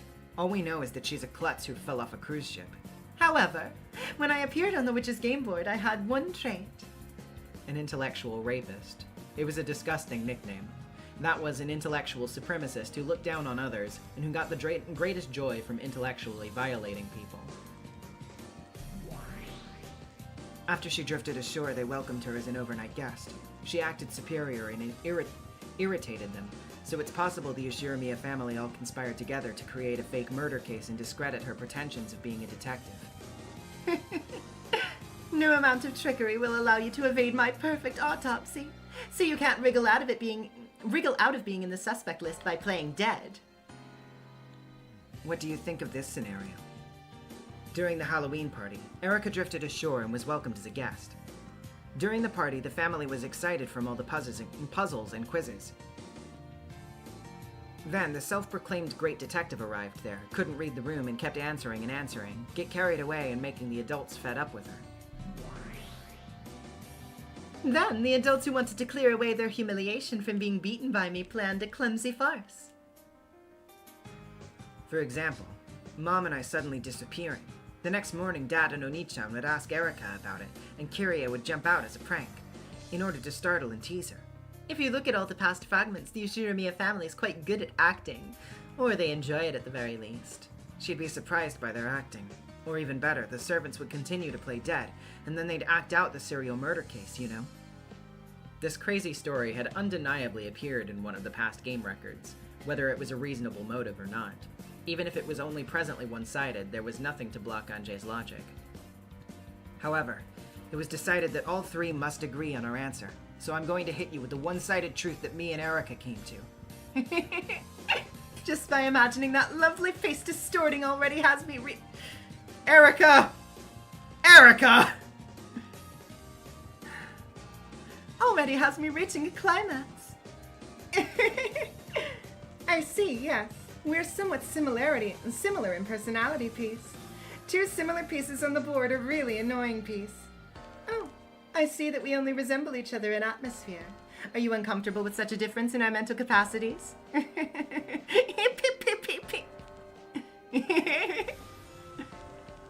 Peace! Good! Blue Declaration. The culprit is Furuto Erica. Care Bear and Ross with the $2. That just conjured Bayonetta Erica in my mind. Oh my god. This sequence of events was all to trick Erica, or was a farce to mock her. Everybody suddenly acting like we didn't exist was all arranged beforehand. That would explain the red truth from a moment ago. For several of the victims, I was originally going to allow them to live. However, because of certain circumstances, they cannot stay on this game board. Therefore, I removed them. What this refers to, clearly, is Erica's perfect autopsy. For this woman who calls herself an intellectual rapist, somebody who is an intellectual inferior challenging her with the mystery is akin to blasphemy. She would fly into a rage, and by way of that perfect autopsy would change the fate of this silly play. That's check. And mate, everything can be explained by the motive of Erica having her pride as an intellectual rapist hurt. For your red truth, for those I truly wanted to kill, I had no regards for their hearts and showed them no mercy or pity as I removed them from the game board. We present the grave sin of trying to fool the great detective with a farce. You tried it on a great detective. According to the book, that's the same as blasphemy towards God. This is a well-deserved divine punishment for blasphemy against me. Your thoughts? For Erica Furuto and Anje Ushiramiya. This level of reasoning is possible. Anje and Erica stood back to back while pointing their index fingers at Peace as if to condemn her. Even though two people were pointing at Peace, she didn't lose her calm smile.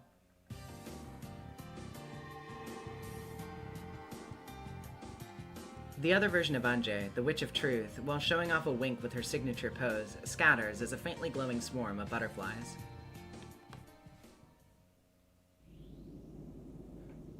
Peace. I truly am grateful for your heartfelt logic piece. However, as I already said, I need all three of you to agree for me to accept it, Peace. After all, you only have one chance. The great Lady Beatrice levied that rule on you herself. You've given us a stupid rule. Well, I don't really mind. It's just a matter of convincing you two. Anje, are you seriously proposing an Erica culprit theory? You got something better? If the culprit was limited to humans, your theory would be the best one. But this time, even the residents of the witch's illusion can be the culprit, right? Lambda has her monster friends, Featherine has her black cats following her, Berncastel, Lambda Delta. Isn't this a free-for-all? Yes, absolutely. Anything goes. For this reason, just saying that a person could be the culprit isn't enough to uncover the right answer. What do you mean? She means that in a situation where there are multiple possible culprits, what's possible is not sufficient to prove who's the culprit. Besides, Peace's first red truth clearly stated, I'm a person who has existed from episode 1 through episode 8. In other words, in order to expose Peace's identity in the situation, your howdunit and whydunit aren't enough to pinpoint a single specific culprit. Just a bit ago, Yuno Nichan said that trying to figure out the whydunit might just ensnare us in one of Peace's traps and confuse us. So I looked for the who and how and argued the most probable person as the culprit. That's not good enough. It's a guess, not a deduction. We need to narrow it down to only one possible culprit. Only then can you truly call it reasoning. Anje is also intelligent, but she has the same weakness her brother does, which is that she is easily clouded by emotion. So when the reasoning she built up was denied by two people, it took some time to regain her composure. We've given up on the who, why, and how. How are we supposed to reason now? Then it's my turn. I'm not a detective. I'm a witch. And witches don't reason. Me and Anjay have been challenging the puzzle under the assumption that it's a human culprit. But now, Beato can flip that premise over and attack from there. It's like what Kyrie likes to say. I'll turn the chessboard over on her. However, I'm not going to imagine the culprit's point of view to make a deduction. I'm going to turn over the assumption that the culprit isn't a human. What do you mean? Isn't that a bit different from Lady Beatrice's past games? Isn't pulling in a resident of the witch illusion a free-for-all? Plenty of them would want to swallow humans whole and erase their existences. Wasn't it you who said that if you do that, the truth will never be uncovered? On the contrary, for the who and how, anything goes does not apply, but the why is different. It would be possible for Feathering or Burncastill to commit the crime, but they wouldn't have a motive to commit such a twisted scenario. Don't those witches enjoy killing for fun or on a whim? Asking for a motive for them is foolish. Just thinking about it is futile.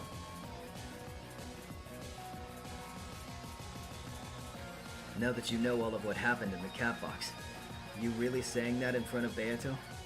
That... In Battler's eyes, this was no joke or laughing matter, and Anjay realized she had misspoke. It's a witch's game. Anything goes. It's so freaky, crazy, out of touch, and insane that it's almost ridiculous to even think about it. But don't ever underestimate the heart. The witches are ridiculous. They have absurd powers they can use as they please. But they only have one, just like a baby or an animal. It's bugging me. They can't tell you what's in their heart. In simple terms, they're contrarians who can't speak plainly and frankly. Even though they want somebody to reach their human heart, they can't help but avoid humans. But then, they don't speak frankly about it. You lot are helpless, foolish, pitiable idiots! This is why you can't treat the witch's game carelessly.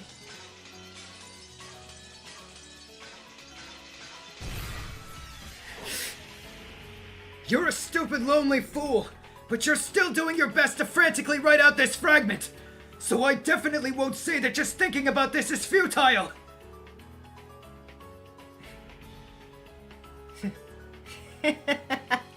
I can't match the man who treated the 1,000-year witch's message bottle like the first love letter from an elementary schooler. Butler.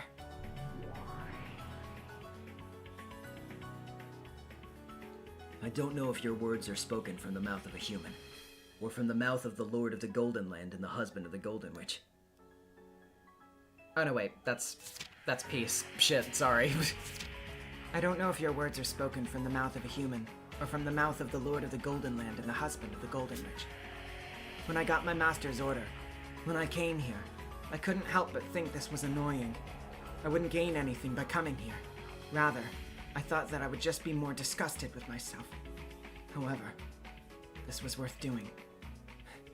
From your mouth, just by listening to those words. Just with those, it was worth coming here today on a witch's errand. Beato, and peace, and furthermore, the uncountable number of witches I haven't met. I'm sorry. In addition, you had already declared it in red. There's motive and a heart behind this incident. I'm embarrassed I lost my self-control and got sulky. Don't worry about it. I'd expect something refreshing like that from Battler's sister. But didn't using the why done it fail to get to the answer earlier? Yes, at least when you limited the suspects to just humans. Anything goes, but can you seriously read a witch's heart from the why done it? You can. If a witch truly lacked a human heart, she wouldn't have the form of a human. Even though they've become witches, they still want to get close to others, so they keep the forms of humans. If they earnestly look down on humans and lose interest in them, they will stop having any form, let alone a human form. They quickly end up as scraps of seaweed. They sink and scatter in the sea of fragments, becoming a snowflake in the abyss of oblivion where the sun never shines. The one who doesn't neglect the heart. Is the wizard hunting right? He's undeniably a witch killer. My omnipotent master still hasn't forgotten that human, Ushiromiya Battler. That's right. All the ghosts of witches want to be defeated like that, with a eulogy. So they gather, like Rokenjima's Beatrice. Honestly, it's unfortunate, Peace. Unfortunate. Honestly, the sourpuss hogging such a cute kid like you as her husband is a grave sin to the Senate, to all witches. Really? What idiots? For somebody of low rank like me, it's crushing. Battler isn't suitable for you. Interesting. Are you going to try anything, you old hag? I gave the two of them free rein to enjoy their deductions, but I won't give you that luxury. I don't know what has offended or upset Peace, but I can certainly feel the invisible sparks quietly flying between Beato and Peace.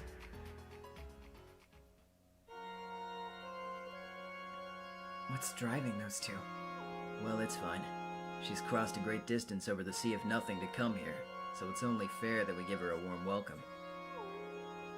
Now, Beatrice, expose your golden brain. This woman, the Witch of the Peace, reveal who she really is. That's right. What Battler said is correct. Witches are lonely, and yet they're clumsy, stupid idiots who can't communicate that. All they have to do is say, "I'm lonely. Please give me some attention." But they're so crass and inconsiderate that they fill 1,000 bottles with redundant stories that take 1,000 years to read and release them into the ocean. And the big idiots wait on the beach for someone to read it, even if it takes anyone 1,000 years and 1,000 times over for them to decipher it.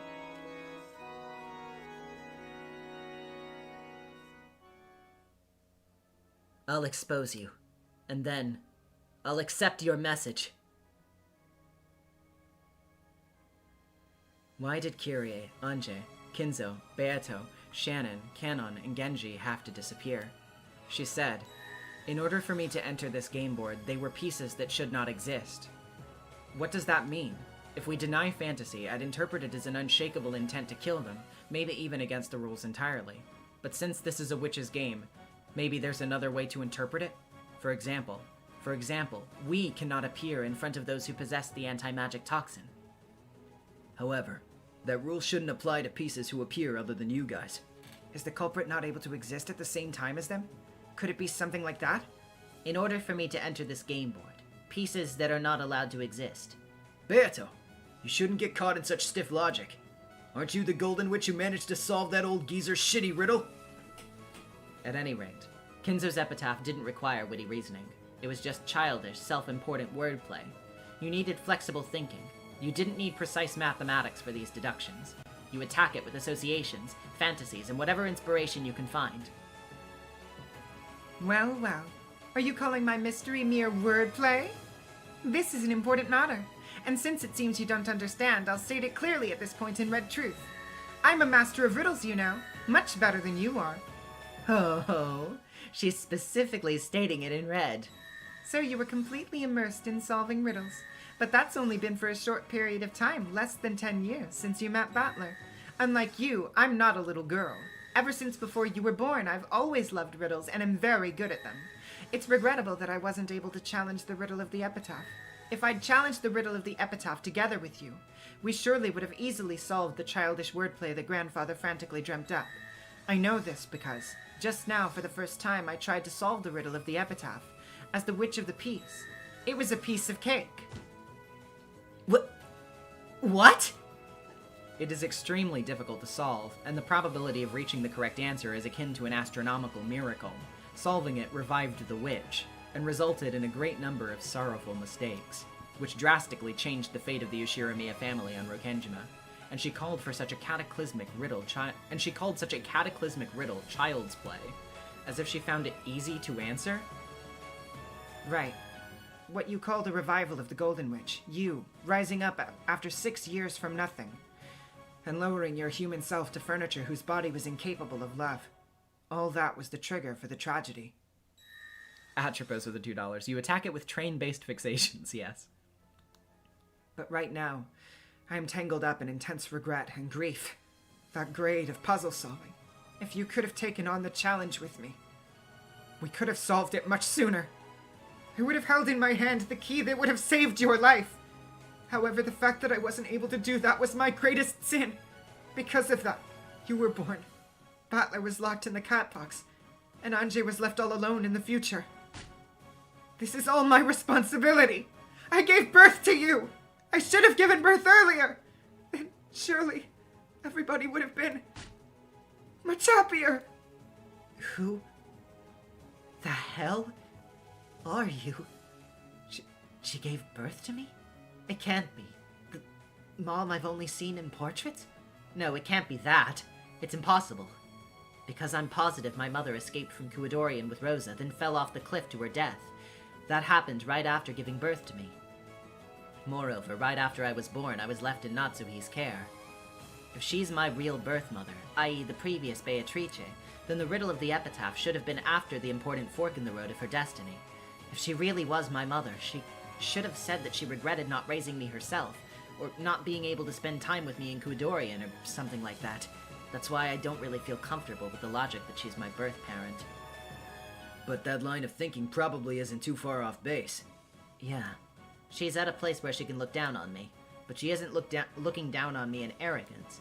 It's from a place similar to trying to guide a very young child. It's hard to believe, but it's like she's doing it out of parental love. I don't understand. Is that what she's really like? It wasn't really what I had in mind. Anje-chan. Of course you wouldn't recognize me, because even though you know my name, we've never even met once. Furthermore, I will say this. Until I became the Witch of the Peace, I did not know your name or even that you existed. Then I'd like to ask you the other way around. Did you ever meet Oni-chan or Beato? Yes, I have. Did I meet those two humans? I didn't just meet them. I asked them about their hobbies. I listened to them talk about fashion. We talked about what they liked. We had so many meaningless conversations about the weather, today or tomorrow, or the oddly shaped shells they found on the beach. I was always willing to talk for hours if I could see their smiling faces.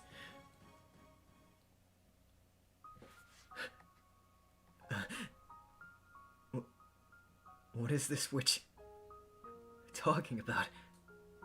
I can't tell if she's giving the solution or another mystery. Do I really not know who she is? Hurry up. Isn't what she's doing right now the verbal equivalent of kicking and screaming? I understood that, but then why do I not remember who she is? I can't stop crying from the disappointment and frustration. Damn it! Damn it! Damn it! Damn it! Damn it! Damn it! Ah! I'm the one she didn't meet, and then she didn't even know that I existed. She's undoubtedly related to the Yoshiramiya family. And yet, she didn't even know that Anje existed? It's true that back then I used to get sick a lot. I missed the family meetings. But still, it's not like I'm an illegitimate child. All the members of the Yoshiramiya family should have known that Yoshiramiya Anje existed.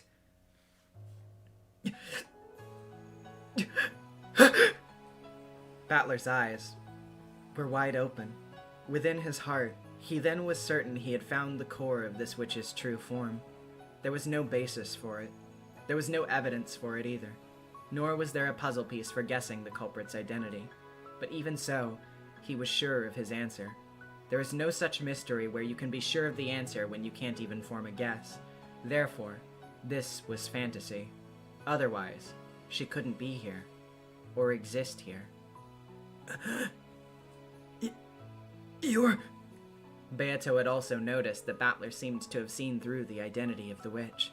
But compared to Battler, she was far away from the answer. Therefore, she needed a piece of reasoning.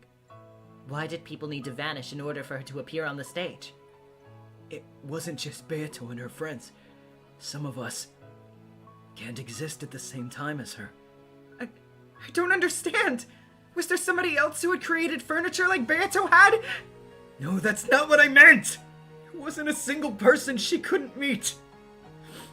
There were two members of the Yoshiramiya family that she couldn't exist alongside.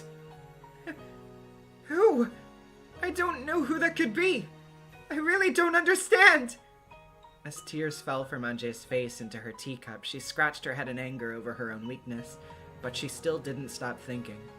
I don't remember her. I want to remember. I need to remember. I want to accept her. As the last survivor of the Yoshiramiya family, as the witch of the future. Isn't that my sole responsibility? Anje-chan, I called you all the way here specifically to be mean to you. I'm a piece whose existence is incompatible with yours. But I met you and I understand now. Your single-mindedness, your clumsiness, but also your straight-lacedness. All that was inherited from your brother. You know, if we had met, we surely would have gotten along. That's what I believe. Even so, I would like to give you thanks from the bottom of my heart that the two of us were able to meet today by some miracle. It can't be. She's... Yeah. That's it. This woman is... she's... Anje-chan, in my wickedness, I tried to get revenge not only on Kyrie, but on you too. For a feud between two women, the right thing to do is only drag those two involved into the coffin.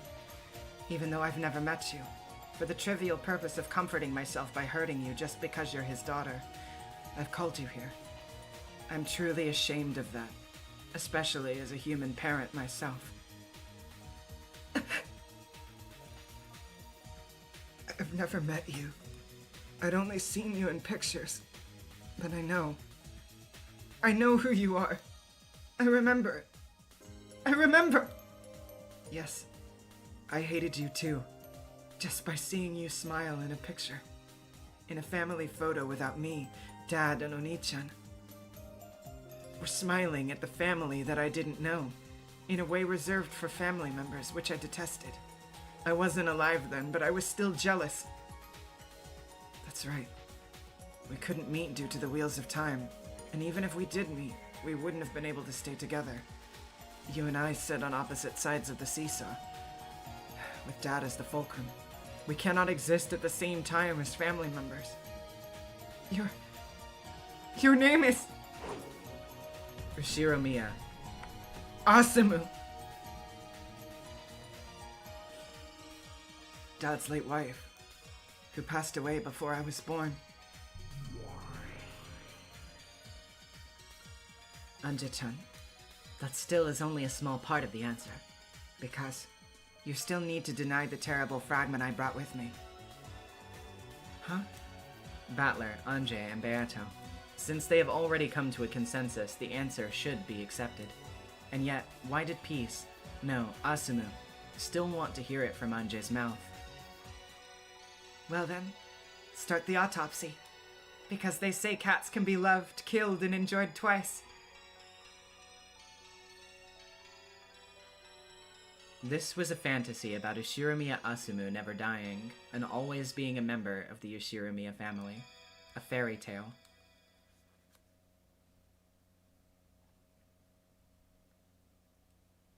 So long as Asumu was Rudolph's wife, she was a legitimate member of the family, and thus invited to the family conference. Naturally, the family would not recognize Rudolph marrying a second wife, so only his legal wife, Asumu, would have been invited. So, the fact that Asumu existed in this fragment automatically meant that Ushiromiya Kyrie could not exist in it. Kyrie herself would exist, but not as an Ushiromiya. She would be Sumidera Kyrie. Therefore, Ushiromiya Kyrie and her existence would vanish. The same can be said for Anje. The reason Battler left the family was Anje's birth date. If you counted backwards from the final month of pregnancy, it was evidence that Kyrie and Rudolph had an affair while Asumu was still alive. Asumu was still alive and well. If Asumu was still alive and well, Ushiromiya Anje would not exist. Even if she was acknowledged, there's no way Kinzo would allow Anje to be added to the Ushiromiya family register. Therefore, Anje would be an illegitimate child. The existence of Ushiromiya Anje would vanish, and she would have lived as Sumidera Anje instead. I understand up to here, but why would you say that this fragment is something that will hurt me? Because I lived, encountered the puzzle of the epitaph, became the Golden Witch before Beato, solved the epitaph, and gave her an important hint to solve it. This scenario is pure fantasy. The person called Ushiromiya Asumu really is the polar opposite of Kyrie. Yeah, my mom is fickle, and very mysterious. The exact opposite of Kyrie. Kyrie thought with logic, but Asumu thought entirely with inspiration.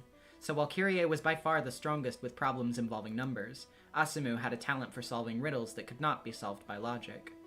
The riddle of the epitaph was exactly that latter sort of puzzle. No matter how methodical Kyrie was in her reasoning, it would never yield an answer.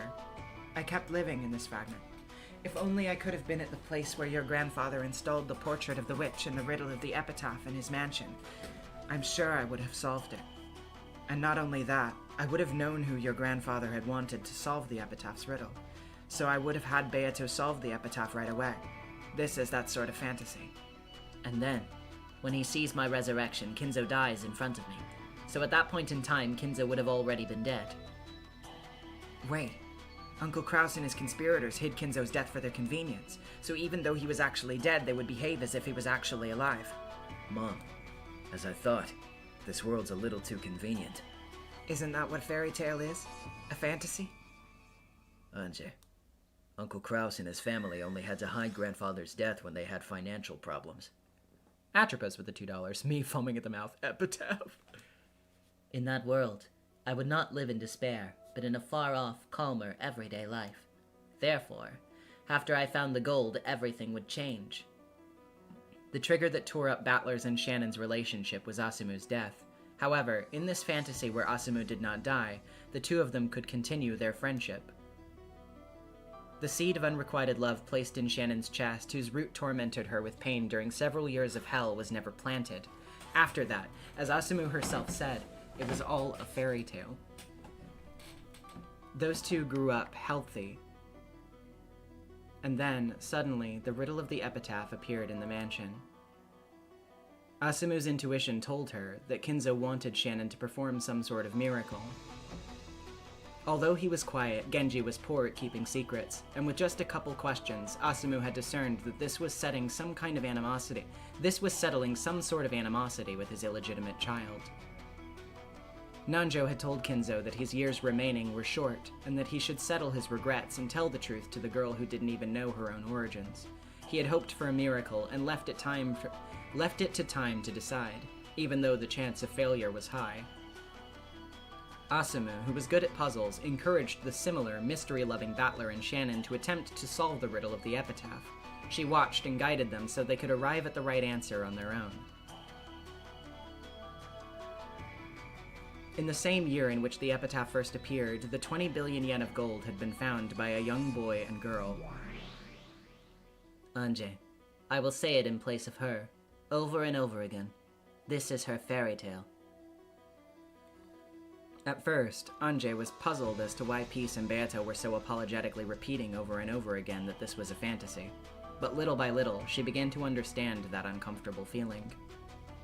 And then, the girl took a share for herself, one large enough for a more than merely comfortable life, then gave the rest to the Ishiramiya family relatives. Therefore, all of the relatives had enough to settle their financial problems.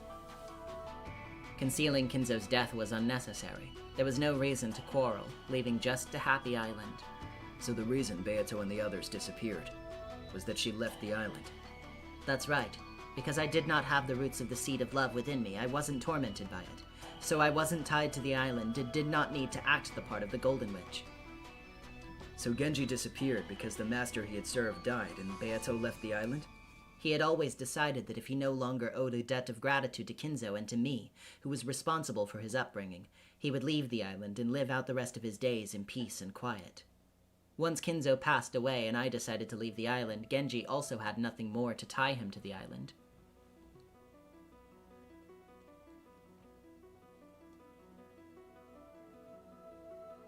That's why they would have vanished from the 1986 Halloween party.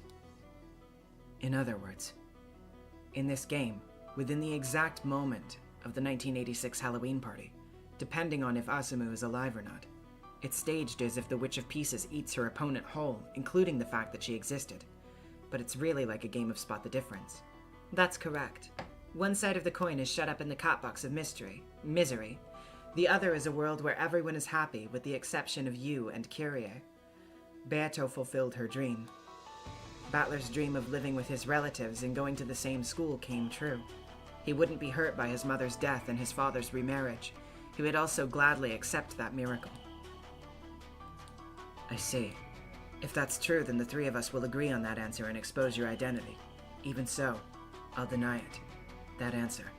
You knew that, right? Yes. I wanted to make you suffer.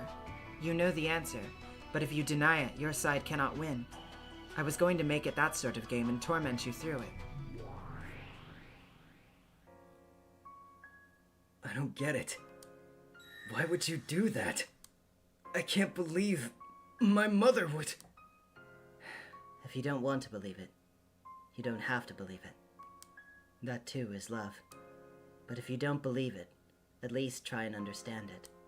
How much havoc can one person wreak over one loved one? Over just one love? You already know all too well the answer. Instead, give thanks, so that you don't believe that she would want to make herself feel better by tormenting people over a long-held grudge. Give thanks for the affection she poured into you. If she had been told that Kyrie had become Rudolph's wife after her death, there's no way that even Asumu could have been at peace. For her, a daughter such as Anje was a foreigner in the family that she would never want to acknowledge. With that emotion at her core, she was made into an assassin piece. She was the sort of ghost who had a deep-seated hatred for Kyrie and her daughter, who had hijacked her family after she died. So even though Anje was not at fault, she tormented her. I'm fine. I don't care about me anymore at this point. But what will happen to Anje if this fragment is recognized? Will she vanish? Because my mom married into the Ushiromiya family, a tragedy occurred. If Ushiromiya Asumu did not die, then everyone would not have been sad. Nobody would have been sad. I shouldn't have been born. That's not true! Even what we saw was all just within our cat box. That's right. Anje, don't worry about this. Rather than dishonoring myself in life, I shamed myself after death. So, Anje, it is I who should be ashamed, not you. In addition, you have a reliable brother, and here you have a witch who will accept any sort of fragment. You should stay. It is I who should leave. Right. That's the whole point. It would be strange for me to feel ashamed of being here. You're such a weird ghost. Although the future would be so much happier if you were still alive. But you can make up any future you want if you embellish it. Right. Except for this wicked witch of the peace. Spit on and forget about me. Don't ever think of me. That's right. So, that's why I have that power. Battler, she's... Mom? The Witch of Peace's hair danced as if it was a curtain in the wind and billowed out in great sheets. It's fine, Anje. And Battler. I'll heal your sadness right now.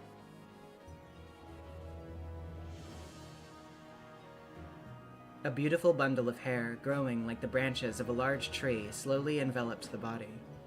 Hip beep beep. It seems I also played a strange human piece. Well, it was short, but I was able to brush off the dust that had piled up on me in the abyss of oblivion piece.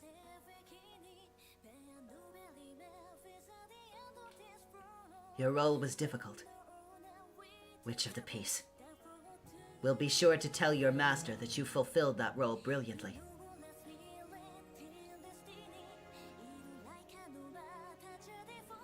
Goodbye, Battler. Take good care of your sister. Girls can be much more fragile than you think.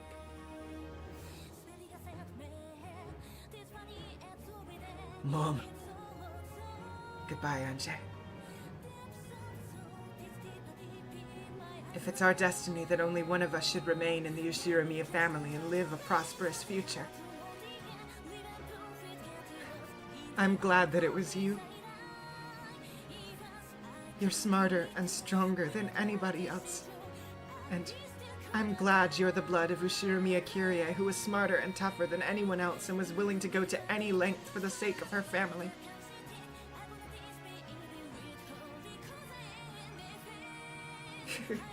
It's not very healthy to be the daughter of such a pathetic, riddle-happy aunt. Even though, in my whole life, I never called you Mom. Because my mom was jealous of you even after your death. You were Dad's splendid partner.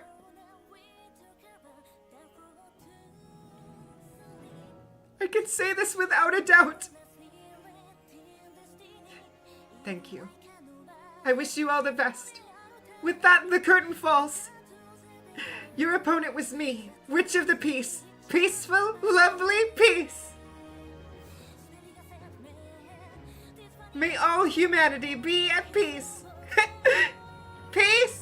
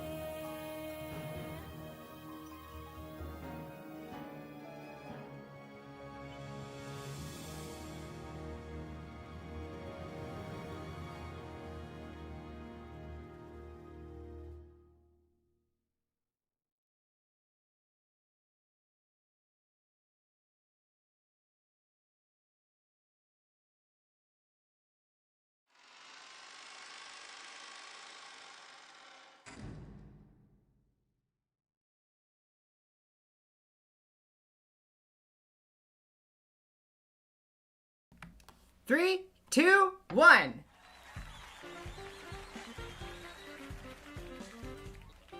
Peace!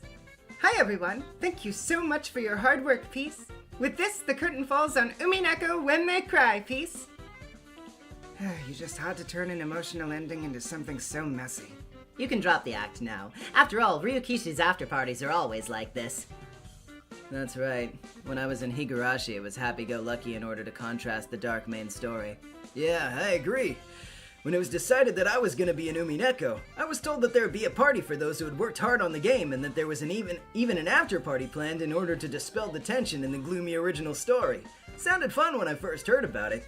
So, everybody thought they'd be getting some kind of behind-the-scenes action. That's really sweet. 100 times sweeter than diet sugar. Oh, Yeah, by the way, Peace. You know your power of swallowing your opponent's existence whole? You really can do that? What do you mean, Peace? She's not joking. That monster of a piece's specialty is to remove somebody's existence from the script. for Feathering, our world, looks like it was written on paper, and she can take a pencil and eraser to those words to erase them and rewrite them as she sees fit. Or so I've heard. It's an awesome power. For her, the pieces, the game board, and even the rules don't matter. She's the most powerful and invincible game master. But couldn't such a power ruin her? What do you mean? Anything goes, you might think, but it's not that simple, Peace. If you give me a silent world where no light shines and not a single plant or tree buds, and tell me I can create freely here without any restrictions, I would be at a loss, Peace. That's creation for you. It's actually easier to make things grow if there are some guidelines and restrictions. Draw a cat on a sheet of paper. If you're asked this, you can enjoy figuring out what type of cat to draw. Or you can be mischievous and try to surprise everyone by drawing something other than a cat. Care Bear and Ross with the $2. I still love that Featherine stand as AU Queen. I see. Indeed. It's kind of hard to do that, just draw whatever you want. That's right. Like with writing, I would at least want some sort of theme or prompt. That's how it is. The more restrictions are removed, the more the power of creation can spread its wings. However, once the lack of restriction passes a certain point, where there are no restrictions at all, contrarily, the power of creation shrinks. My lord reached that peak, realized that it was not for those with purpose, and then returned peace. Then peace. You only inherited Featherine's power of erasure, so I'm guessing you can't do the opposite? You mean the power of the pencil? No, not that. The reverse of the ability is to swallow somebody's whole existence. Wouldn't it be possible to spit out someone whose existence had been erased? P? Huh? I never thought about that piece. Right now, I'm aware of the 6 of us here, namely me, Beato, Anje, Byrne, Lambda, and Peace. This is going to be interesting. So, it's possible that there were 7 people here earlier, one of whom had already been swallowed up and whose existence we've forgotten? Care Bear and Ross with the $5 as well. Double super chat, but I just realized we could say Peace's power is super gaslighting. Actually, yes. There was originally one more guest here, but they were a little noisy, so I swallowed them and put them away, Peace. So it was as I thought. That's scary. That's really scary. Who was it? Who'd you just swallow? Then wouldn't our memory of them be erased? So there's no point in trying to remember. I'm not sure if I've swallowed them completely, so some memory of them may still linger in you guys, Peace. To try to help you remember, I'll give you a little hint, Peace. First hint. They're a kid who's pretty skilled with chopsticks. Chopsticks? That doesn't seem to match up with this Western-style world. Second hint. They're immensely proud of their reasoning abilities. I got it. It's Will, right? You didn't think I'd say Battler, right? I wonder if there ever was a sort of kid who was good at chopsticks and reasoning. Third hint. They're a self-proclaimed great detective, and they also go by the title of intellectual rapist. What a horrible, disgusting title. They once put their ear against the wall of a suspect's room and listened to what was happening all night long. After being welcomed as a guest, they snuck out in the middle of the night during the middle of a storm to seal all the windows with duct tape. What a bothersome person! Are they a stalker? A pervert? No good. I definitely don't remember any character like that in Umineko. They see themselves as Lady Lambda Delta's rival. Before, when Lady Lambda Delta's arm had been torn off, they took it and with a grin started tickling it, Peace. No, that's super scary! David J with the $20. The real reason Rena Ryugu never appeared was because Peace swallowed her. Did that kind of kid exist? Are they here? Why would we invite such a person over? Who on earth would ever be friends with them? Such a terrible person. I don't think it's a problem if they disappear. Isn't that right? Really, is there anything good about them? Care Bear and Ross with the $2. Retcon, no, Ratcon. Oh, then it's fine if I don't spit them back out, Peace. No objections. Nope. Seems we're all in agreement. I guess it wouldn't matter to anyone if the perverted chopsticks detective stalker doesn't exist. If I told someone to separate salt and sesame and they really did it, then asked, "Is there anything else you want, my master?" as they persistently tried to snuggle up close to me, of course I'd ask you to swallow them. If I'd also found that a noisy cat had suddenly vanished, I wouldn't be amused with just that. I'd also want to find them to spit them back out in an back alley dumpster later. Then I'll do that, Peace, Lady Berncastel.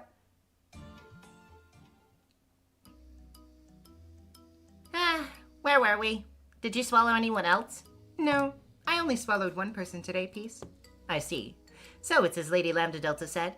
Aside from tonight, there may be another person that Peace has swallowed and erased. At any rate, I have no idea how many pieces were created in the process of writing these massive tales.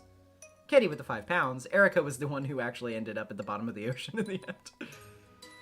Well, at any rate, there are a massive number of people who have appeared so far. We pretend to be a closed circle, but every time we restart, the number of characters increase. In the process, there may have been more than a few who were created but never given a chance to play a role and disappeared with the eraser shavings. You mean the people who failed the audition for the various fragments of Umineko when they cry? Yes, yes. They're called rejected characters. Certainly, I don't remember every single rejected character. Maybe Peace swallowed some of them up and didn't even allow them to exist. Yep, Peace. Eh? Umineko rejected characters exist? Where are they? The rejected characters for Umineko are usually discarded when they're still incomplete, so they don't usually have a definite form piece. However, this doesn't reduce them to 0 piece. That's right. Since this is an after party, I think I'll spit at some of the rejected characters I swallowed piece. Spitting back out. Is there no better way to phrase it? Don't worry, go for it. A cat box equates to a barf bag for delusions, so don't hesitate and go for it. Umineko rejected characters are all characters Beato created, right? Correct. In other words, nobody... Oh, wait, sorry, I kind of misread the intonation there. Umineko rejected characters are all characters Beato created, right? Nobody but me would know them. If they're spit back up, will my memory of them return? That's right, Peace. So if your memory comes back, feel free to give us an explanation and introduction, Peace. I'm both looking forward to it and very afraid. How many are there? I think right now I can split up 3 people, Peace. Spit up 3 people, Peace. There are a good deal more, but a lot of them are just concepts with no form, or have fallen completely into the depths of oblivion, so much so that even I cannot remember their existence, Peace. Your preamble's too long. Hurry up and throw up. Now then, for 3 bouts of Umineko when they cry rejected characters. Begin. Are you ready, everybody? Since they're all rejected characters, don't expect too much, okay?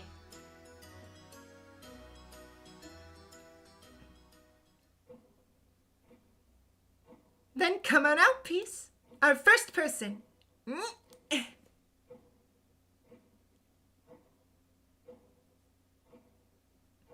Peace's hair spread out like a curtain billowing in the wind, and just when it became what looked like a large ball, pop! What is this? There's no heart. I wonder who it's supposed to be. Oh, I remember. This is the rejected body of the goat servants. Beata waved her pipe, and the familiar shape of the well-dressed goat-headed servant appeared.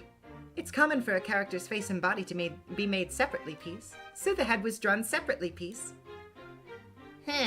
If that's the case, I'd like to remake my body over and over again to make it more charming. If that's the case, I'd want a more girly, slender body, too. Everybody, you should ask for big boing boings. If a female character should inflate their chest, then why don't you have them inflate your crotch to the same extent? Oh, that's a good idea. In recent anime and manga, all the girls are swollen up like balloons. This time, let's swell up the male characters' crotches. Instead of putting melons on them, we'll put golf balls. I'm glad to see everyone getting so excited about the goat servant's rejected body design piece. Then I'll call out the second character.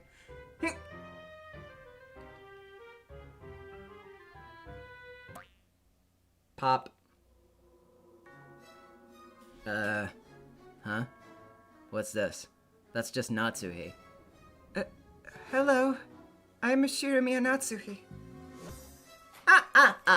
I remember. Yes, Natsuhi was also originally a rejected character. Huh? Natsuhi was? How is she a rejected character? After all, wasn't Natsuhi in the actual story in the end? No way. But this... Yes, that's right. To tell the truth, the person you thought was Natsuhi was actually me! She was a rejected character design for Beatrice. Huh? Natsuhi was... Beato? What does that mean?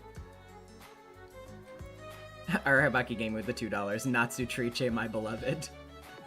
Originally, then, the one we think of Natsuhi was how Beatrice was to be portrayed. Huh? Originally, I was created as a rejected design for Beatrice? Indeed, that's correct. June Pop with the $5. What if Umineko was called Umi Freako and was the exact same? I couldn't help but draw somebody who gave off a mysterious air. I see. So the slightly wavy hair expresses the twisted nature of the character piece. But Doesn't she just give off the feeling of a rich housewife? She doesn't give off the impression of a mischievous and wicked witch at all. So she was on her way to the depths of oblivion, but was brought back when she was selected to play the role of Natsuhi. If Aunt Natsuhi was Beato, they would have had a very calm and gentle story. Perhaps that Umineko would have been a completely different tale than what it is now. Admittedly, I wanted to play the role of a witch for a while now. Well, isn't this interesting? Why don't you give it a shot? Me? This will be interesting. Why don't you try one of my lines? It doesn't have to be word by word. Just perform it in your own style. Well then, I extracted some of Beatrice's greatest lines. Please take your pick piece. Well, isn't this just wonderful? Go ahead, Natsuhi. I don't care if it's Beato, but that's a rotten line I don't want Aunt Natsuhi's sophisticated mouth to say, even if it's just a recitation. Maybe you can pick a more reasonable line? Anyways, no matter how you look at it, this line is... No. I'll do it. In the world of witches, we are pieces. In the world of humans, we are actors. But either way, if we can't play our role, we're not fully fledged participants. I like that spirit. Then she'll make her first debut. Natsuhi Beatrice!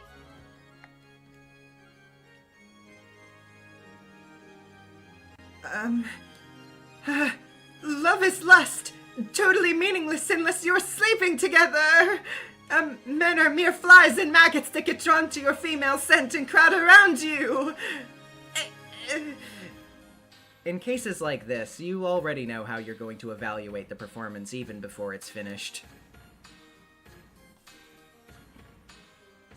Wow, that's pretty good. I'm surprisingly into Natsuhi's Beato. Next time we should make a fragment where Natsuhi is Beato. There's probably a market for it. I tried my best to be intimidating. How was I? Well... you were definitely doing your best. Yeah. As I thought, it's enough to let Beato be the only one to spew such vulgarities. June Pop with the $2. Yeah, maybe that's what I've been waiting for. I suppose you were right. Elegant speech suits Natsuhi best.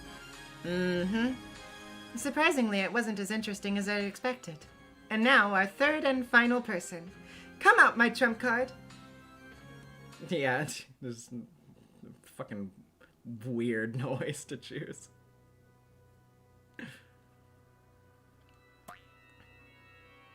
Pop. Wow! Huh? Who is that? A boy? A girl? They gave off an air of youth. Maybe a teenager? Not on the witch's side, judging by the looks of their clothing. It looks like it wouldn't be strange for them to appear as a relative.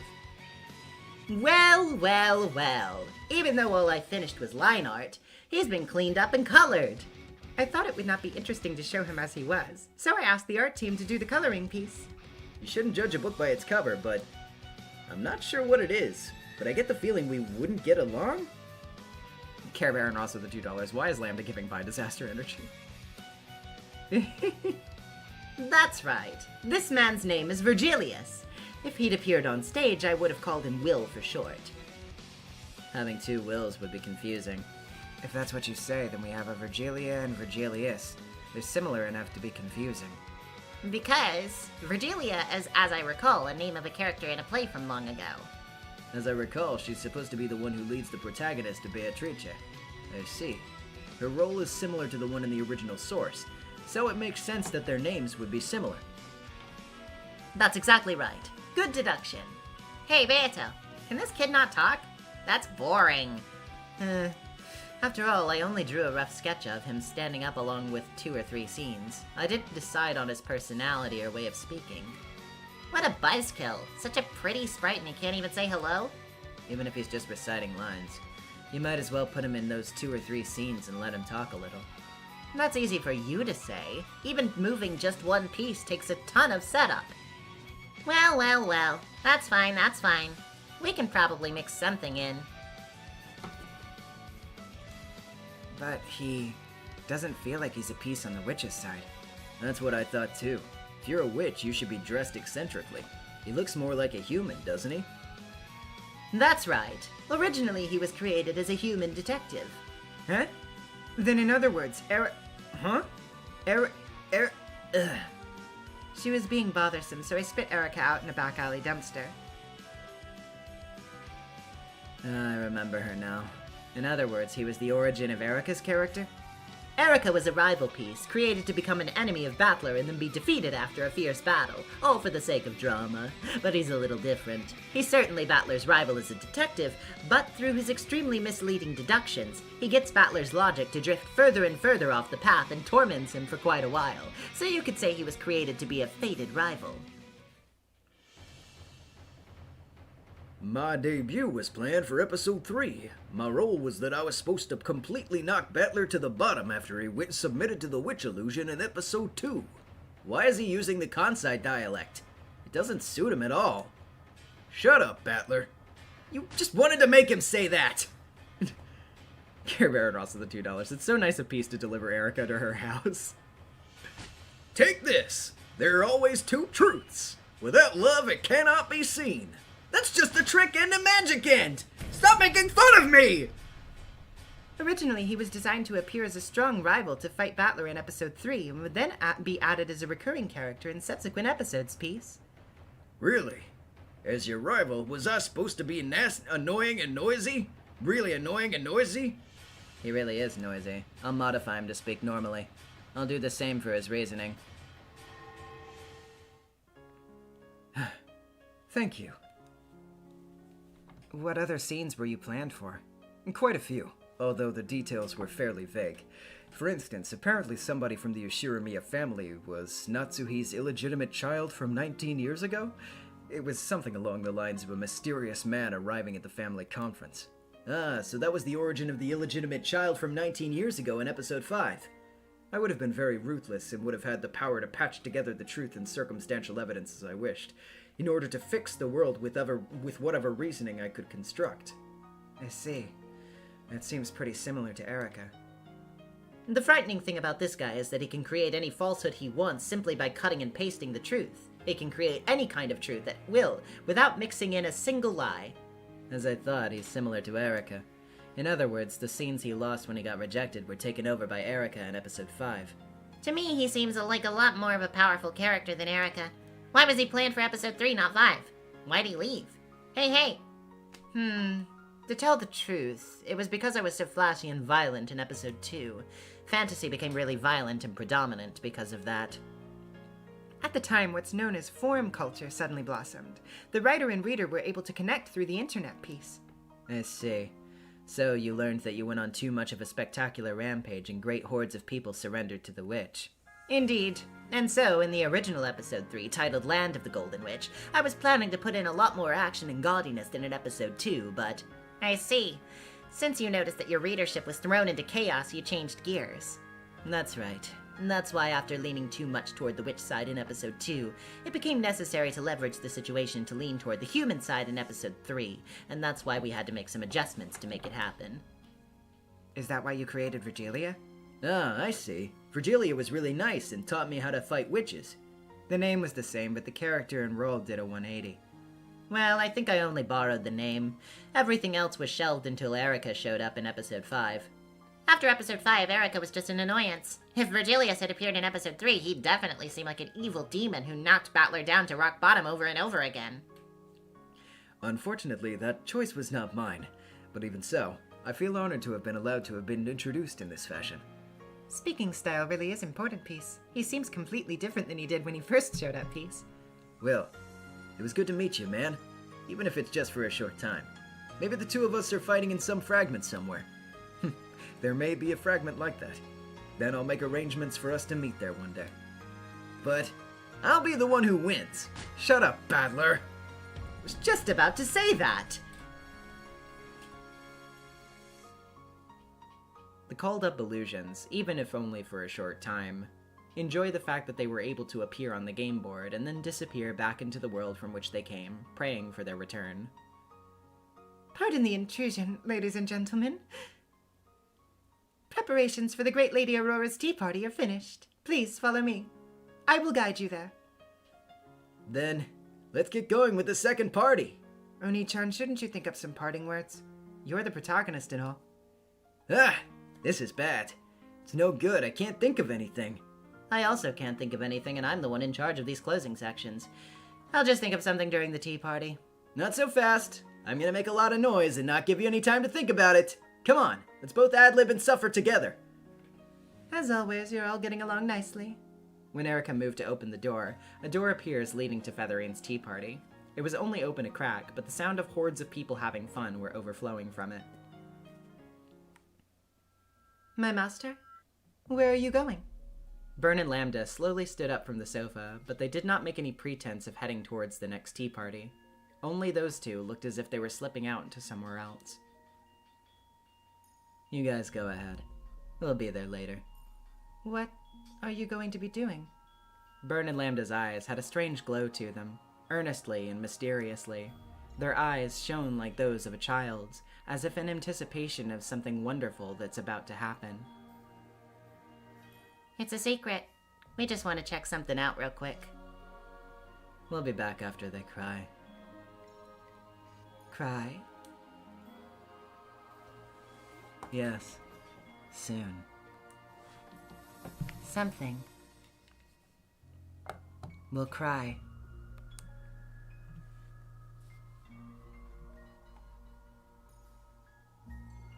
Well, Erica, later.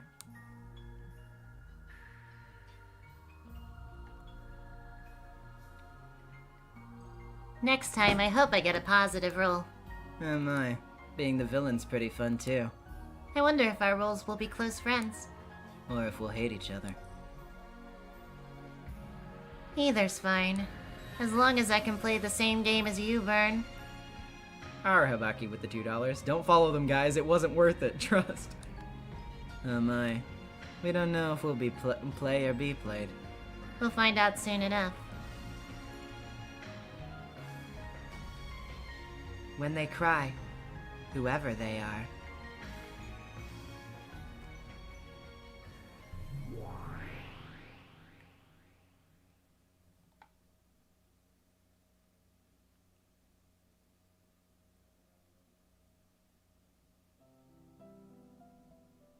Hey. Hey, chap. We've reached the end of all the stories that I wanted to showcase in this stream. So, I guess before we get to, talk and fan art, I guess I should show you guys what I plan to do now that we're done with Umineko.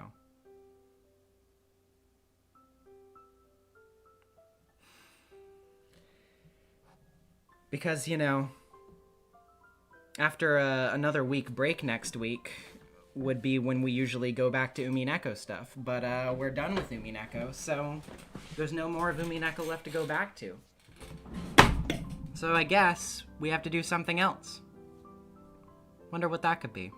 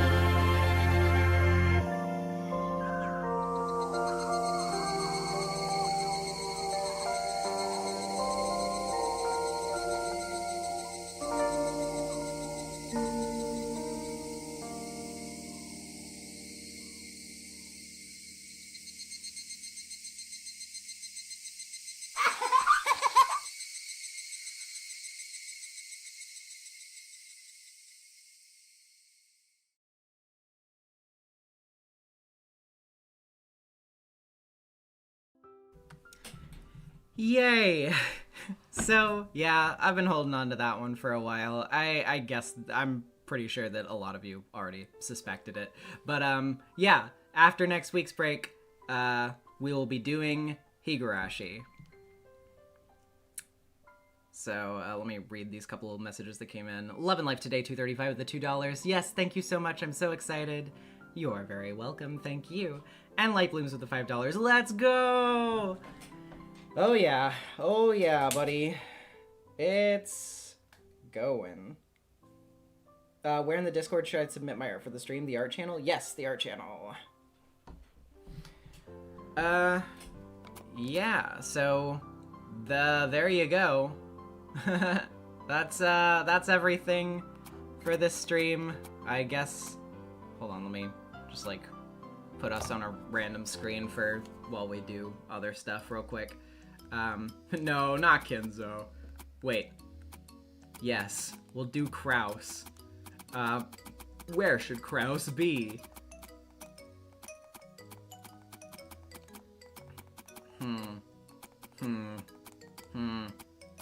I don't know that we have a moon.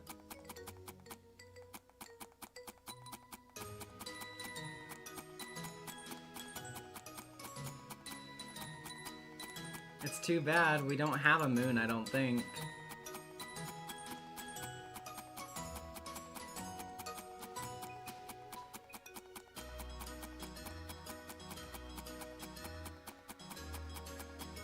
Because I don't know if it'll just, you know, show like the random object CGs or anything like that, or like random environment CGs. Just backgrounds.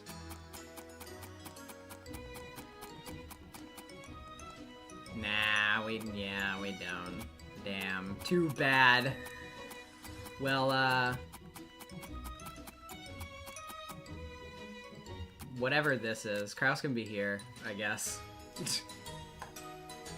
Bailey with the $5. Guess I gotta get back to reading Higurashi, huh? Looking forward to how you'll bring Hinamizawa to life. Me too. So yeah. Yay! Let me pull up art. Our last art corner. Can you believe it?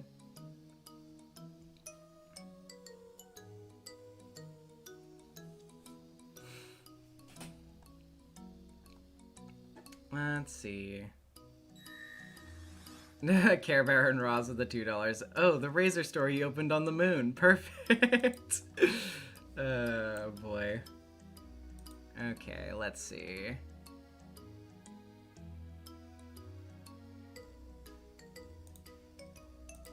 Sorry, you gotta give me some time to open all this art, because there's quite a bit of it. But Kraus will accompany us throughout.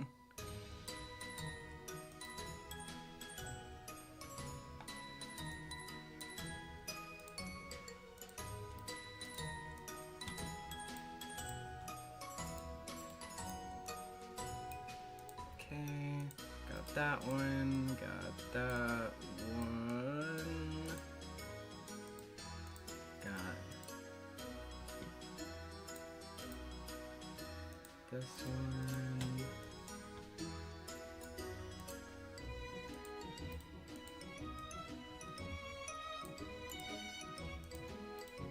got this one, got this one. Okay, that should be everything from Twitter, so now let's get everything from Tumblr.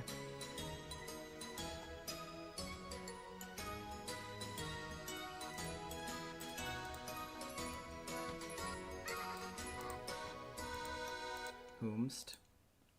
Oh, hey! Care Bear and Ross, thank you for the gifted 10 memberships.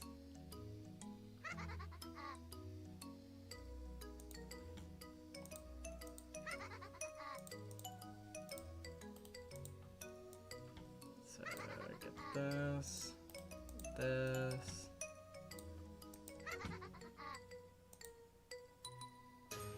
Gotta keep occasionally checking up on Kraus to make sure the screen isn't dimming.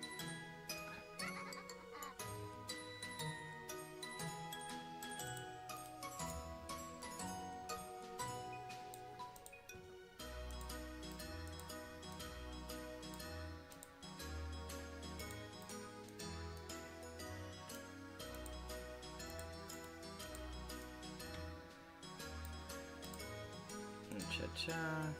Alright. Got that. Damn, yet again, quite a bit of art. Probably not as much as we had at the end of last stream, but still quite a bit.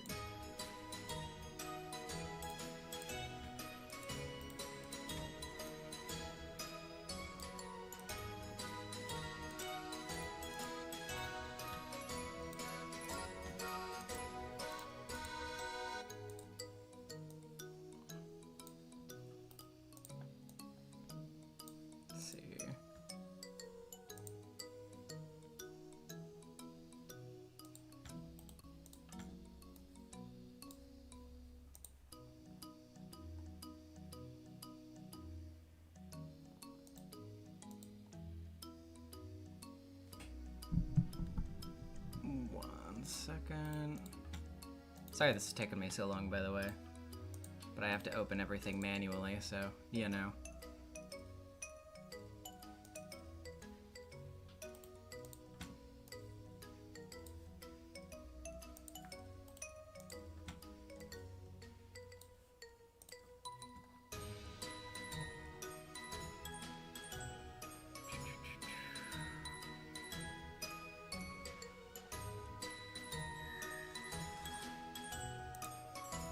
Vera with the $10. Thanks again for being our reader. In addition to the length, admittedly the knowledge of the gore of the Higurashi anime helped push me away from the series. Didn't expect I'd relate hard to Sayo.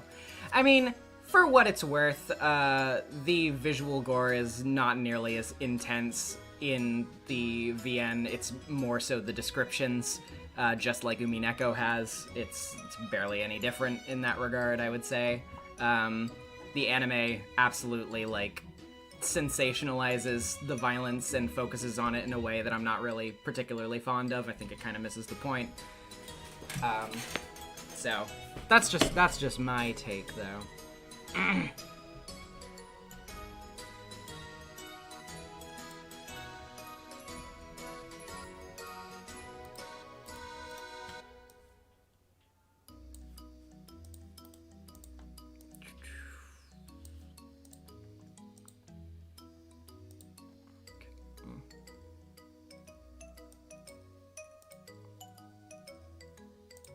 Okay. We're almost to the end of opening all of this art, I believe. We're getting there.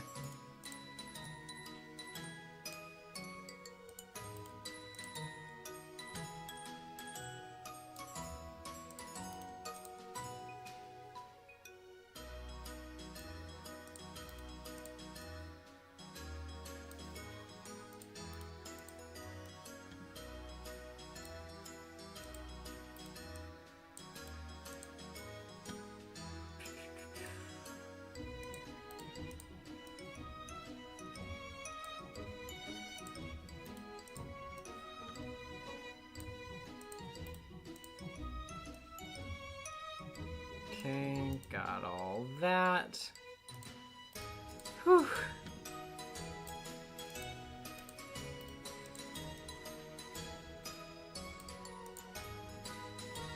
Okay, I think that's everything on Tumblr.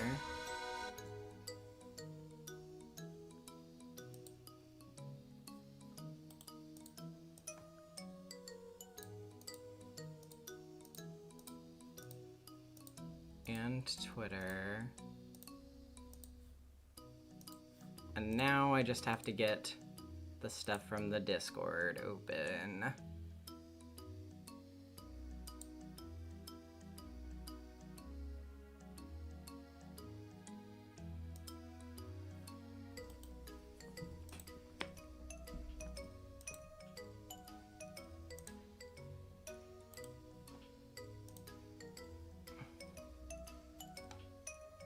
Okay, art. Let's see.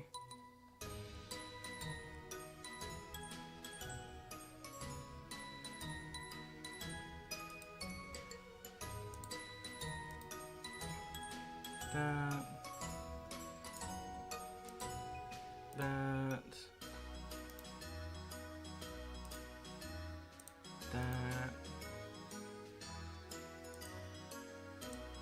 that.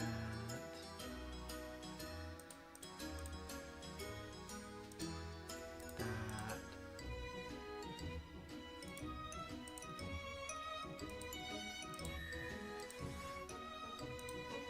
Digimaniac fought with the $5 in honor of finishing the published Umineko stories that we want to read on stream. Fan. Thank you. Jeez.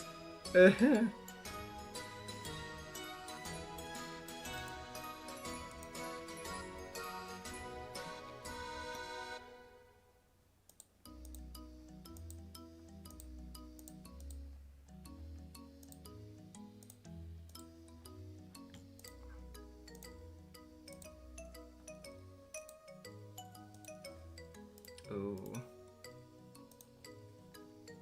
Alright. I think we have everything pulled up now. But knowing one of these sites, knowing one of these tags, I'm sure something will get missed. But we'll see how it goes. Alrighty. So, let's get this art up and get to cracking on it.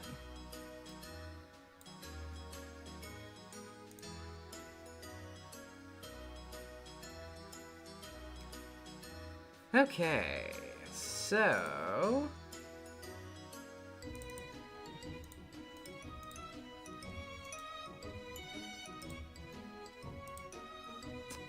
we start off with this piece from Chiyoko.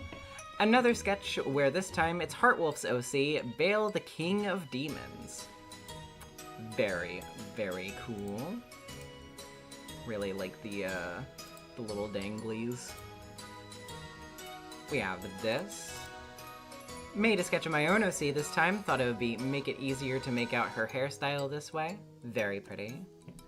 Horsefry with the New Zealand 10. By the way, now that Umineko is all complete, is DRA back on the schedule? It was always supposed to be back on the schedule. It's just that I, wanted to take things a little slow and delicate with myself getting back into streaming. But yes, it will be coming back. I just can't tell you specifically when, because it's less of a rigidly scheduled thing.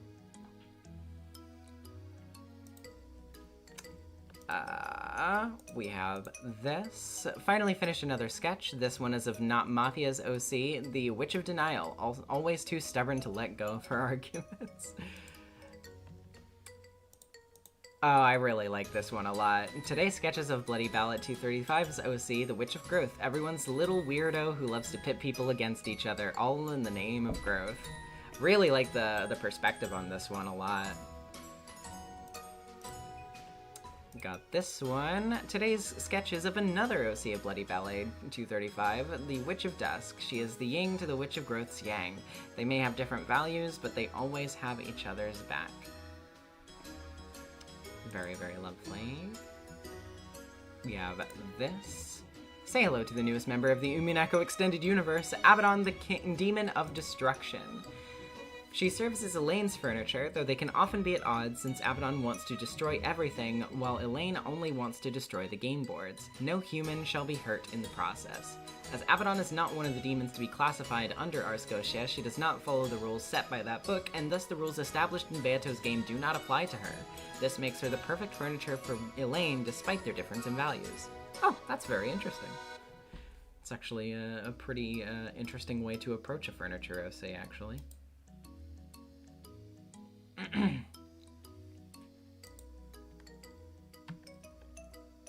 We've got this. Today's sketches of Peanut Kicks' Witch OC, Carlota the Witch of Daydreams. Love the colors on this design, as usual. Very, very fun. Ooh, really good. Today's sketches of Golden Slaterer's OC, Itoil the Witch of Prophecy. Still a few more to go before the stream tomorrow. Very, very good. Interspersed into here, we have this from Jack Mintier on Twitter. 10 out of 10, would Umineko again. True! True!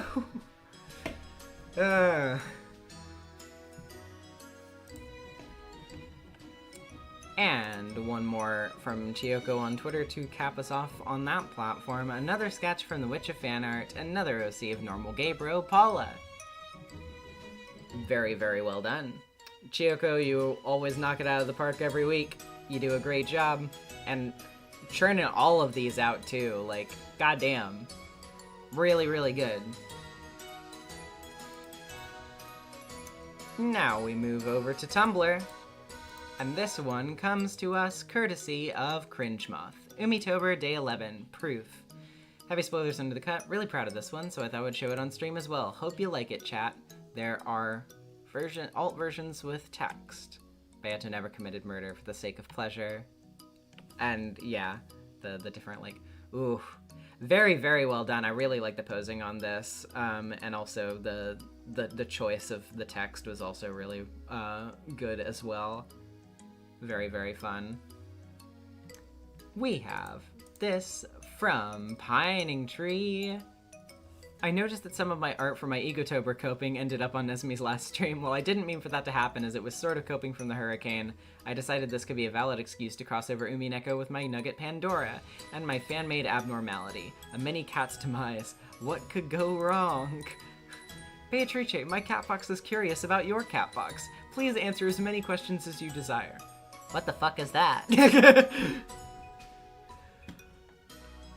We have this from Indigo at Torrential Stardust. Umineko fun-colored truth weapons. Made some weapons inspired by the conceptual ones. Rainbow sword. No clue what this would do, but I have the phrases love-colored truth and sword of truth sevenfold in my head now, so do with that what you will. That did not play very loudly, but... Huh? Why didn't you? Oh, Care Bear and Ross with the $2. I see you, LobCorp person. We stand. I don't know anything about that.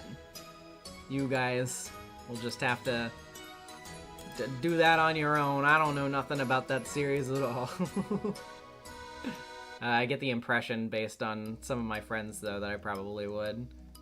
Green and magenta axes. While green truths have been fashioned in opposition to red truth before, this executioner's axe possesses a truth specifically meant to destroy the red. If it's used by someone without enough power, it won't do anything, but in the hands of a powerful witch who can simply ignore the truths of lesser ones, it can annihilate a story.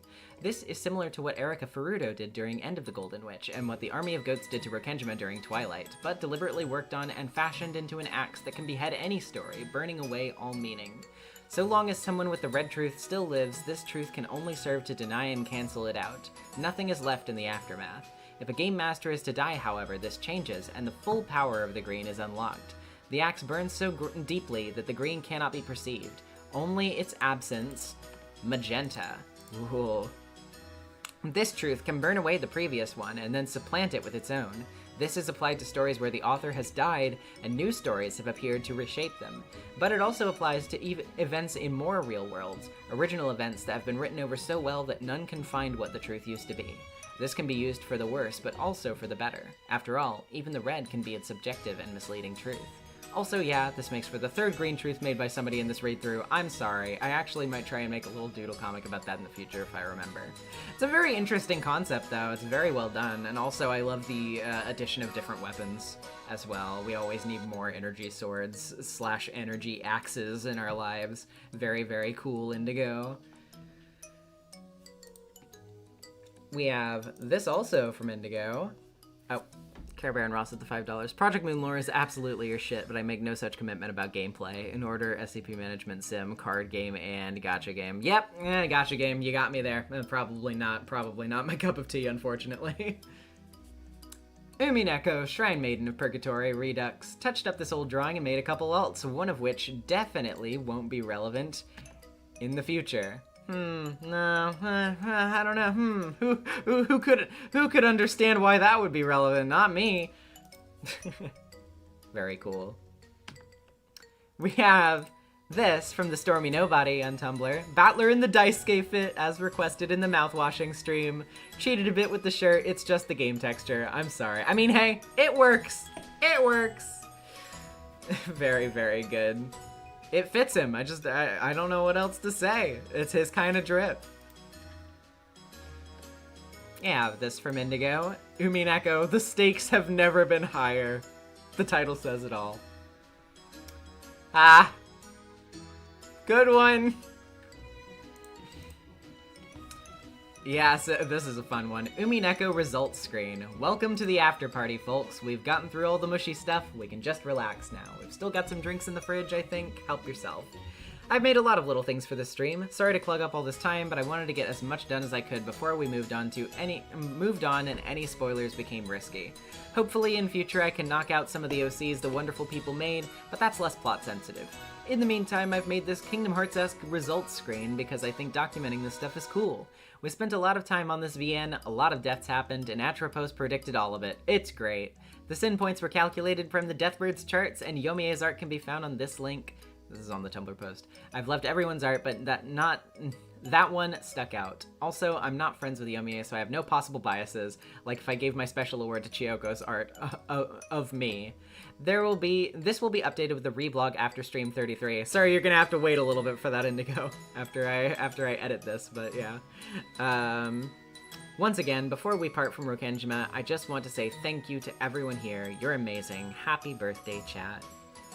Results. Total hours spent without stream 33, 166 hours, 51 minutes, and 35 seconds. Beatrice's, debatably 10. Confirmed deaths of named characters, more than 188. Most deaths, Kraus to Shiramiya, 8+ several dozen. Times Atropos predicted the plot, 4. Highest sin point total, Kinzo Shiramiya with the 700. Indigo Special Art Award to Yomieo613's Rudolph T for T Polycule Art. And Best Character, Rena Ryugu. And... God, I can't believe that we spent that many hours on this. Now nearly 6 more on top of that. Yeah, hey. So about, like, overall closer to, like, 172, 173, something like that. Oh, man. God, this stream series is so long, and now I'm gonna do another one that's about as long. Awesome. We have this from New Art Blog, that's NUU-art-blog on Tumblr. Spoiler warning for Last Note of the Golden Witch. 1. Me happy that I get to experience Last Note of the Golden Witch for the first time through the NezumiVA streams, since I hadn't got around to seeking it out for myself yet. 2. My darling beloved dearest, who I live blogged Umineko to when I first read it, so they sorta know everything that happens, but didn't read it themselves, however likes reading wiki pages. No way. Asumu had a witch Sona. Huh, must be a manga thing, because I don't remember that. 2. Sends me.jpg. Me, who has seen the character before, but escaped knowledge of the character's name before now. That's Asumu! No, she's not Asumu. Shh, I must have read that wrong. Once something is learned, it cannot be unlearned. More stuff under the cut. Okay, first here I want to introduce a new witch OC of mine. Zero, the Witch of Chaos. When most witches discuss fragments, though there are infinitely many, they mainly focus on fragments that follow the same rules as each other. Zero, the Witch of Chaos, exists outside of those rules and structures. They can see fragments of infinitely many different rules, and of each rule set. Sorry, hold on just a second. Yeah, okay. Atropos of the $2. Who the hell is Atropos?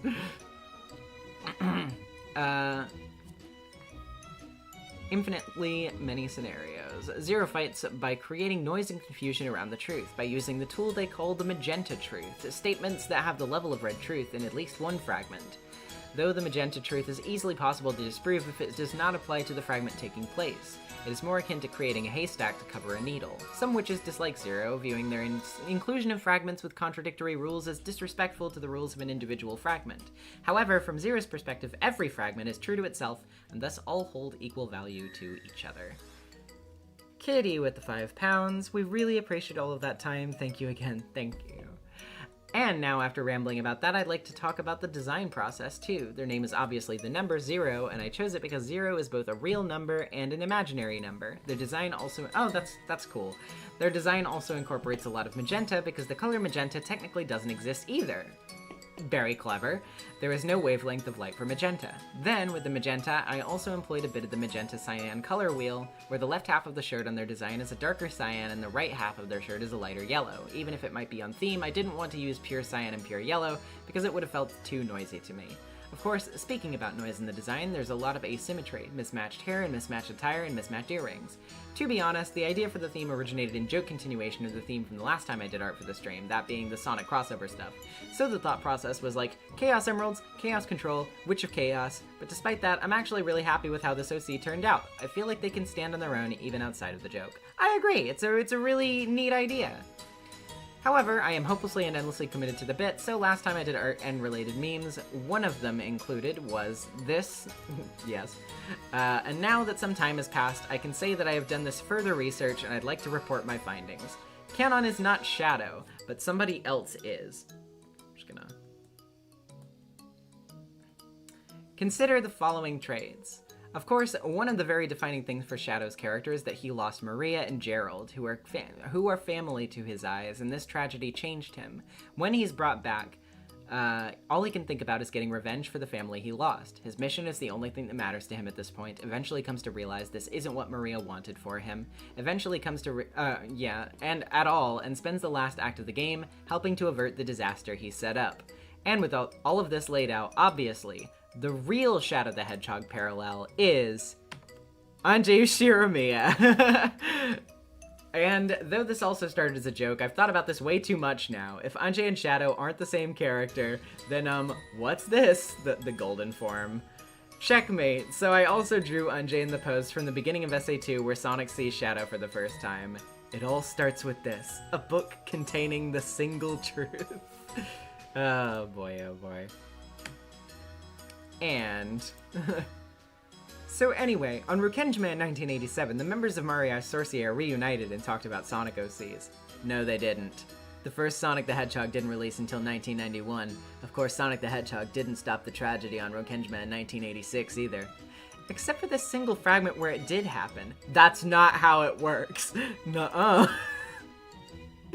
I support it. Jeez. Oh, man, oh, man. Very, very good. Thank you.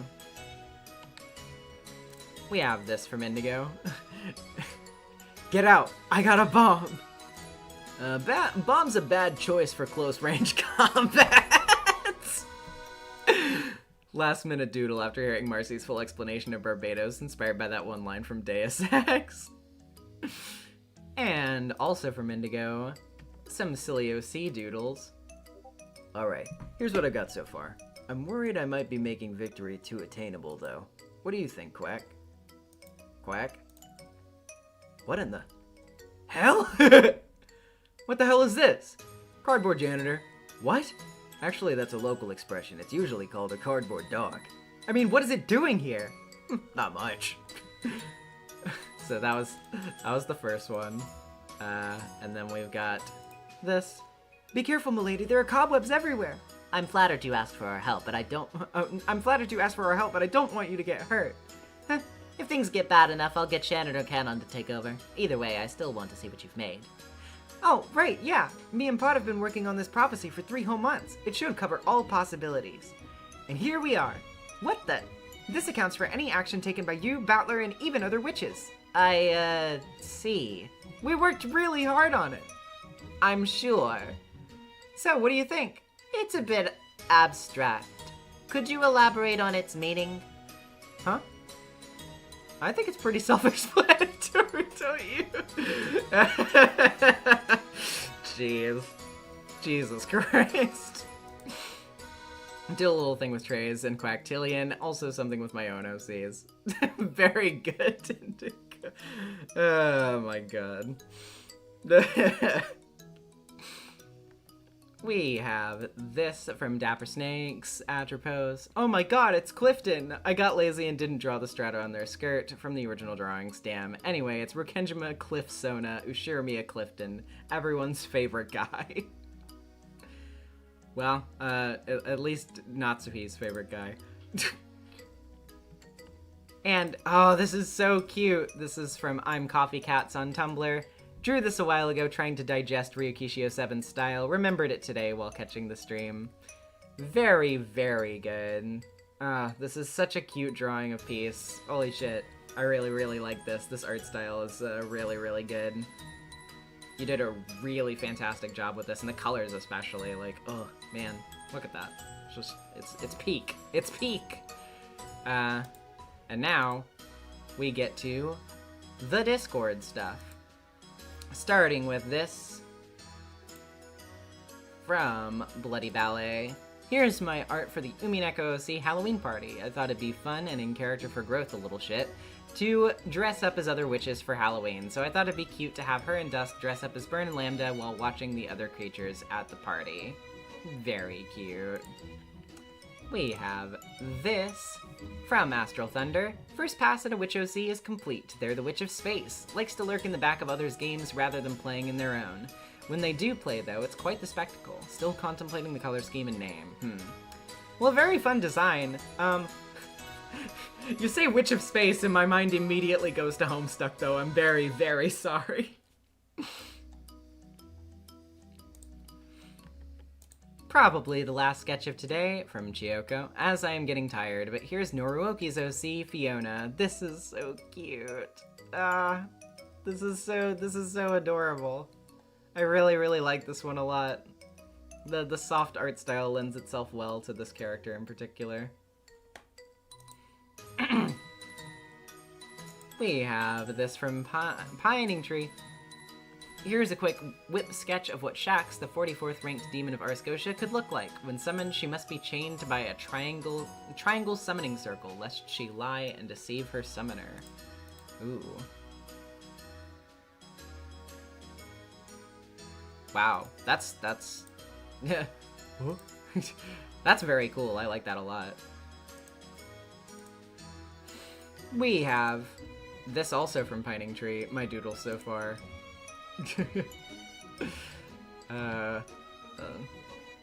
You want me to destroy this? The mirror? Yep. How'd I do? the like... Oh. Very, very funny. We have the... Wait, what? Did I... Hold on. I thought I opened this other one, so hold on, sorry. It didn't open for some reason. I gotta slide this in here real quick. Okay, yeah. So, we have this from Benny, my Inktober sketch for the journal prompt. This is my OC Worrell protecting Ava's journal from an army of badly drawn goat dudes.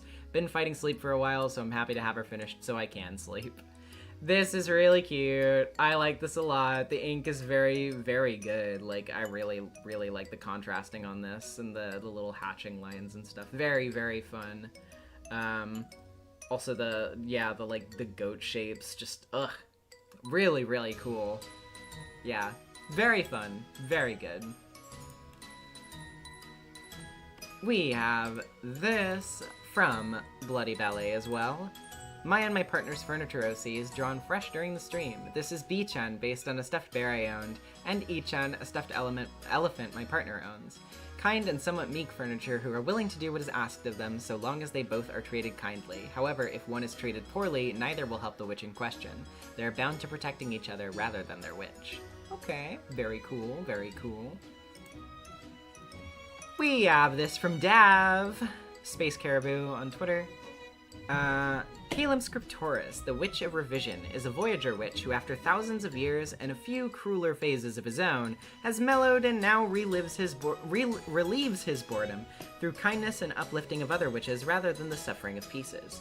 He lends assistance to other witches in fine-tuning their game boards, using his experience in crafting many of his own to suggest tweaks and hopefully push them in even more positive directions. He has a soft spot for newly minted witches and loves to help them hone their raw magic and emotions so they can hopefully achieve their goals in a healthier way than he once did. In the human world, Edwin Scrivener is a seasoned editor at a boutique publishing house. After working grueling hours for a Big Five company for decades, he decided that in his older age, he wanted to help lesser-known authors gain greater prominence. He takes special interest in historical nonfiction and, of course, mysteries. He hopes that his help can keep younger authors' love of writing afloat as the deadlines and other pressures of writing as a career strain it every which way. Figured this was the last Umineko stream, so this was my last chance to realize my OC. Yippee, Umineko OC. this is really cool. I really like that, like, contrast, the different direction, as opposed to, like, how most, you know, the witches, conduct themselves, sort of, like, encouraging the creativity of other witches. Yeah, it's really, really cool, and honestly very fitting for this stream in particular, I guess, isn't it? And we have this from BobLoot98, Anjay and Battler, episode 8 sketch. Ooh, the perspective is really good, but also the meaning is... Ugh, it gets me. It gets me. Man. Yeah, I really, really like this a lot. You did a very good job on that. And last but not least, we have this from Jupiter. Some last-minute OC art. Gossamer Blight, Witch of Dreams and Slumber. Tried to make a Muffet Undertale costume, but Gossamer fell asleep partway through. Age, how old are dreams? Personality, very eepy, irritable if woken early, spends most of their time in the dreamscape, delicately weaving dreams for children and innocent traumatized people. Best friends with Brexta. In the dreamscape, they're very energetic, hyper, playful, and love pranks. Essentially the opposite of their awake self. Has some unresolved trauma, but what witch doesn't? When awake, their favorite thing is eating delicious sweets. All of their furniture is for doing chores and cooking them sweets. Can see the deepest dreams, desires, fears, and traumas of sleeping creatures. If you betray their trust, their furniture, or hurt children, they will dedicate themselves to finding your deepest fears and telling them to Brexta so that the worst possible nightmares will haunt you for the rest of your life. Guilty pleasure is discussing how to most torture people via nightmares. Takes the form of stuffed animals and dolls when in dreamscape. Very fun. I like that. And let's give it one last sweep. Look at all that art.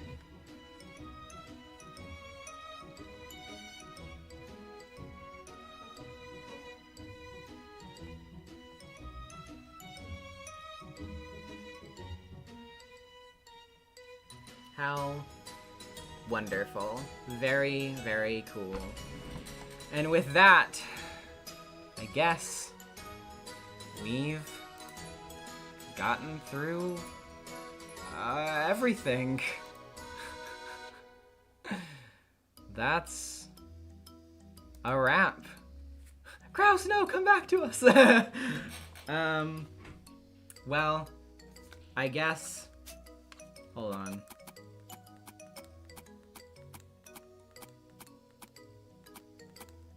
Actually, yeah, why don't we...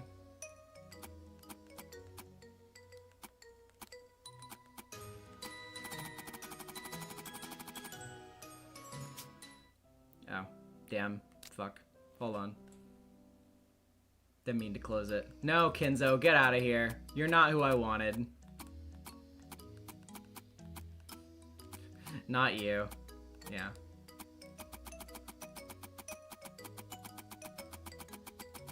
Let's scroll all the way to the end here.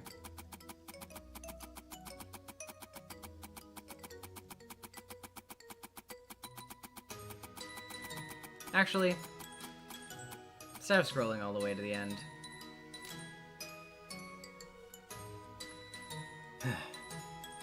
thank you everybody for coming on this journey with us all. It's been a great time. I've really enjoyed doing this. I look forward to doing Higurashi, and hopefully to see a bunch of you for that too. Just very surreal to be ending Umineko right now. It's kinda sad almost, but you know, hopefully this experience will be with you all in your hearts just like it is in mine. So, that being said, I think there's only one line that we can leave this all off on. See you again. Have a nice day. Bye, everyone.